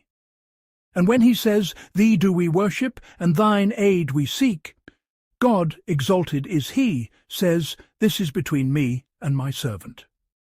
The argument from this report is from two aspects. The first is that he, upon him be peace and blessings, did not mention the Tasmiyah. And if it were a verse of the Fatihah, he would have mentioned it. The second is that he, exalted is he, said, I have made the prayer between myself and my servant into two halves. And what is intended by the prayer is the Fatihah. And this division is only achieved if we say that the Tasmiyah is not a verse of the Fatihah, because the Fatihah is 7 verses. So it is necessary that in it there be for God 3.5 verses, which is from his saying, All praise is due to God, until his saying, Thee do we worship, and for the servant 3.5 verses, which is from his saying, And thine aid we seek, to the end of the Surah. But if we make, In the name of God, the most merciful, a verse of the Fatihah, there would be for God 4.5 verses, and for the servant 2.5 verses, and that would nullify the aforementioned division. The second argument, Aisha, may God be pleased with her, related that the Prophet, may God's peace and blessings be upon him, would open the prayer with the takbir and the recitation with All praise is due to God, Lord of the worlds. This indicates that the Tasmiyah is not a verse of the Fatihah. The third argument, if his saying, In the name of God, the most merciful, were a verse of this surah, a repetition would be necessitated in his saying, the most merciful, and that is contrary to the proof. The answer to the first argument is from several aspects.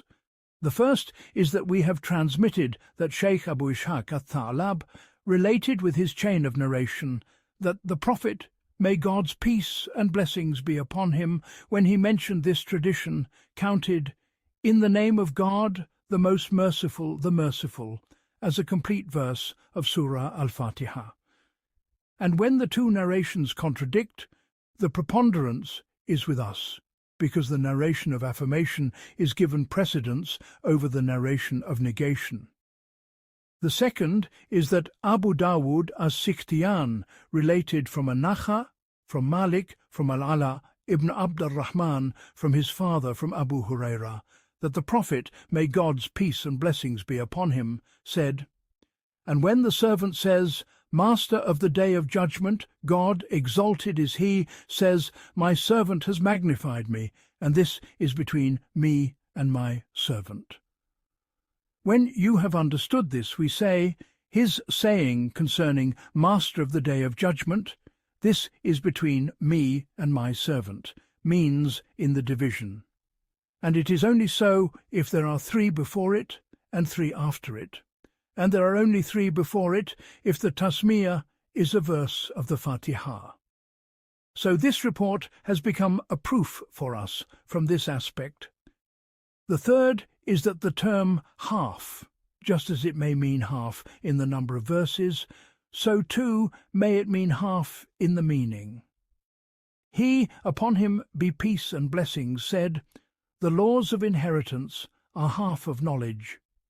And he named it half because it is an inquiry into the states of the dead, and death and life are 2 categories. And Surah said, "I have arisen this morning, and half of the people are angry with me." He named it half because some of them are pleased and some are displeased. The fourth is that our proofs that in the name of God, the most merciful, the merciful, is a verse of the Fatihah are explicit. And this report to which they have clung, its purpose is not to show whether in the name of God, the most merciful, the merciful, is of the Fatihah or not, but its purpose is to show something else. Thus our proofs are stronger and more manifest. The fifth is that we have shown that our view is closer to caution. And the answer to their second argument is what Ash-Shafi said. He said, "Perhaps Aisha made all praise is due to God, Lord of the worlds, a name for this surah, just as it is said, so-and-so recited, all praise is due to God who created the heavens. And what is intended is that he recited this surah. So likewise here. And the complete answer to the report of Anas will come after this. And the answer to the third argument is that repetition for the sake of emphasis is frequent in the Qur'an, and the emphasis of God, exalted is He, being the most merciful. The merciful is one of the greatest of important matters, and God knows best. The seventh problem, in the exposition of the number of verses of this surah. I have seen in some of the irregular narrations that Al-Hasan al-Basr would say, "This surah is 8 verses." As for the well-known narration upon which the great majority are in agreement, it is that this surah is 7 verses. And with this they have interpreted his saying, "Exalted is He," and we have certainly given you 7 of the oft-repeated, Al-Hijr, 87. When this is established, we say, those who said that, in the name of God, the most merciful, the merciful, is a verse of the Fatihah, have said that his saying, "The path of those upon whom thou hast bestowed favour, not of those who have incurred wrath, nor of those who are astray," is a complete verse. As for Abu Hanifa, when he omitted the tasmiyah from the surah, it is for this reason that he said his saying, "The path of those upon whom thou hast bestowed favour," is a verse, and his saying, "Not of those who have incurred wrath, nor of those who are astray," is another verse. When you have understood this, we say, what Ash-Shafi said is more fitting, and several aspects indicate this. The first is that the end of his saying, "The path of those upon whom thou hast bestowed favour," does not resemble the end of the preceding verses. And the observance of similarity in the endings is necessary, because we have found the endings of the Qur'an to be of 2 kinds, approximate and similar. The approximate is as in Surah Qaf, and the similar is as in Surah Al-Qamar. And his saying, "Anamta alayhim," is not of the 2 kinds, so it is impossible to make it one of the endings. The second is that if we make his saying, "Not of those who have incurred wrath," the beginning of a verse, we have made the beginning of the verse the word gair. And this word is either an attribute of what precedes it, or an exception from what precedes it. And the attribute with that which it describes is like one single thing. And likewise, the exception with that from which the exception is made is like one single thing, and to place a separation between them is contrary to the proof. But if we make his saying, the path of those upon whom thou hast bestowed favour, to the end of the surah, one verse, we would have made that which is described with the attribute, and that from which the exception is made with the exception, one single discourse and one single verse. And that is closer to the proof. The third is that for which something is substituted is in the ruling of that which is omitted. Thus the meaning of the verse would be, guide us to the path of those upon whom thou hast bestowed favour. But the seeking of guidance by the path of those upon whom God has bestowed favour is not permissible save with two conditions. That one upon whom favour is bestowed is not one who has incurred wrath, nor is he astray. For if we were to drop this condition, it would not be permissible to seek guidance by him. The proof for this is his saying, exalted is he. Have you not seen those who have exchanged the blessing of God for disbelief? Ibrahim 28. This indicates that he had bestowed favour upon them.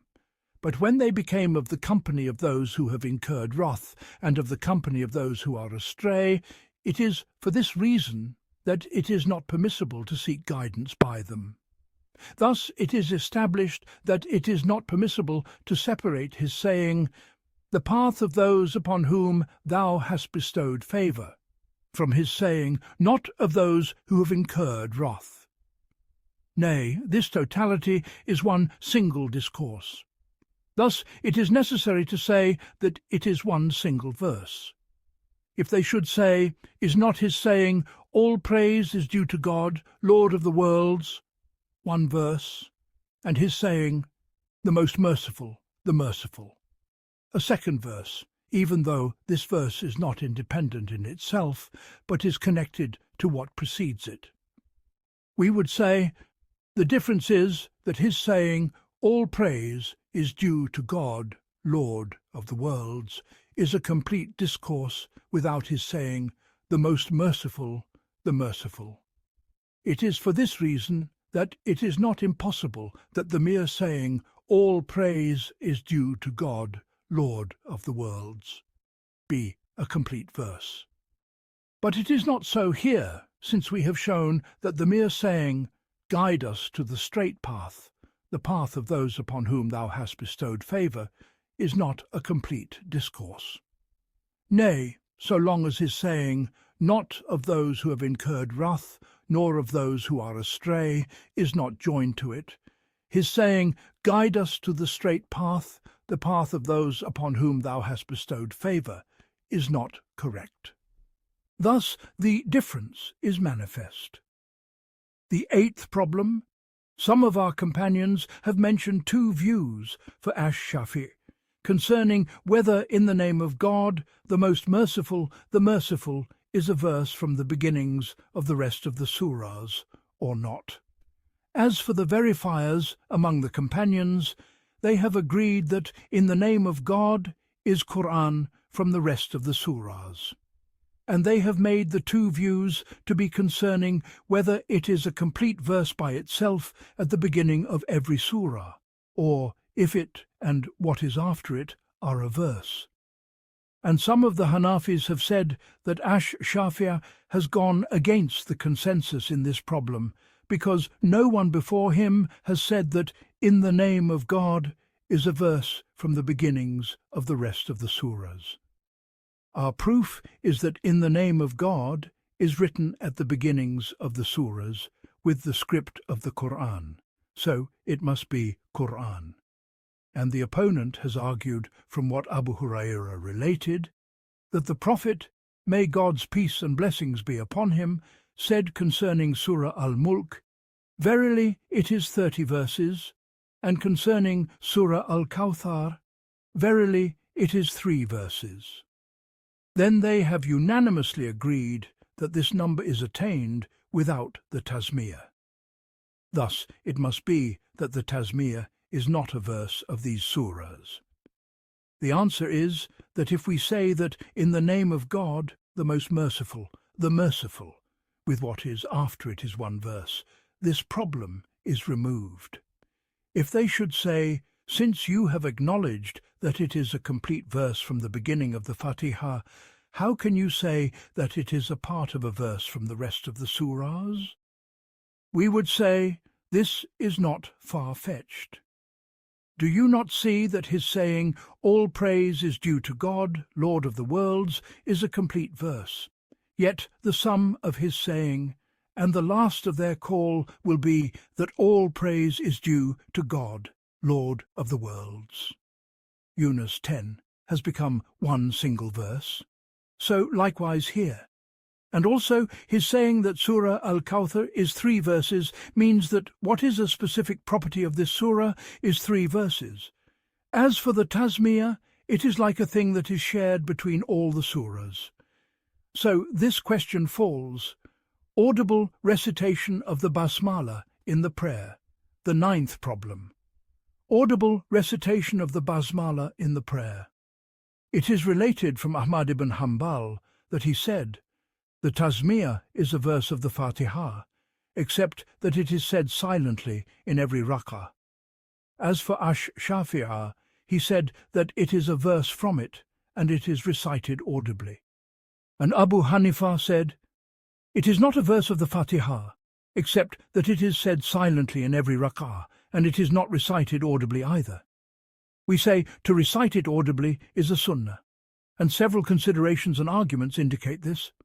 The first argument: we have already demonstrated that the tasmiyah is a verse of the Fatihah.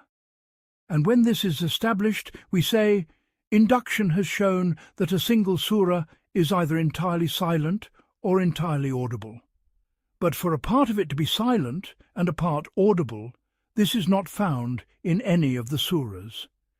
And when this is established, the audible recitation of the tasmiyah is legislated in the audible recitation.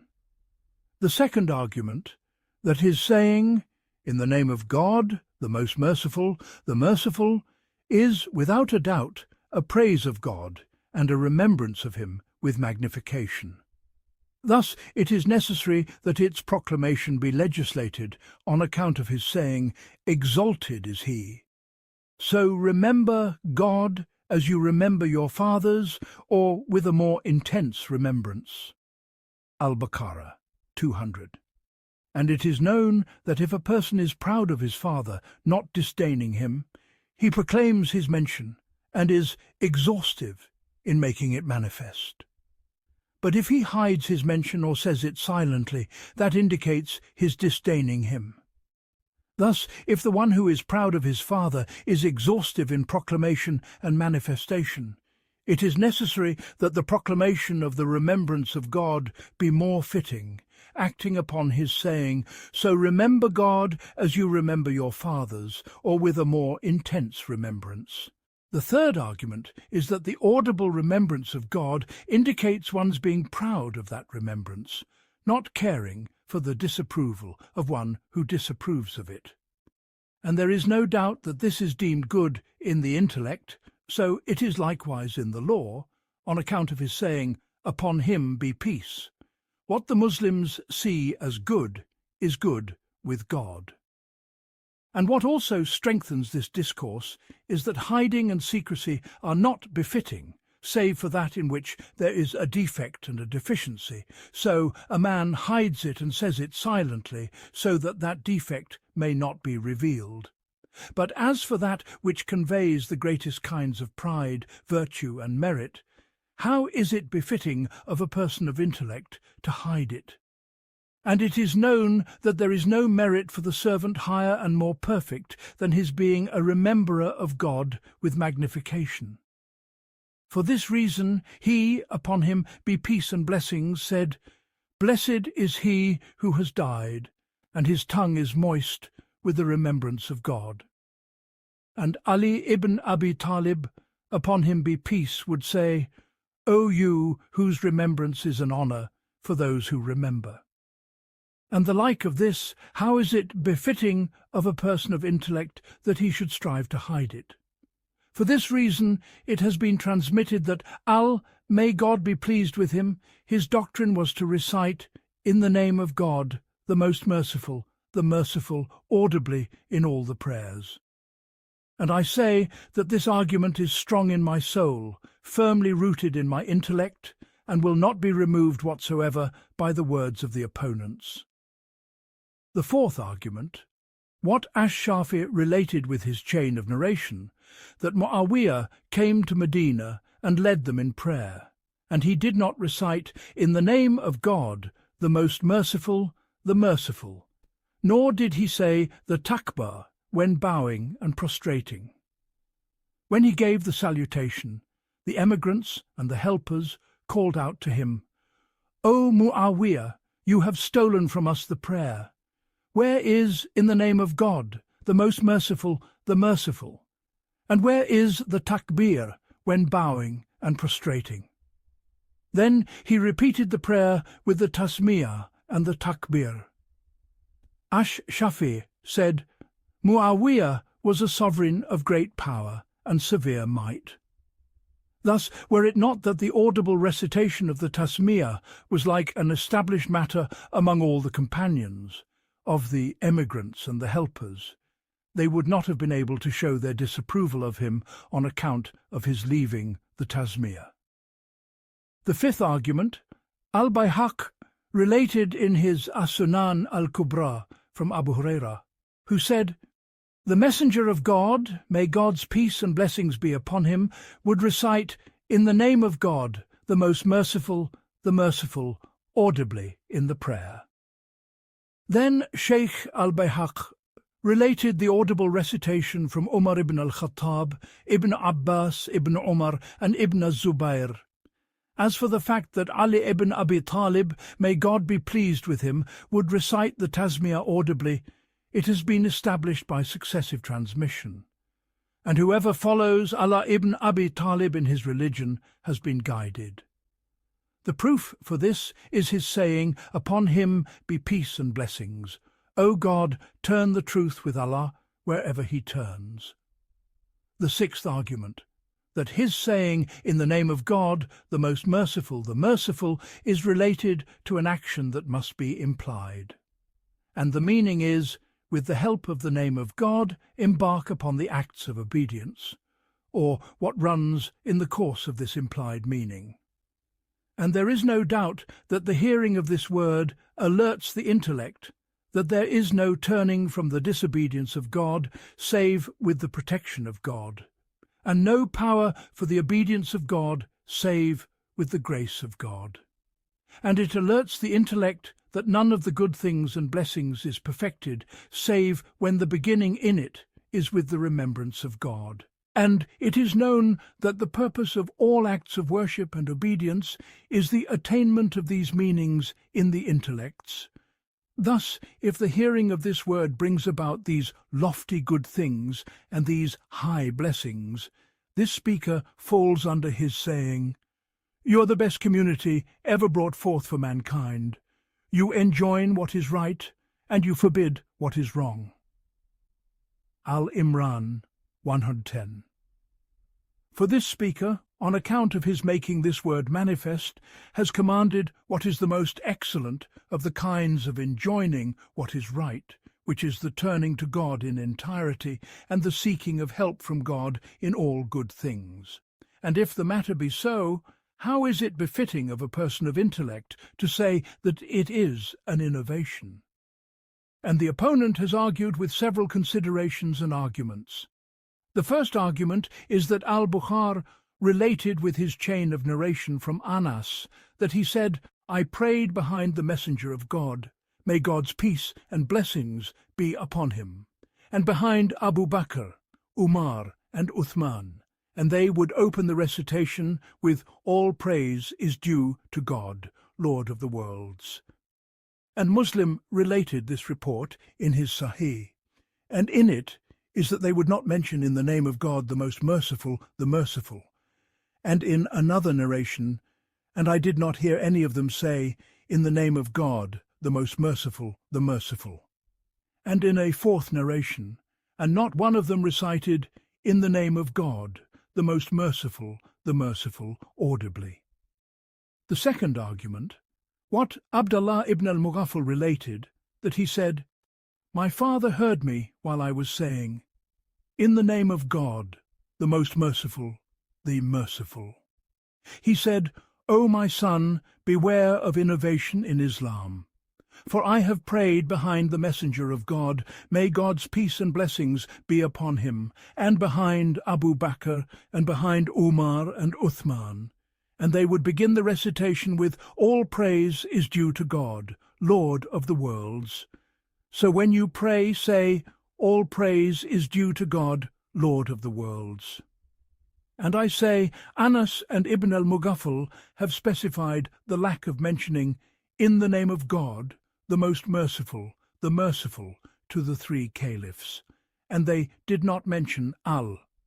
This indicates the consensus of all that al would recite, 'In the name of God, the most merciful, audibly. The third argument, his saying, 'Exalted is he, call upon your Lord with humility and in secret,' Al-A'raf 55, and remember your Lord within yourself with humility and fear, Al-A'raf 205, and 'in the name of God, the merciful is a remembrance of God, so it is necessary to say it silently. And this argument has been extracted by the jurists, and their reliance is upon the first two discourses. The answer to the report of Anas is from several aspects. The first, Sheikh Abu Hamid al-Isfarainan, said 6 narrations have been related from Anas in this chapter. As for the Hanafis, they have related from him 3 narrations. One of them, his saying, "I prayed behind the Messenger of God, may God's peace and blessings be upon him, and behind Abu Bakr, Umar, and Uthman, and they would open the prayer with 'All praise is due to God, Lord of the worlds.' And a second, his saying that they would not mention 'in the name of God, the most merciful, the merciful.'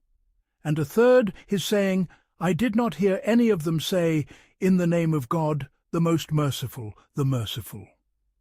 These 3 narrations strengthen the view of the Hanafis, and 3 others contradict their view.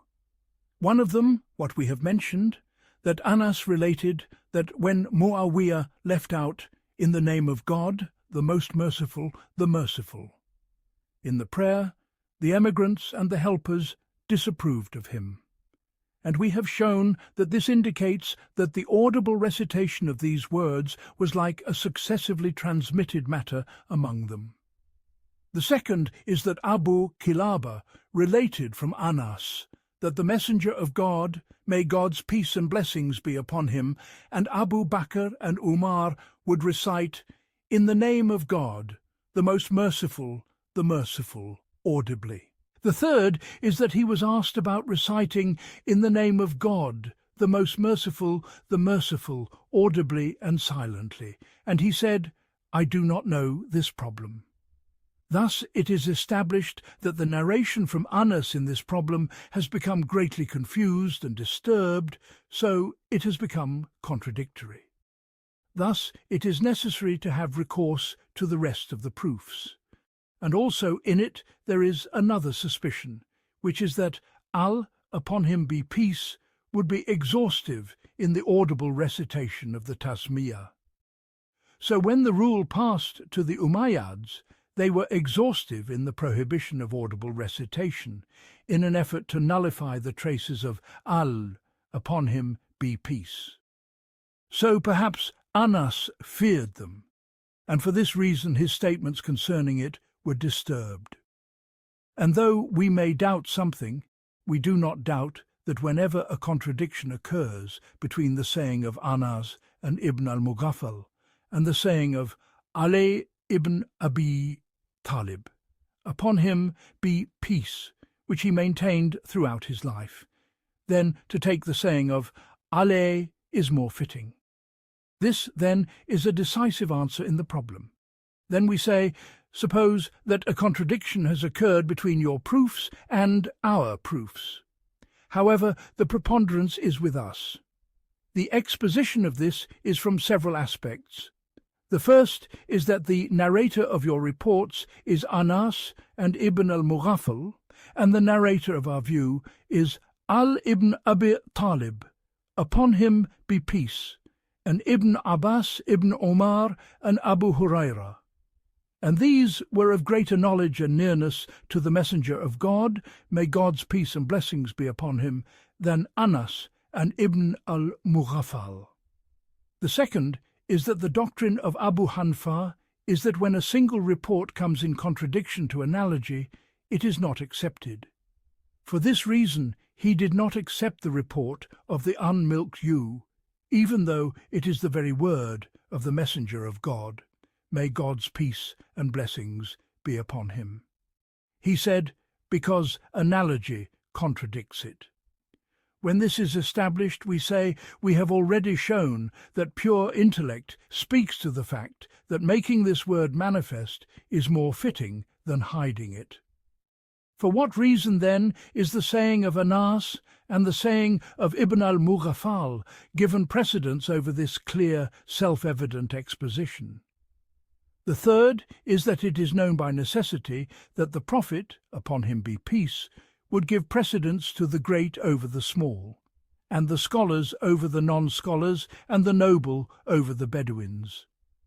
And there is no doubt that Ibn Abbas and Ibn Umar were of a higher state in knowledge, honour, and lofty degree than Anas and Ibn al-Mughaffal. And what is most probable is that Ibn Abbas and Ibn Umar would stand near the Messenger of God, may God's peace and blessings be upon him, and that Anas and Ibn al-Mughaffal would stand far from him. And also that he, upon him be peace, would not be exhaustive in audible recitation, in compliance with his saying, "Exalted is he," and do not be loud in your prayer, nor be silent in it. Al-Isra 110. And also a person, when he first begins the recitation, only begins it with a weak voice. Then his voice continues to grow stronger hour by hour. These are manifest reasons for Ali, Ibn Abbas, Ibn Umar, and Abu Hurairah, having heard the audible recitation of the Tasmiyah from the Messenger of God, may God's peace and blessings be upon him, while Anas and Ibn al-Mughaffal did not hear it.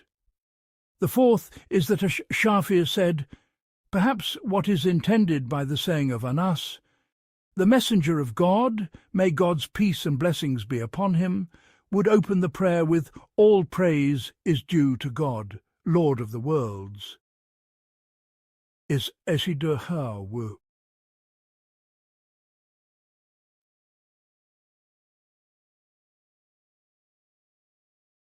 Would give precedence to this surah in the recitation over the other surahs. So his saying, all praise is due to God, Lord of the worlds, what is intended by it is the entirety of this. So he made this term a name for this surah. The fifth is, perhaps what is intended by the lack of audible recitation in the tradition of Ibn al-Mughaffal is the lack of being exhaustive in raising the voice. As he, exalted is he, said, and do not be loud in your prayer, nor be silent in it.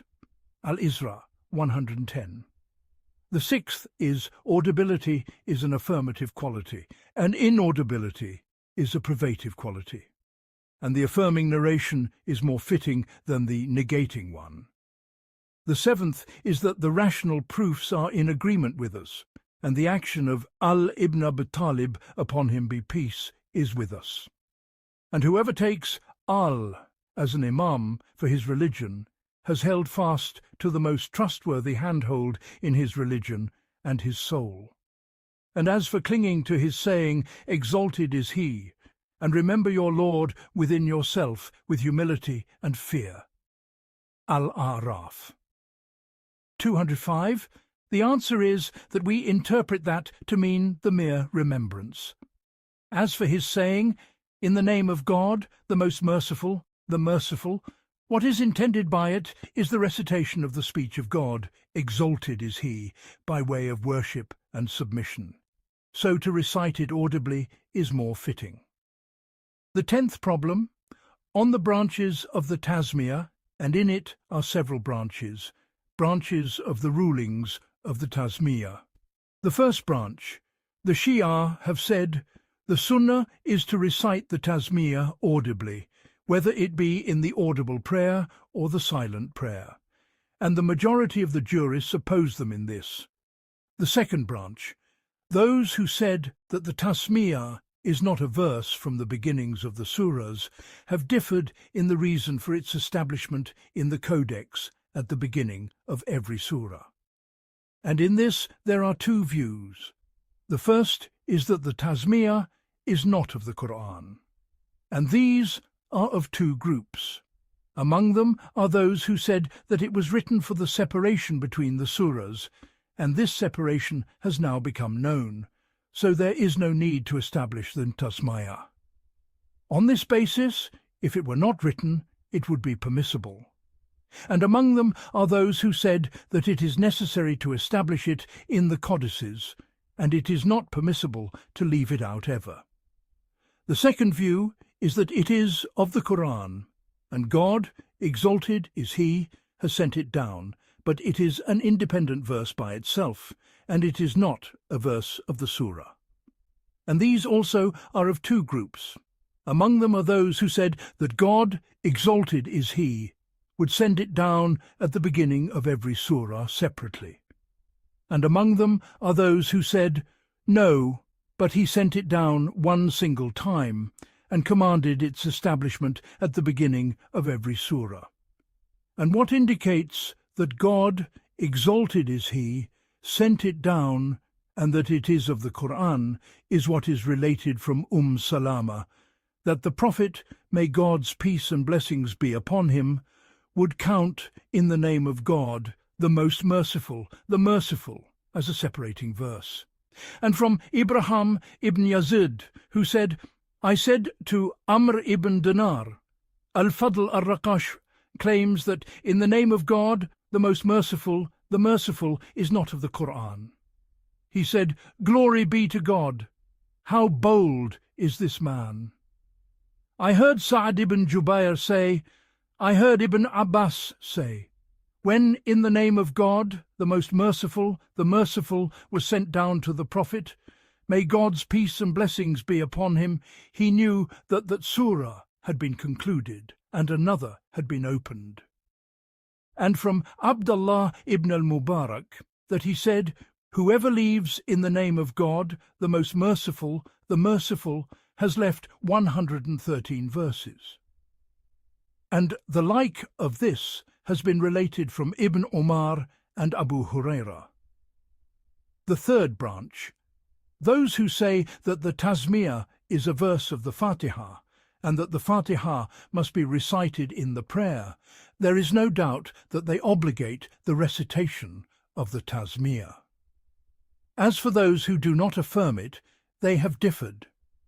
Abu Hanifa and his followers, and Al-Hasan ibn Salih ibn Jinn, and Sufyan al-Thawr and Ibn Abi Layla have said, he recites the Tasmiyah silently, and Malik has said he should not recite it in the obligatory prayer, neither silently nor audibly.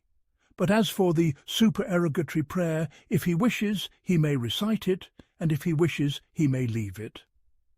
The fourth branch, the doctrine of Ash-Shafi, necessitates the obligation of its recitation in all of the rak'ahs. As for Abu Hanifa, there are two narrations from him. Ya'la related from Abu Yusuf, from Abu Hanifa, that he recites it in every rak'ah before the Fatihah. And Abu Yusuf and Muhammad and Al-Hasan ibn Ziyad, all three of them, related from Abu Hanifa that he said, if he recites it in the first rak'ah at the beginning of the recitation, it is not upon him to recite it in that prayer until he finishes it. He said, and if he recites it with every surah, it is good. The fifth branch. The apparent meaning of the view of Abu Hanifa is that when he recites the Tasmiyah at the beginning of the Fatihah, he does not repeat it at the beginnings of the rest of the surahs. And with Ash-Shafi, what is more excellent is to repeat it at the beginning of every surah, on account of his saying, upon him be peace. Every matter of importance that is not begun with the name of God is cut off. The sixth branch. They have differed as to whether it is permissible for a menstruating woman or one in a state of major ritual impurity to recite, "In the name of God, the most merciful, the merciful." And what is correct with us is that it is not permissible. The seventh branch. The scholars are in agreement that the naming of God upon ablution is recommended, and the common view of the scholars is that it is not obligatory on account of the saying of the Prophet, "May God's peace and blessings be upon him, perform ablution as God has commanded you." And the tasmiyah is not mentioned in the verse of ablution. And the people of the literal school have said that it is obligatory. So if he leaves it intentionally or forgetfully, his prayer is not valid. And Ishaq has said, if he leaves it intentionally, it is not permissible, and if he leaves it forgetfully, it is permissible. The eighth branch. The one who leaves the tasmiyah at the time of slaughtering, is it lawful to eat it or not? The problem is extremely well known. God exalted is he said, so mention the name of God over them as they stand in rows. Al-Hajj 36. And he, exalted is he, said, and do not eat of that over which the name of God has not been mentioned. Al-An'am 121. The ninth branch. The scholars are in agreement that it is recommended that one not embark upon an action from the actions, but that he says, in the name of God. So when he sleeps, he says, in the name of God. And when he rises from his place, he says, in the name of God. And when he intends worship, he says, in the name of God. And when he enters the house, he says, in the name of God. Or he leaves it, he says, in the name of God. And when he eats or drinks or takes or gives, he says, in the name of God. And it is recommended for the midwife, when she takes the child from the mother, to say, in the name of God. And this is the first of his states in this world. And when he dies and is placed in the grave, it is said, in the name of God. And this is the last of his states in this world. And when he rises from the grave, he also says, in the name of God. And when he is present at the station, he says, in the name of God.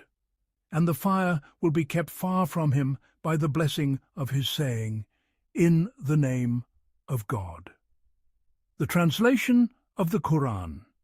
The 11th problem.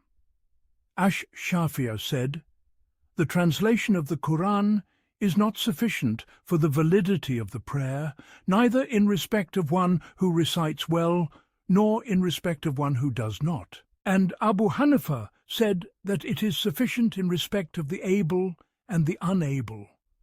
And Abu Yusuf and Muhammad said that it is sufficient in respect of the unable and not sufficient in respect of the able. And know that the doctrine of Abu Hanifa in this problem is extremely far-fetched, and for this reason the jurist Abu Layth as Samarkand and Qadi Abu Zayd ad-Dabus explicitly stated their abandonment of it. For us there are arguments and aspects. The first argument is that he, upon him be peace and blessings, only prayed with the Qur'an that was sent down from God. Exalted is he in the Arabic tongue, and he persisted upon it throughout his life. Thus it is necessary that the like of it be obligatory upon us, on account of his saying, exalted is he, so follow him. And the wonder is that he has argued from the fact that he, upon him be peace, wiped over his forelock once for its being a condition for the validity of the ablution. But he has not turned to his persistence throughout his life in the recitation of the Qur'an in the Arabic tongue. The second argument is that the rightly guided caliphs prayed with the Arabic Qur'an. Thus it is necessary that that be obligatory upon us, on account of his saying, upon him be peace. follow the two who are after me, Abu Bakr and Umar. And on account of his saying, upon him be peace, you must follow my sunnah and the sunnah of the rightly guided caliphs after me. Bite onto it with your molar teeth. The third argument is that the messenger and all of the companions did not recite in the prayer save this Arabic Qur'an. Thus it is necessary that that be obligatory upon us, on account of his saying, upon him be peace. My community will be divided into some 70-odd sects, all of them in the fire, save one single sect. It was said, and who are they, O Messenger of God? He said, what I and my companions are upon. The aspect of the proof is that he, upon him be peace, and all of his companions were in agreement upon the recitation in the prayer with this Arabic Qur'an. Thus it is necessary that the one who recites in Persian be of the people of the fire. The fourth argument is that the people of the lands of Islam are entirely in agreement upon the recitation of the Qur'an in the prayer, as God, exalted is He, has sent it down. So whoever deviates from this path falls under his saying, exalted is He, and follows other than the way of the believers. An-Nisa 1:15. The fifth argument is that the man has been commanded to recite the Qur'an in the prayer, and whoever recites in Persian has not recited the Qur'an. Thus it is necessary that he not be absolved of the obligation. As for our saying that he has been commanded to recite the Qur'an, it is on account of his saying, exalted is He. So recite what is easy of the Qur'an. Al-Muzammil 20, and on account of his saying, upon him be peace, to the Bedouin, then recite what is easy with you of the Qur'an. And as for our saying that the speech arranged in Persian is not Qur'an, it is for several aspects. The first is his saying, exalted is He, and verily it is a revelation from the Lord of the worlds, until his saying in a clear Arabic tongue, Ash-Shu'ara 192-195. The second is his saying, exalted is He, and we have not sent a messenger save with the tongue of his people. Ibrahim 4. The third is his saying, exalted is He, and if we had made it a non-Arabic Qur'an, Fusilat 44. And the particle law conveys the negation of a thing for the negation of another. This indicates that He, exalted is He, has not made it a non-Arabic Qur'an. It necessarily follows that it be said, everything that's non-Arabic is not Qur'an. The fourth is his saying, exalted is He. Say, if mankind and the jinn were to gather together to produce the like of this Qur'an, they could not produce the like of it, even if they were to each other assistants.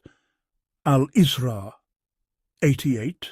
So this speech, composed in Persian, is either to be said to be the very same as the Arabic speech, or its like, or neither its very same nor its like. The first is known to be false by necessity. The second is false, for if this Persian composition were a like of that Arabic speech, then the one who brought it would have brought the like of the Qur'an, and that would necessitate the falsification of God, the glorified, in his saying they could not produce the like of it. And when it is established that this speech composed in Persian is neither the very same as the Qur'an nor its like, it is established that its reciter has not been a reciter of the Qur'an, which is the desired conclusion. Thus it is established that the legally responsible person has been commanded to recite the Qur'an, and he has not performed it. So it is necessary that he remain in the obligation. The sixth argument is what Ibn al-Mundhir related from Abu Hurairah from the Prophet, may God's peace and blessings be upon him, that he said, no prayer is sufficient in which the opening of the book has not been recited. We say, these words composed in Persian, either Abu Hanifa says that they are Qur'an, or he says that they are not Qur'an. The first is a great ignorance and a departure from the consensus. The exposition of this is from several aspects. The first is that no one of the people of intellect would permit in his intellect or his religion to say that the saying of the speaker, "friends in paradise," is Qur'an. The second is that it would necessitate that the one who is able to translate the Qur'an has brought a Qur'an like the first, and that is false. The seventh argument is that Abdullah ibn Abi Awfa related that a man said, "O Messenger of God, I am not able to memorize the Qur'an as is befitting in the prayer." He, upon him be peace and blessings, said, "Say, Glory be to God and praise be to God," to the end of this remembrance.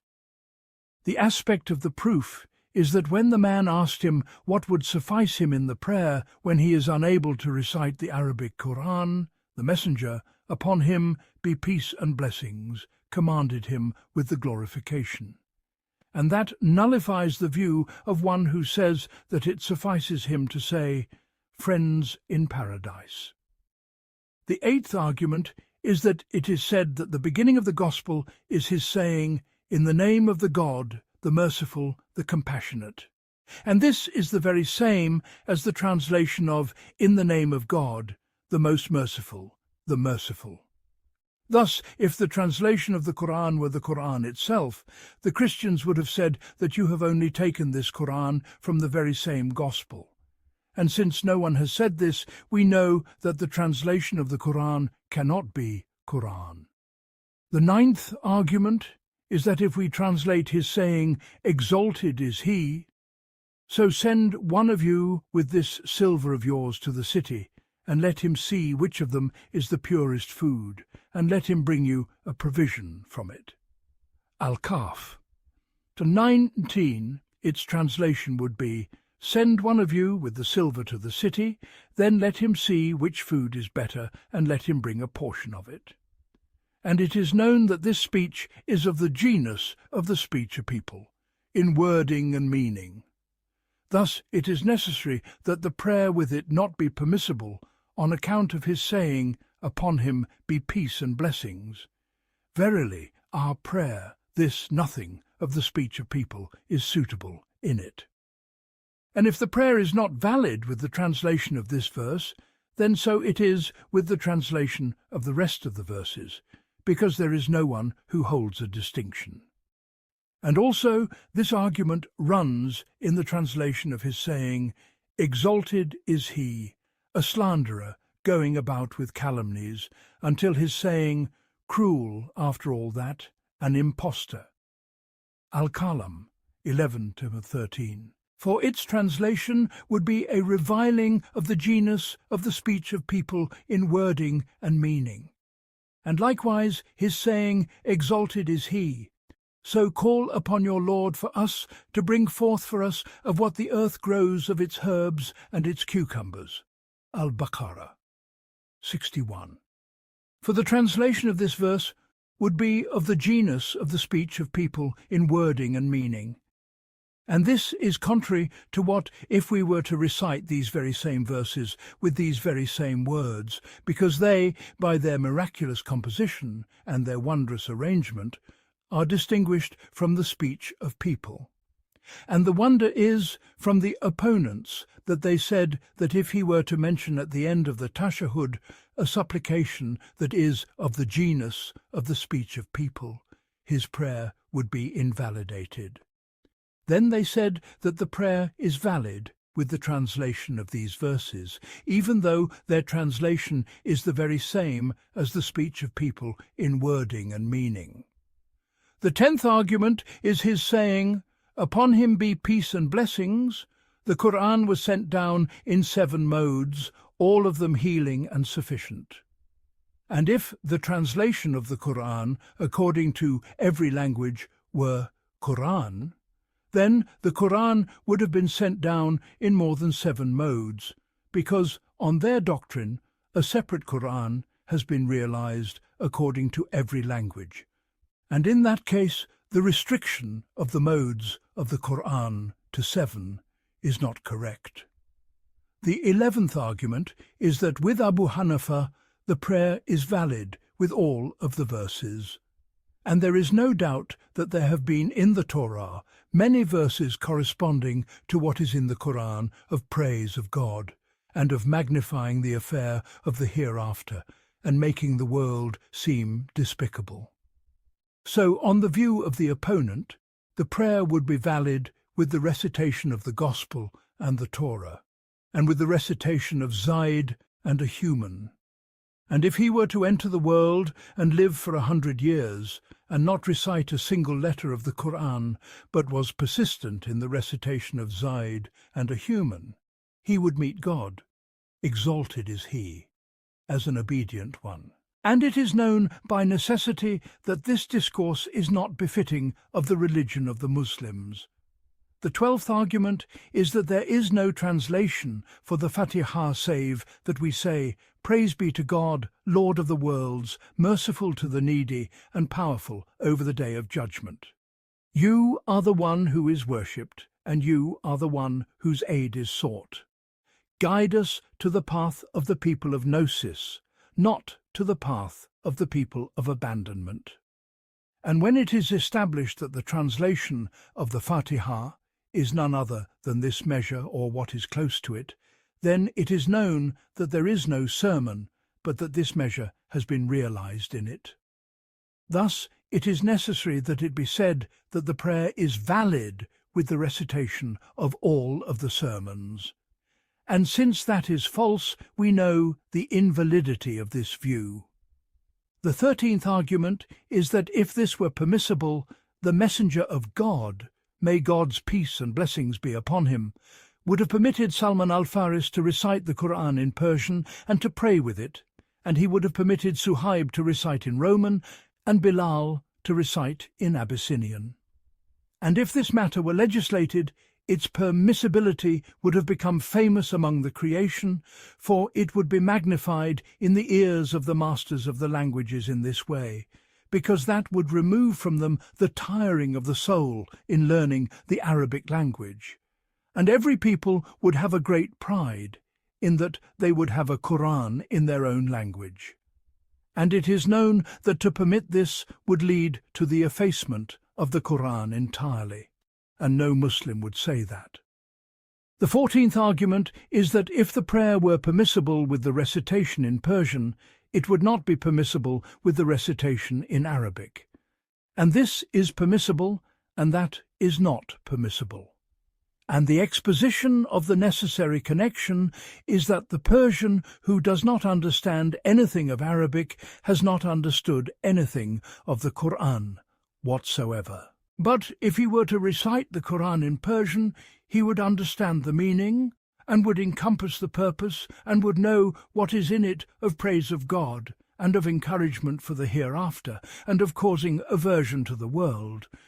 And it is known that the ultimate purpose of establishing the prayers is the attainment of these meanings. He, exalted is he, said, and established the prayer for my remembrance. Taha 14. And he, exalted is he, said, then do they not reflect upon the Qur'an, or are their locks upon their hearts? Muhammad 24.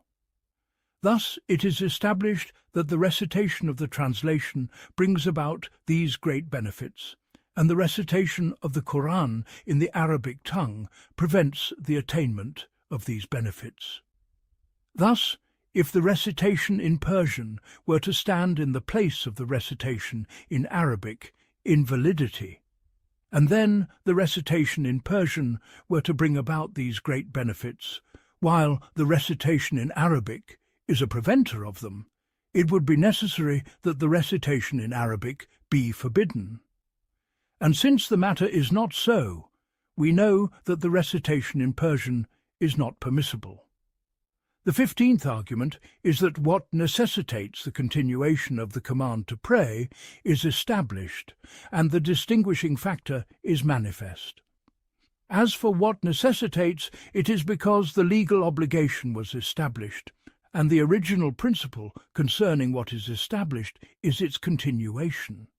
And as for the distinguishing factor, it is that the Arabic Qur'an, just as its recitation is sought for its meaning, so too is its recitation sought for its wording. And that is from two aspects. The first is that the miraculousness is in its eloquence, and its eloquence is in its wording. The second is that making the validity of the prayer dependent on the recitation of its wording necessitates the preservation of those words, and the great preservation from the great creation necessitates its remaining throughout the course of time, protected from distortion. And that necessitates the realization of what God, exalted is He, has promised in His saying, "Verily it is we who have sent down the remembrance, and verily it is we who will be its guardian." Al-Hijr 9. But if we were to say that the validity of the prayer is not dependent on the recitation of this Arabic composition, then this purpose would be disrupted. Thus it is established that what necessitates is established, and the distinguishing factor is manifest. And the opponent has argued for the correctness of his doctrine by saying that he has commanded the recitation of the Qur'an, and the recitation of the translation is a recitation of the Qur'an. And several aspects indicate this. The first is that it is related that Abdullah ibn Mas'ud was teaching a man the Qur'an, and he said, "Verily the tree of Zaqqum is the food of the sinner." Ad-Dukhan 43-44. And the man was non-Arab, so he would say, "the food of the orphan." He said, "Say, the food of the profligate." Then Abdullah said, "The error in the Qur'an is not to recite in place of the all-knowing, the all-wise, but to place a verse of mercy in place of a verse of punishment." The second is his saying, "Exalted is He." And verily it is in the scriptures of the former peoples, Ash-Shu'ara 196. He has thus informed that the Qur'an is in the scriptures of the former peoples. And he, exalted is He, said, "Verily this is in the former scriptures, the scriptures of Abraham and Moses." Al-Allah 18:19. Then we are in agreement that the Qur'an was not in the scriptures of the former peoples in this wording, but was in Hebrew and Syriac. The third is that He, exalted is He, said, "And this Qur'an was revealed to me that I may warn you with it." Al-An'am 19. Then the non-Arabs do not understand the Arabic wording, save if he mentions those meanings to them in their own tongue. Then He, exalted is He, named it a Qur'an. Thus it is established that this composition in Persian is a Qur'an. The answer to the first is that we say, the states of these people are very strange. For Ibn Mas'ud it is transmitted from him that he would say, "I am a believer, if God wills." And from no one of the companions has the exaggeration in the support of this doctrine been transmitted as it has been transmitted from Ibn Mas'ud. Then the Hanafis do not turn to this, but say, the one who says it is in doubt about his religion, and one who is in doubt is not a believer. So if the saying of Ibn Mas'ud is a proof, why then did they not accept his saying in that problem? And if it is not a proof, why then was it relied upon in this problem? And by my life, these contradictions are strange. And also it has been transmitted from Ibn Mas'ud the omission of the 2 surahs of seeking refuge and the omission of the Fatihah from the Qur'an. And it is necessary for us to have a good opinion of him, and to say that he recanted these doctrines. As for his saying, "Exalted is He," and verily it is in the scriptures of the former peoples, Ash-Shu'ara 196, the meaning is that these stories are present in the scriptures of the former peoples.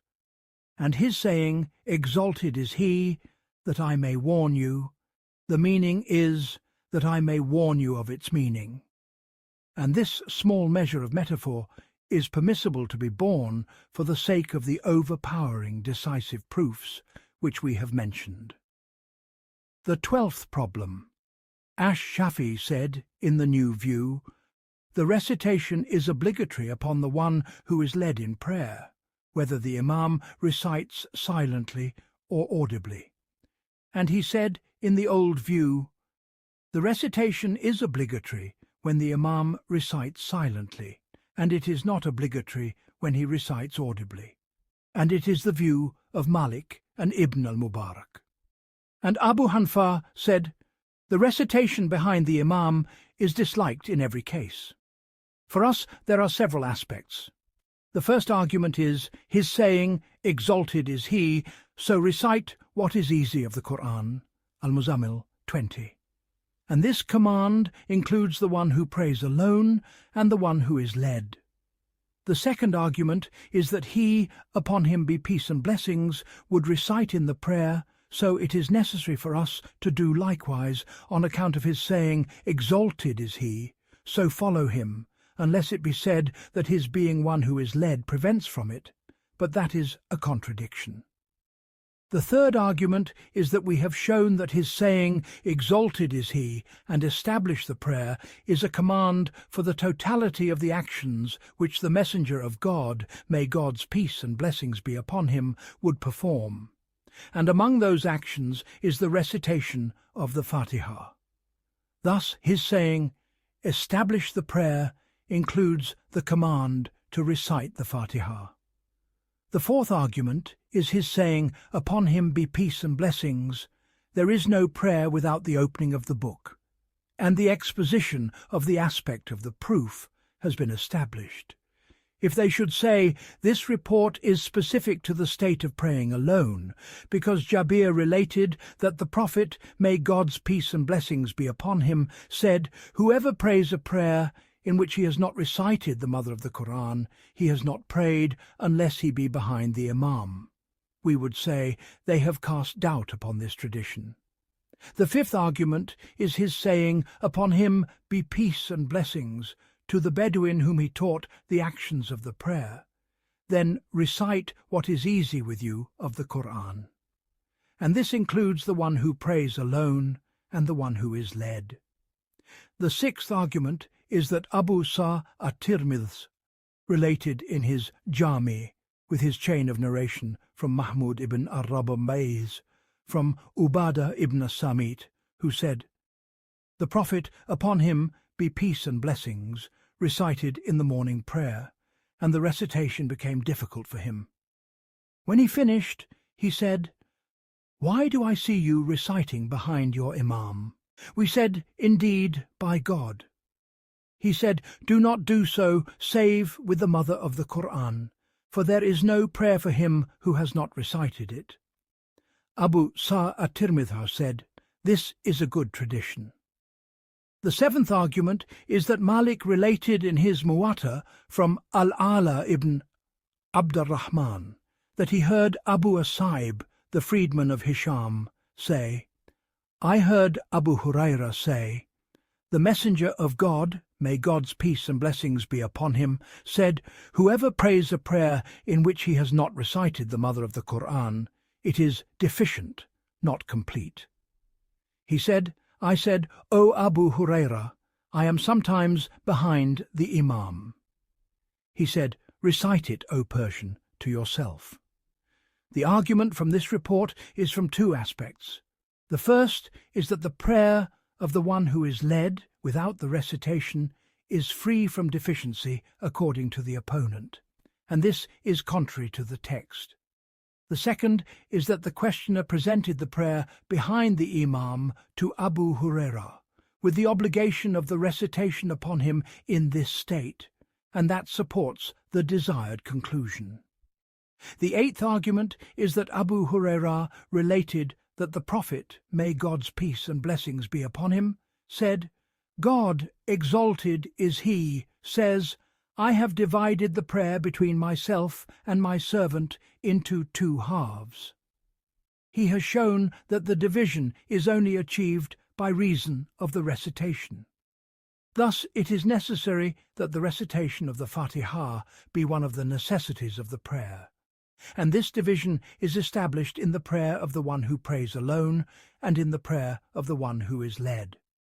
The ninth argument is that ad-Daraqutni related with his chain of narration from Ubadah ibn Samit, who said, "The Messenger of God, may God's peace and blessings be upon him, led us in one of the prayers in which the recitation is audible. When he finished, he turned to us with his noble face and said, 'Do you recite when I recite audibly?' Some of us said, 'We do that.' He said, 'And I say, why am I being contended with in the Qur'an? Do not recite anything of the Qur'an when I recite audibly, save the mother of the Qur'an, for there is no prayer for him who has not recited it.' The 10th argument is that the many traditions indicate that the recitation of the Qur'an necessitates a great reward, and they include the one who prays alone and the one who is led. Thus, it is necessary that its recitation in the prayer behind the Imam necessitate a great reward, and everyone who has affirmed that has affirmed the obligation of its recitation. The 11th argument is that Abu Hanifa, may God be pleased with him, agreed that the recitation behind the Imam does not invalidate the prayer. But as for not reciting it, with us it invalidates the prayer. Thus it is established that the recitation is more cautious, so it is obligatory on account of his saying, "Upon him be peace and blessings. Leave what causes you doubt for what does not cause you doubt." The 12th argument is that if the one who is led remains silent from the recitation while he does not hear the recitation of the Imam, he remains idle. Thus, it is necessary that the state of the one who recites be more excellent than his, on account of his saying, "Upon him be peace and blessings." The most excellent of actions is the recitation of the Qur'an. And when it is established that the recitation is more excellent than silence in this state, the affirmation of its obligation is established, because there is no one who holds a distinction. The 13th argument is that if following were a preventer of recitation, then following would be forbidden, because the recitation of the Qur'an is a great act of worship, and that which prevents from a noble act of worship is forbidden. It would necessarily follow that following be forbidden. And since it is not so, we know that following does not prevent from recitation. And Abu Hanifa has argued from the Qur'an and the reports. As for the Qur'an, it is his saying, "Exalted is he." So when the Qur'an is recited, then listen to it and be silent. Al-A'raf 2 and 4. And know that we have shown in the interpretation of this verse that it does not indicate their view, and we have been exhaustive, so let that place from this interpretation be studied. As for the reports, they have mentioned many reports, and Sheikh Ahmad al-Bayhaq has shown their weakness. Then we say, suppose that they are authentic. But since the reports have contradicted and have become numerous, there must be a preponderance, and it is with us from several aspects. The first is that our view necessitates the occupation with the recitation of the Qur'an, and it is one of the greatest of acts of obedience. And their view necessitates idleness and silence from the remembrance of God. And there is no doubt that our view is more fitting. The second is that our view is more cautious. The third is that our view necessitates the occupation of all parts of the prayer with acts of obedience and beautiful remembrances, and their view necessitates the idleness of the time from obedience and remembrance. The 13th problem. Ash-Shafi'ah, may God be pleased with him, said, the recitation of the Fatihah is obligatory in every rak'ah, so if he leaves it in a rak'ah, his prayer is nullified. Sheikh Abu Hamid al-Isfarayan said, and upon this view there is a consensus among the companions. It was affirmed by Abu Bakr, Umar, Ali, and Ibn Mas'ud, and know that the doctrines in this problem are 6. One of them is the view of al-Asam and Ibn Ulayya, which is that the recitation is not obligatory at all. The second is the view of al-Hasan al-Basr and al-Hasan ibn Salih ibn Jinnom, that the recitation is only obligatory in one single rak'ah, on account of his saying upon him be peace and blessings, there is no prayer without the opening of the book, and the exception from the negation is an affirmation. So, if the recitation of the Fatihah occurs in the prayer one single time, it is necessary to affirm the validity of the prayer by the ruling of the exception. The third is the view of Abu Hanifa, which is that the recitation in the first 2 rak'ahs is obligatory, and in the last 2 he has a choice. If he wishes, he may recite, and if he wishes, he may glorify, and if he wishes, he may be silent. And it is mentioned in the book Al-Istibab that the recitation is obligatory in the 2 rak'ahs without specification. The fourth is that Ibn as-Sabagh transmitted in his book Ash-Shamil from Sufyan that he said, the recitation is obligatory in the first 2 rak'ahs and is disliked in the last 2. The fifth, which is the view of Malik, is that the recitation is obligatory in most of the rak'ahs, and it is not obligatory in all of them. So if the prayer is of 4 rak'ahs, the recitation in 3 rak'ahs suffices, and if it is Maghrib, it suffices in 2 rak'ahs, and if it is Subh, the recitation is obligatory in both of them. The sixth, which is the view of Ash-Shafi'i, is that the recitation is obligatory in all of the rakas, and several aspects indicate its correctness. The first argument is that he, upon him be peace and blessings, would recite in all of the rakas, so it is necessary for us to do likewise on account of his saying, exalted is he, and follow him. The second argument is that the Bedouin, whom he, upon him be peace and blessings, taught the prayer, he commanded him to recite the mother of the Qur'an. Then he said, and do likewise in every rak'ah. And the command is for obligation. If they should say that his saying, and do in every rak'ah, returns to the actions, not to the sayings, we would say, the saying is the action of the tongue, so it is included in the actions. The third argument is that Sheikh Abu Nasr ibn as-Sabagh transmitted in his book Ash-Shamil from Abu Sa'd al-Khudri that he said, the Messenger of God, may God's peace and blessings be upon him, commanded us to recite the opening of the book in every rak'ah, whether it be obligatory or supererogatory. The fourth argument is that the recitation in the rak'ahs is more cautious, so it is necessary to affirm its obligation. The fifth argument is that he commanded the prayer, and the original principle concerning what is established is its continuation. We have judged the absolution of the obligation at the recitation in all of the rak'ahs on account of this prayer's being more perfect.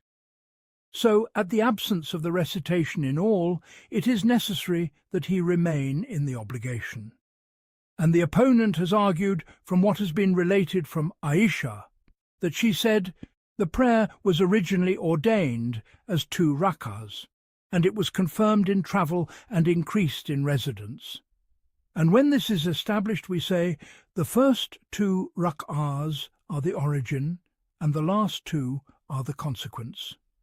And the pivot of the affair in the consequence is upon making things light, and for this meaning he does not recite the additional surah in them, nor does he recite audibly in them. The answer is that our proofs are more numerous and stronger, and our doctrine is more cautious, so it is more preponderant. Branches upon the condition of the Fatihah in the prayer. The 14th problem. If it is established that the recitation of the Fatihah is a condition from the conditions of the prayer, then it has several branches. The first branch. We have already shown that if he leaves the recitation of the Fatihah, or leaves a single letter from its letters intentionally, his prayer is nullified. As for if he leaves it forgetfully, Ash-Shafi said in the old view that his prayer is not invalidated. And he argued from what Abu Salama ibn Abd al-Rahman related, who said, Umar ibn al-Khattab, may God be pleased with him, led us in the Maghrib prayer, and he left the recitation. When the prayer was finished, it was said to him, You left the recitation. He said, How were the bowing and the prostration? They said, Good. He said, Then there is no harm. Ash-Shafi said, When this incident occurred in the presence of the companions, that was a consensus. Ash-Shafi recanted this in the new view and said his prayer is invalidated because the aforementioned proofs are general in the case of intention and forgetfulness. Then he answered the story of Umar from two aspects. The first is that Ashab related that Umar, may God be pleased with him, repeated the prayer. The second is that perhaps he left the audible recitation, not the recitation itself. Ash-Shafi'i said, This is what is thought of Umar. The second branch, the observance of the order of the recitation is obligatory. So if he recites the last half and then the first half, the first is counted for him, but not the last. The third branch, the man who does not know the entirety of the Fatihah well either memorizes a part of it or he does not memorize any of it. As for the first, he recites that verse and recites with it 6 verses in the closest way.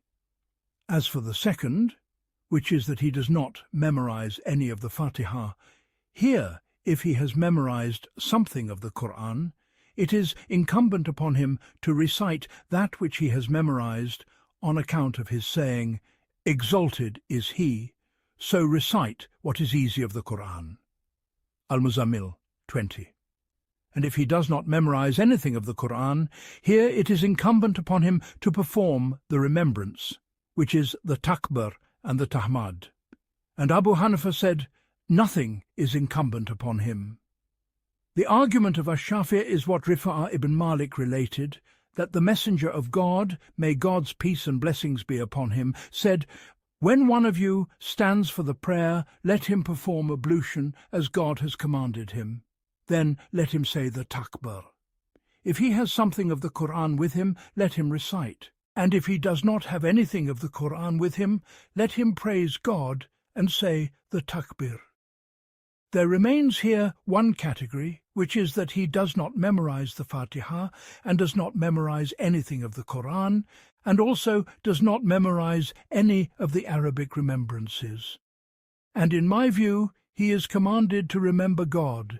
Exalted is he, in whatever tongue he is able to, clinging to his saying, Upon him be peace and blessings. When I command you with a matter, perform of it what you are able. The 15th problem, it has been transmitted in the ancient books that Ibn Mas'ud would deny that Surah al-Fatihah is of the Qur'an, and he would deny that the 2 surahs of seeking refuge are of the Qur'an. And know that this is of the utmost difficulty, because if we say that the successive transmission was present in the time of the companions, that Surah al-Fatihah is of the Qur'an, then in that case Ibn Mas'ud was aware of that, and his denial would necessitate disbelief or a deficiency of the intellect. And if we say that the successive transmission in this meaning was not present at that time, then this would necessitate that it be said that the transmission of the Qur'an is not successive in its origin, and that would remove the Qur'an from its being a certain proof. And what is most probable is that the transmission of this doctrine from Ibn Mas'ud is a false, invalid transmission. And with this, the release from this knot is achieved. And here is the end of the discourse on the juridical problems that branch from Surah al-Fatihah. And God is the guide to what is right. The 5th chapter. on the interpretation of Surah al-Fatihah, and in it are several sections. The first section, the interpretation of all praise is due to God. On the interpretation of his saying, exalted is he, all praise is due to God. And in it are several aspects. The first is that there are here three terms: praise, alhamd, commendation, al-madh, and gratitude, ash-shukr. We say the difference between praise and commendation is from several aspects. The first is that commendation may be for the living and for the non-living. Do you not see that if one sees a pearl of the utmost beauty or a ruby of the utmost beauty, he may commend it, but it is impossible for him to praise it? Thus it is established that commendation is more general than praise. The second aspect of the difference is that commendation may be before a benevolent act and may be after it. As for praise, it is not save after a benevolent act. The third aspect of the difference is that commendation may be forbidden. He, upon him be peace and blessings, said, "Throw dust in the faces of the commenders." As for praise, it is commanded absolutely. He, upon him be peace and blessings, said, "Whoever does not praise people has not praised God." The fourth aspect is that commendation is an expression of a saying that indicates one's being distinguished by a kind from the kinds of virtues. As for praise, it is the saying that indicates one's being distinguished by a specific virtue, which is the virtue of bestowing and benevolence. Thus it is established by what we have mentioned that commendation is more general than praise. As for the difference between praise and gratitude, it is that praise includes what is if that bestowal reaches you or another, whereas gratitude is specific to the bestowal that reaches you. When you have understood this, we say, we have mentioned that commendation is for the living and the non-living, and for the agent who chooses and for other than him. Thus, if he had said commendation is due to God, that would not have indicated his, exalted is he, being an agent who chooses. But when he said all praise is due to God, it indicates his being one who chooses. So his saying all praise is due to God indicates that this speaker is one who acknowledges that the God of the universe is not a cause by necessity of essence, as the philosophers say, but he is an agent who chooses. And also his saying, all praise is due to God, is more fitting than his saying, gratitude is due to God, because his saying, all praise is due to God, is a praise of God on account of every bestowal that has proceeded from him and reached another, whereas gratitude is due to God is a praise on account of a bestowal that has reached that speaker. And there is no doubt that the first is more excellent, because the meaning is as if the servant is saying, whether you have given me or not given me, your bestowal reaches all the worlds, and you are deserving of great praise. And it has been said, praise is for what God has repelled of affliction, and gratitude is for what he has given of comfort. If it be said, the blessing in the giving is greater than the blessing in the repelling of affliction, so why did he leave the greater and mention the lesser? We would say there are several aspects. The first is as if he is saying, I am grateful for the lesser of the two blessings, so how much more so for the greater of them? The second is that prevention is infinite and giving is finite. Thus, to begin with the gratitude for the repelling of affliction, which has no end, is more fitting.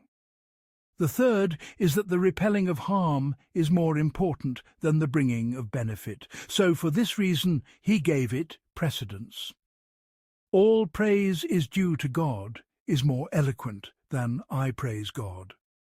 The second benefit, all praise is due to God, is more eloquent than I praise God.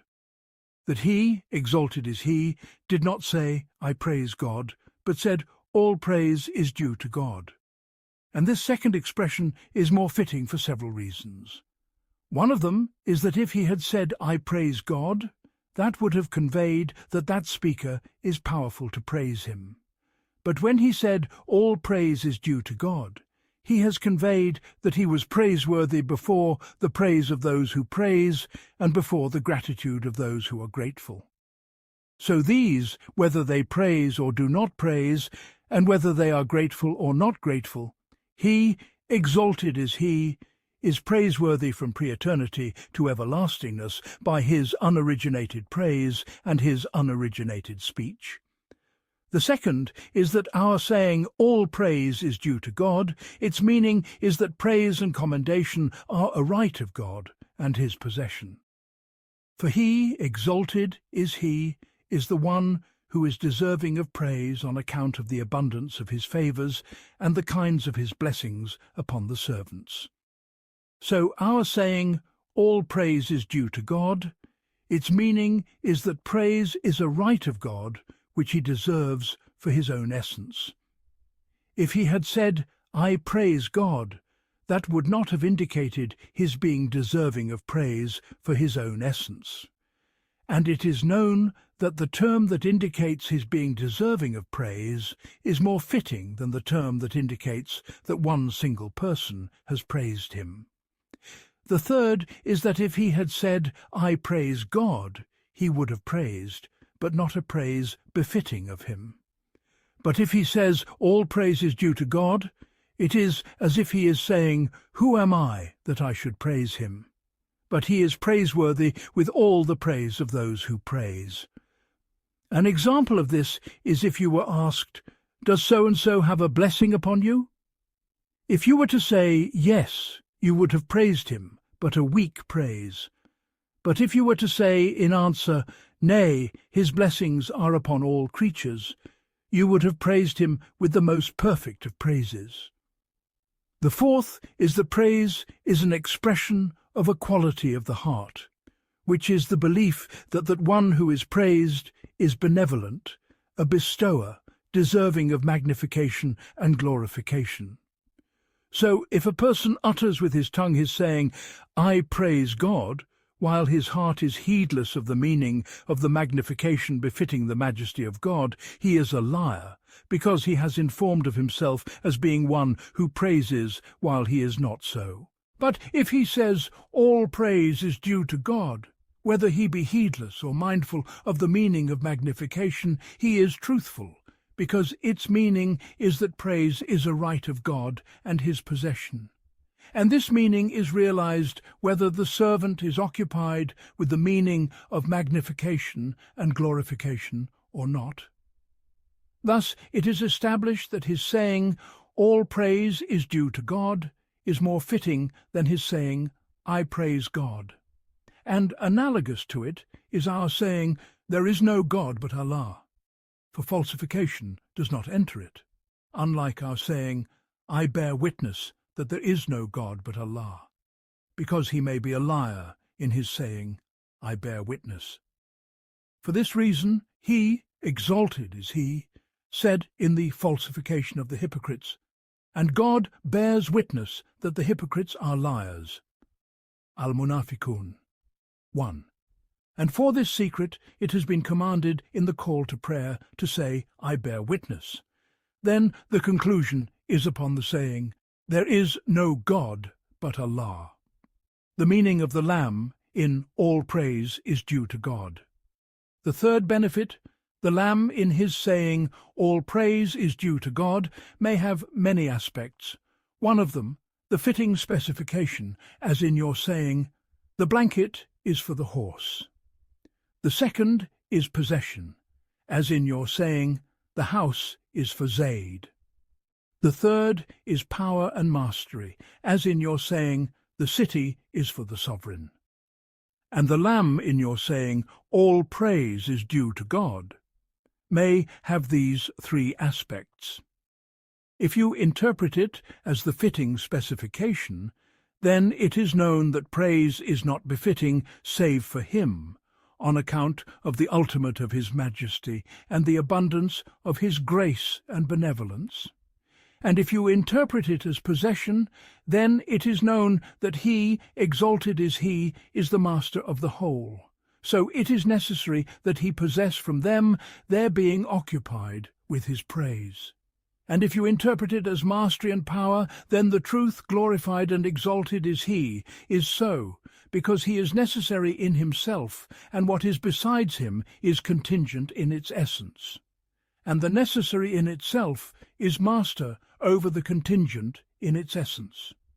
Thus, all praise is due to God is in the sense that praise is not befitting save for him, and in the sense that praise is his possession and his kingdom, and in the sense that he is the master over the whole and the transcendent over the whole. The fourth benefit, his saying, all praise is due to God, Alhamdulillah, is 8 letters, and the gates of paradise are 8. So whoever says these 8 from a pure heart deserves the 8 gates of paradise.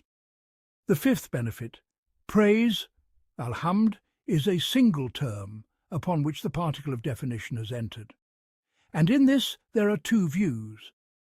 The first is that if it is preceded by a known antecedent, it refers to it, otherwise it is to be taken as being for all-inclusiveness, in order to preserve the discourse from being general. The second view is that it does not convey generality, but it conveys the quiddity and the reality only. When you have understood these, we say, his saying, all praise is due to God.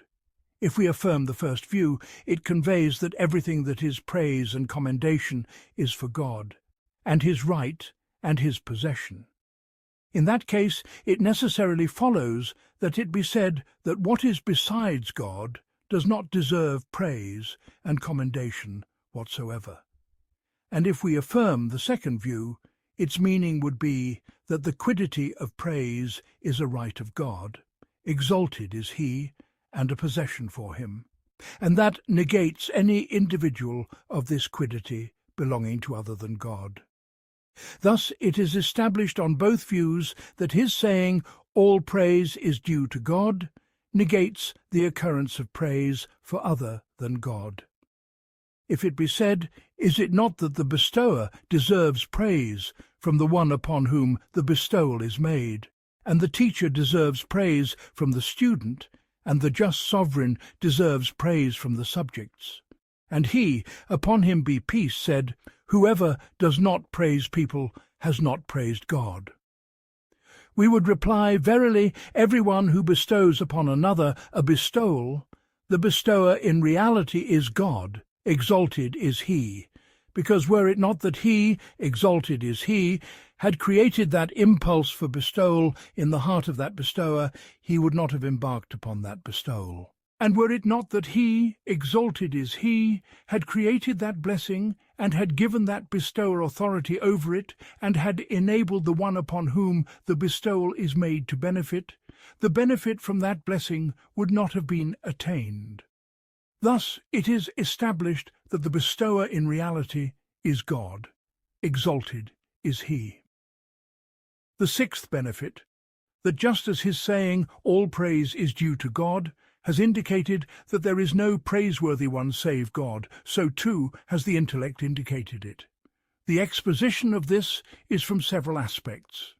The first is that if he, exalted is he, had not created the impulse for bestowal in the heart of the bestower, he would not have bestowed. Thus the bestower in reality is God, who created that impulse. The second is that everyone who bestows upon another seeks with that bestowal a recompense, either a reward or praise, or the attainment of a right, or a deliverance of the soul from the character of miserliness. And one who seeks a recompense is not a bestower, so he is not deserving of praise in reality. As for God, glorified and exalted is he. He is perfect in his essence, and the perfect in its essence does not seek perfection, because the attainment of what's already attained is an impossibility. Thus his gifts are pure munificence and pure benevolence. It is for this reason that he is deserving of praise. Thus it is established that none deserves praise save God, exalted is he. The third is that every blessing is from the existence that are contingent in existence, and every contingent in existence has only existed by the bringing into being of the truth, either initially or by a medium. The result is that every blessing is from God, exalted is he. And that is confirmed by his saying, exalted is he, and whatever blessing you have, it is from God. An-Nahl 53. And praise has no meaning save the commendation for bestowal. So since there is no bestowal save from God, exalted is he, it is necessary to be certain that no one deserves praise save God, exalted is he. The fourth is that a blessing is not perfect, save when three matters are combined. One of them, that it be a benefit, and the benefiting from a thing is conditional upon its being alive and perceptive, and its being alive and perceptive does not occur save by the bringing into being of God, exalted is he.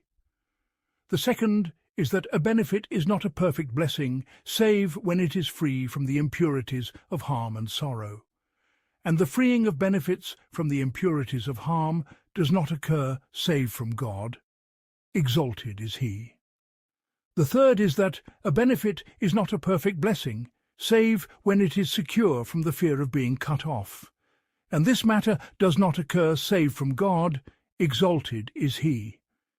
When this is established, then the perfect blessing does not occur save from God. Exalted is he. Thus it is necessary that none deserve perfect praise save God, exalted is he. Thus it is established by these demonstrations the correctness of his saying, exalted is he. All praise is due to God. The seventh benefit. You have already come to know that praise is an expression of the commendation of another on account of his being a bestower, a giver of favour. And so long as a person's perception of the arrival of the blessing to him does not occur, it is impossible for him to be legally obligated to praise and gratitude. When you have understood this, we say, it is necessary that man be impotent to praise God and to be grateful to him. And several aspects indicate this. The first is that the blessings of God upon man are numerous, and the intellect of man does not have the power to comprehend them, as he, exalted is he, said, and if you should count the blessing of God, you could not enumerate it. Ibrahim 34, An-Nahl 18. If it is impossible for man to comprehend them, it is impossible for him to be capable of the praise, gratitude, and commendation that is befitting of them. The second is that it is only possible for man to stand in praise of God and gratitude to him if God, exalted is he, empowers him for that praise and gratitude, and if he creates in his heart an impulse to perform that praise and gratitude, and if the impediments and hindrances are removed from him. All of that is a bestowal from God. Exalted is he. On this basis, it is not possible for him to stand in gratitude to God, exalted is he, save by means of great blessings from God, exalted is he, upon him. And those blessings also necessitate gratitude. And on this supposition, it is not possible for the servant to perform gratitude and praise, save when he performs it an infinite number of times, and that is an impossibility. And that which is dependent on the impossible is impossible. Thus it is impossible for man to perform the praise of God and the gratitude to him in a manner that is befitting of him. The third is that praise and gratitude, their meaning is not the mere saying of the speaker with his tongue. All praise is due to God. Nay, their meaning is the knowledge of the one upon whom the bestowal is made, of the bestowers being described by the attributes of perfection and majesty. And whatever comes to the mind of man of the attributes of perfection and majesty, the perfection of God and his majesty are higher and greater than that which is imagined and conceived. And if that be so, it is impossible for man to be one who performs the praise of God and the gratitude to him and the commendation of him. The fourth is that the occupation with praise and gratitude means that the one upon whom the bestowal is made meets the bestowal that has proceeded from the bestower with the gratitude of his self and the praise of his self. And that is far-fetched for several reasons. One of them is that the blessings of God are numerous, having no limit. So to meet them with this single belief and with this single utterance is extremely far-fetched. The second is that whoever believes that his praise and his gratitude are equal to the blessings of God, exalted is he, has associated a partner with him. And this is the meaning of the saying of al-Wasit, gratitude is polytheism. The third is that man is in need of the bestowal of God in his essence, in his attributes, and in his states, and God, exalted is he, is independent of the gratitude of those who are grateful and the praise of those who praise.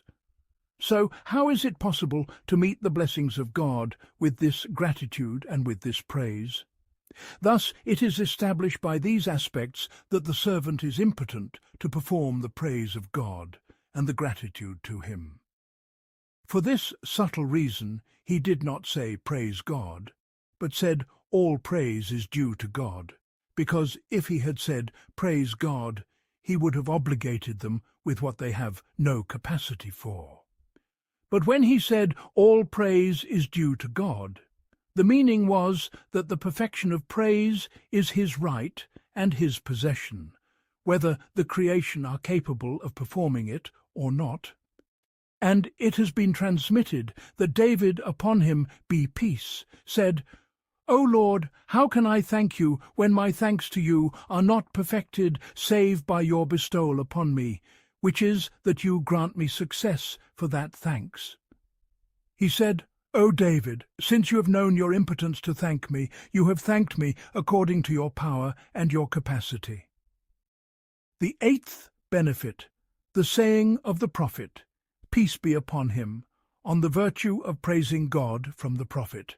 Upon him be peace and blessings, that he said, when God bestows a blessing upon his servant, and the servant says, all praise is due to God, God, exalted is he, says, look at my servant. I have given him what has no worth, and he has given me what has no value.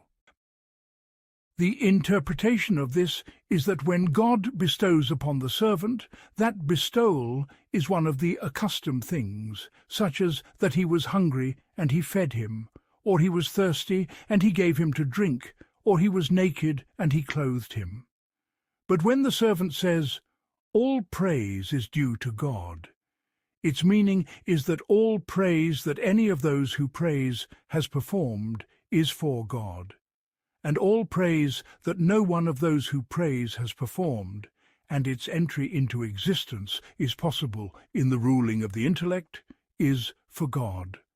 And that includes all the praises that have been mentioned by the angels of the throne and the footstool, and the inhabitants of the layers of the heavens, and all the praises that have been mentioned by all the prophets from Adam to Muhammad. May God's blessings be upon them, and all the praises that have been mentioned by all the friends of God, and the scholars, and all the creation, and all the praises that they will mention until the time of their saying, their call therein will be, Glory be to you, O God, and their greeting therein will be peace.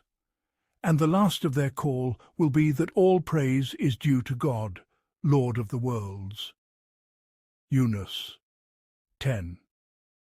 Then all of these praises are finite. But as for the praises that have no end, they are those that they will perform for all of eternity and for ever and ever.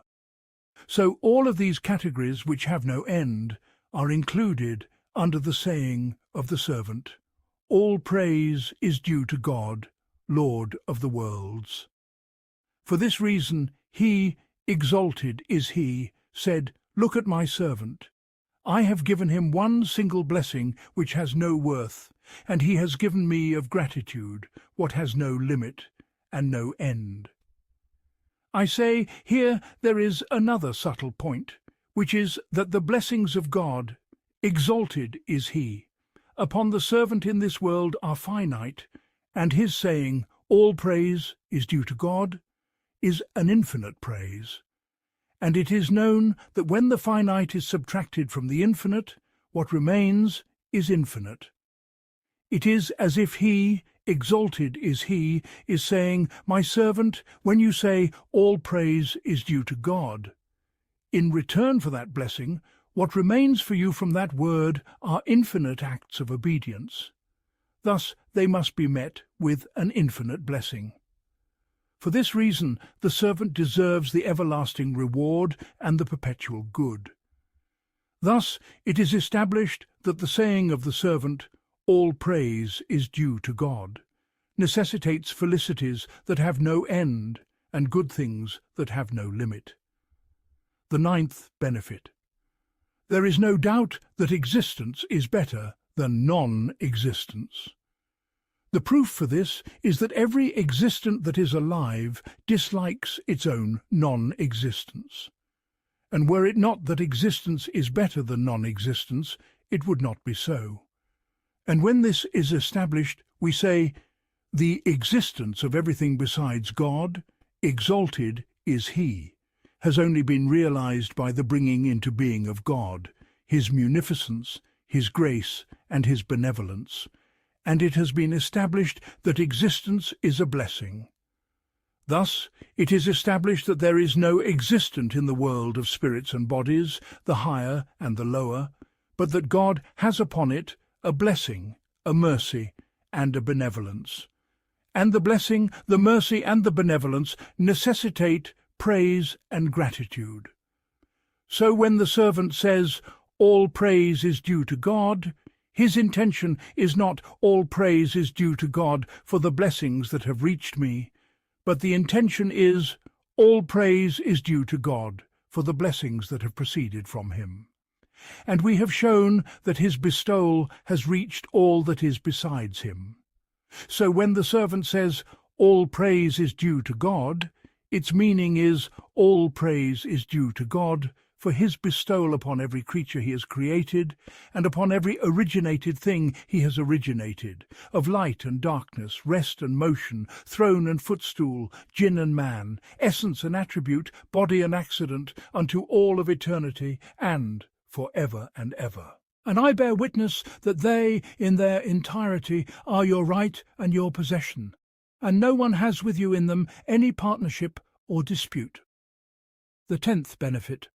One might say glorification precedes praise, because it is said, glory be to God, and praise be to God. So, what is the reason here for the beginning with praise? The answer is that praise indicates glorification by way of inclusion. For glorification indicates his being free in his essence and his attributes from deficiencies and afflictions. And praise indicates, along with the realization of that quality, his being benevolent to the creation, a bestower upon them, merciful to them. Thus, glorification is an allusion to his, exalted is he, being perfect, and praise indicates his, exalted is he, being above perfection. For this reason, to begin with, praise is more fitting. And this aspect is derived from the philosophical principles.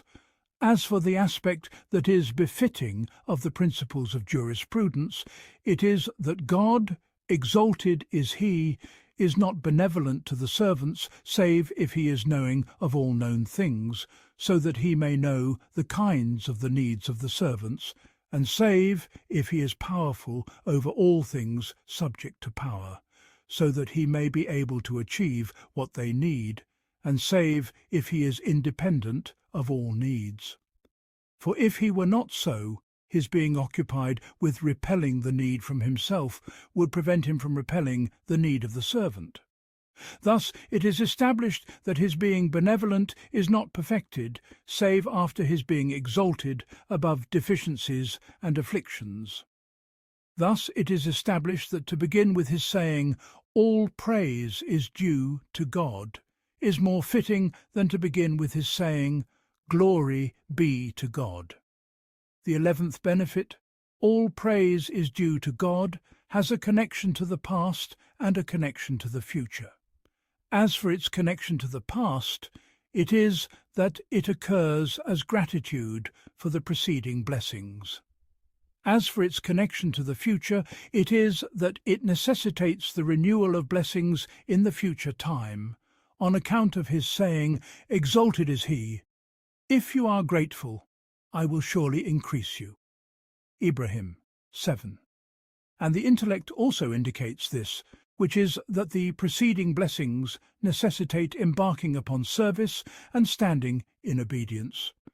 Then, when he is occupied with gratitude, the gates of the blessings of God, exalted is he, are opened upon the intellect and the heart, and the gates of his gnosis and his love. And that is one of the greatest of blessings.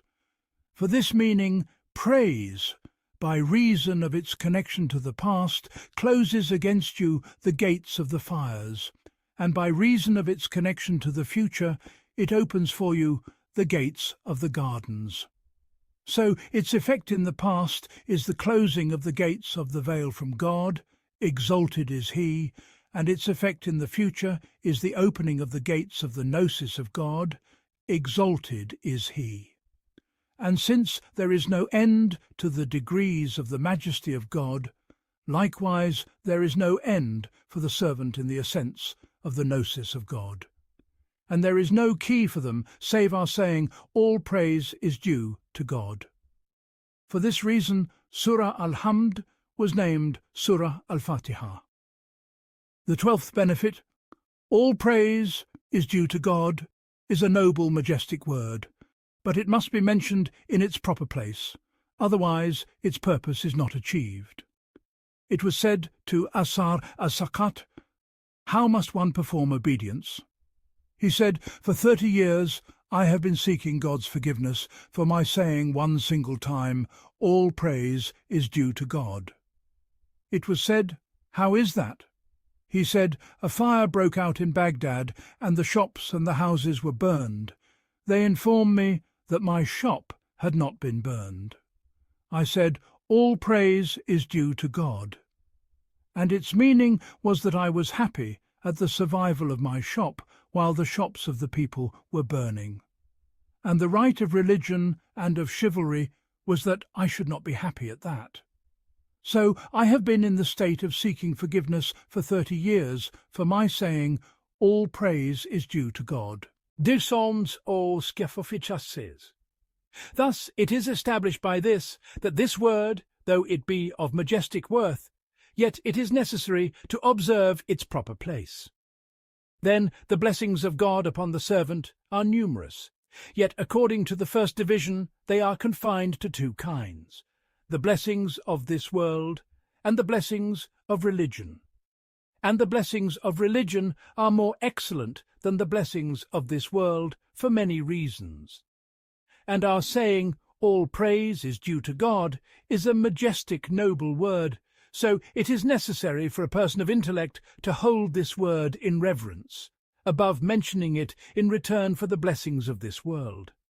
Nay, it is necessary that he not mention it save upon the triumph of the blessings of religion. Then, the blessings of religion are of 2 kinds, the actions of the limbs and the actions of the hearts, and the second kind is nobler. Then the blessings of this world are of 2 kinds. At times those blessings are considered in that they are blessings, and at times they are considered in that they are a gift of the bestower. And the second kind is nobler.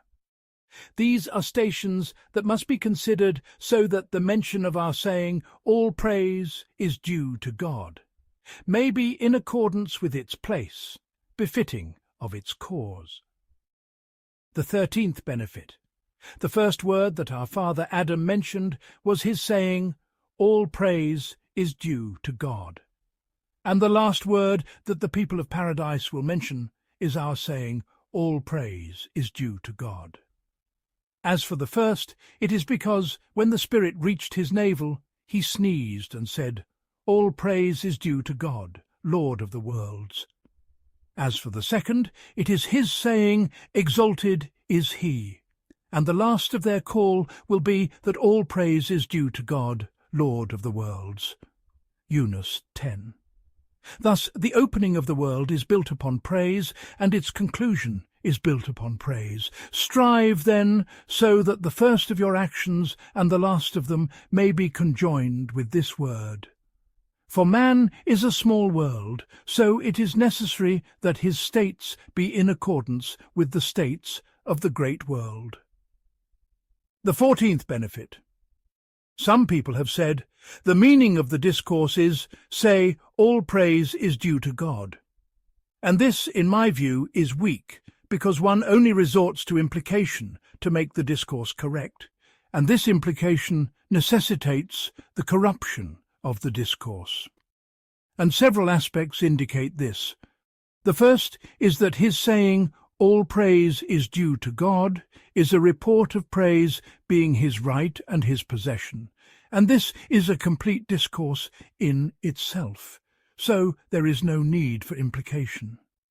The second is that his saying, all praise is due to God, indicates his exalted is he, being deserving of praise by his essence and by his actions, whether they praise him or not, because that which is by essence is higher and more majestic than that which is by another. The third is that they have mentioned a problem in the legal precedents, which is that it is not befitting for a father to say to his son, do such and such, because it is possible that he will not comply with his command, and will thus sin. Nay, he should say, such and such must be done. Then, if the son is noble, he will answer him and obey him. And if he is disobedient, he will not confront him with refusal, so his sin will be less. So likewise, here God, exalted is he, said, all praise is due to God. So whoever is obedient praises him, and whoever is disobedient, his sin is less. The 15th benefit. The coercionists and the predestinarians have clung to his saying, all praise is due to God. As for the coercionists, they have clung to it from several aspects. The first is that whoever's action is nobler and more perfect, and the blessing that proceeds from him is higher and more excellent, his deserving of praise is greater. And there is no doubt that the noblest of created things is faith. Thus, if faith were the action of the servant, then the servant's deserving of praise would be more fitting and more majestic than God's deserving it. And since it is not so, we know that faith has been realized by the creation of God, not by the creation of the servant. The second is that the community is in agreement on their saying, all praise is due to God for the blessing of faith. If faith were the action of the servant and not the action of God, then their saying, all praise is due to God for the blessing of faith, would be false. For the praise of the doer for what is not his action is a false, unseemly thing, on account of his saying, exalted is he. And they love to be praised for what they have not done. Al-Amrani 188. The third is that we have already demonstrated that his saying, all praise is due to God, its apparent meaning indicates that all praise is for God, and that for other than God there is no praise at all. And all praise is for God only if all blessings are from God. And faith is the most excellent of blessings, so it is necessary that faith be from God. The fourth is that his saying, all praise is due to God, is a praise from him of himself. And self-praise is deemed unseemly among the creation. So when he began his book with self-praise, that indicated that his state is contrary to the state of the creation, and that what is good from God may be unseemly from the creation. And that indicates that he, exalted is he, is sanctified above his actions, being measured against the actions of the creation. Thus, things may be unseemly from the servants, but those things are not unseemly from God, exalted is he. And this demolishes the principles of the Mu'tazila entirely. The fifth is that with the Mu'tazila, his actions, exalted is he, must be good, and they must have a quality additional to goodness, otherwise they would be in vain, and that is impossible in his respect. And that which is additional to goodness is either obligatory, or it is from the category of grace. As for the obligatory, it is like the delivery of reward and recompense to the legally responsible. And as for that which is from the category of grace, it is like his increasing upon the measure of what is obligatory by way of benevolence. We say, this casts doubt upon his, exalted is he, being deserving of praise, and it nullifies the correctness of our saying, all praise is due to God. The exposition of this is that we say, as for the performance of obligations, it does not convey the deserving of praise. Do you not see that if one has upon another a debt of a dinar and he pays it, he does not deserve praise? Thus, if an action were obligatory upon God, that action would be a deliverance for him from blame, and it would not necessitate his deserving praise. And as for the action of grace with the opponent, he gains by that an increase of praise, because if that action had not proceeded from him, that praise would not have been attained for him. And if that be so, he would be deficient in his essence, made complete by another, and that prevents his, exalted is he, being deserving of praise and commendation. The sixth is his saying, all praise is due to God, indicates that he, exalted is he, is praiseworthy. We say his deserving praise and commendation is either a matter established for him by his essence, or it is not established for him by his essence. If the first, it is impossible that any of the actions should necessitate his deserving praise, because what is established by his essence, its establishment by another, is impossible. And it is also impossible that any of the actions should necessitate his deserving blame, because what is established by his essence, its removal by reason of another, is impossible. And if that be so, then nothing is established in his respect, exalted is he, as an obligation upon him. Thus it is necessary that the servants have no right upon him of any recompense or reward, and that demolishes the principles of the Mu'tazila. As for the second category, which is that the deserving of praise for God is not established for him by his essence, we say, it would necessarily follow that he is deficient in his essence, made complete by another, and that is impossible in respect of God. As for the Mu'tazila, they said that his saying, all praise is due to God, is not perfected, save on our view, because the one who is deserving of praise in an absolute sense is the one in whose action there's no unseemliness, and in whose decrees there's no injustice, and in whose judgments there is no oppression. And with us, God, exalted is he, is so. Thus he is deserving of the greatest of praises and commendations. But on the doctrine of the coercionists, there is no unseemliness, but it is his action, and no injustice, but it is his judgment, and no vanity, but it is his making. For he creates disbelief in the disbeliever, then he punishes him for it, and he causes pain to the animals without compensating them. So how can his being deserving of praise be conceived on this supposition? And also that praise which God, exalted is he, deserves on account of divinity, he either deserves it from the servant or from himself. If the first, it is necessary that the servant be powerful over the action, and that nullifies the assertion of coercion. And if the second, its meaning would be that it is obligatory upon God to praise himself, and that is false. They said, thus it is established that the affirmation of praise for God is not correct, save on our view. Gratitude to the bestower. The 16th benefit. They have differed as to whether the obligation of gratitude is established by the intellect or by revelation. Some people have said that it is established by revelation, on account of his saying, "Exalted is he, and we would not punish until we had sent a messenger." Al-Isra 15. And on account of his saying, "Exalted is he, messengers as bearers of glad tidings and as warners, so that mankind would have no argument against God after the messengers." An-Nisa 165. And some have said that it is established before the coming of the law and after its coming, absolutely. The proof for this is his saying, "Exalted is he, all praise is due to God." And the exposition of this is from several aspects.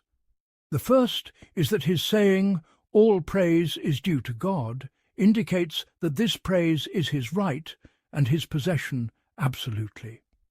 And that indicates the establishment of this deservingness before the coming of the law.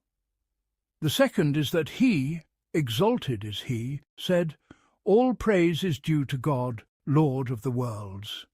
Al-Fatihah. 2.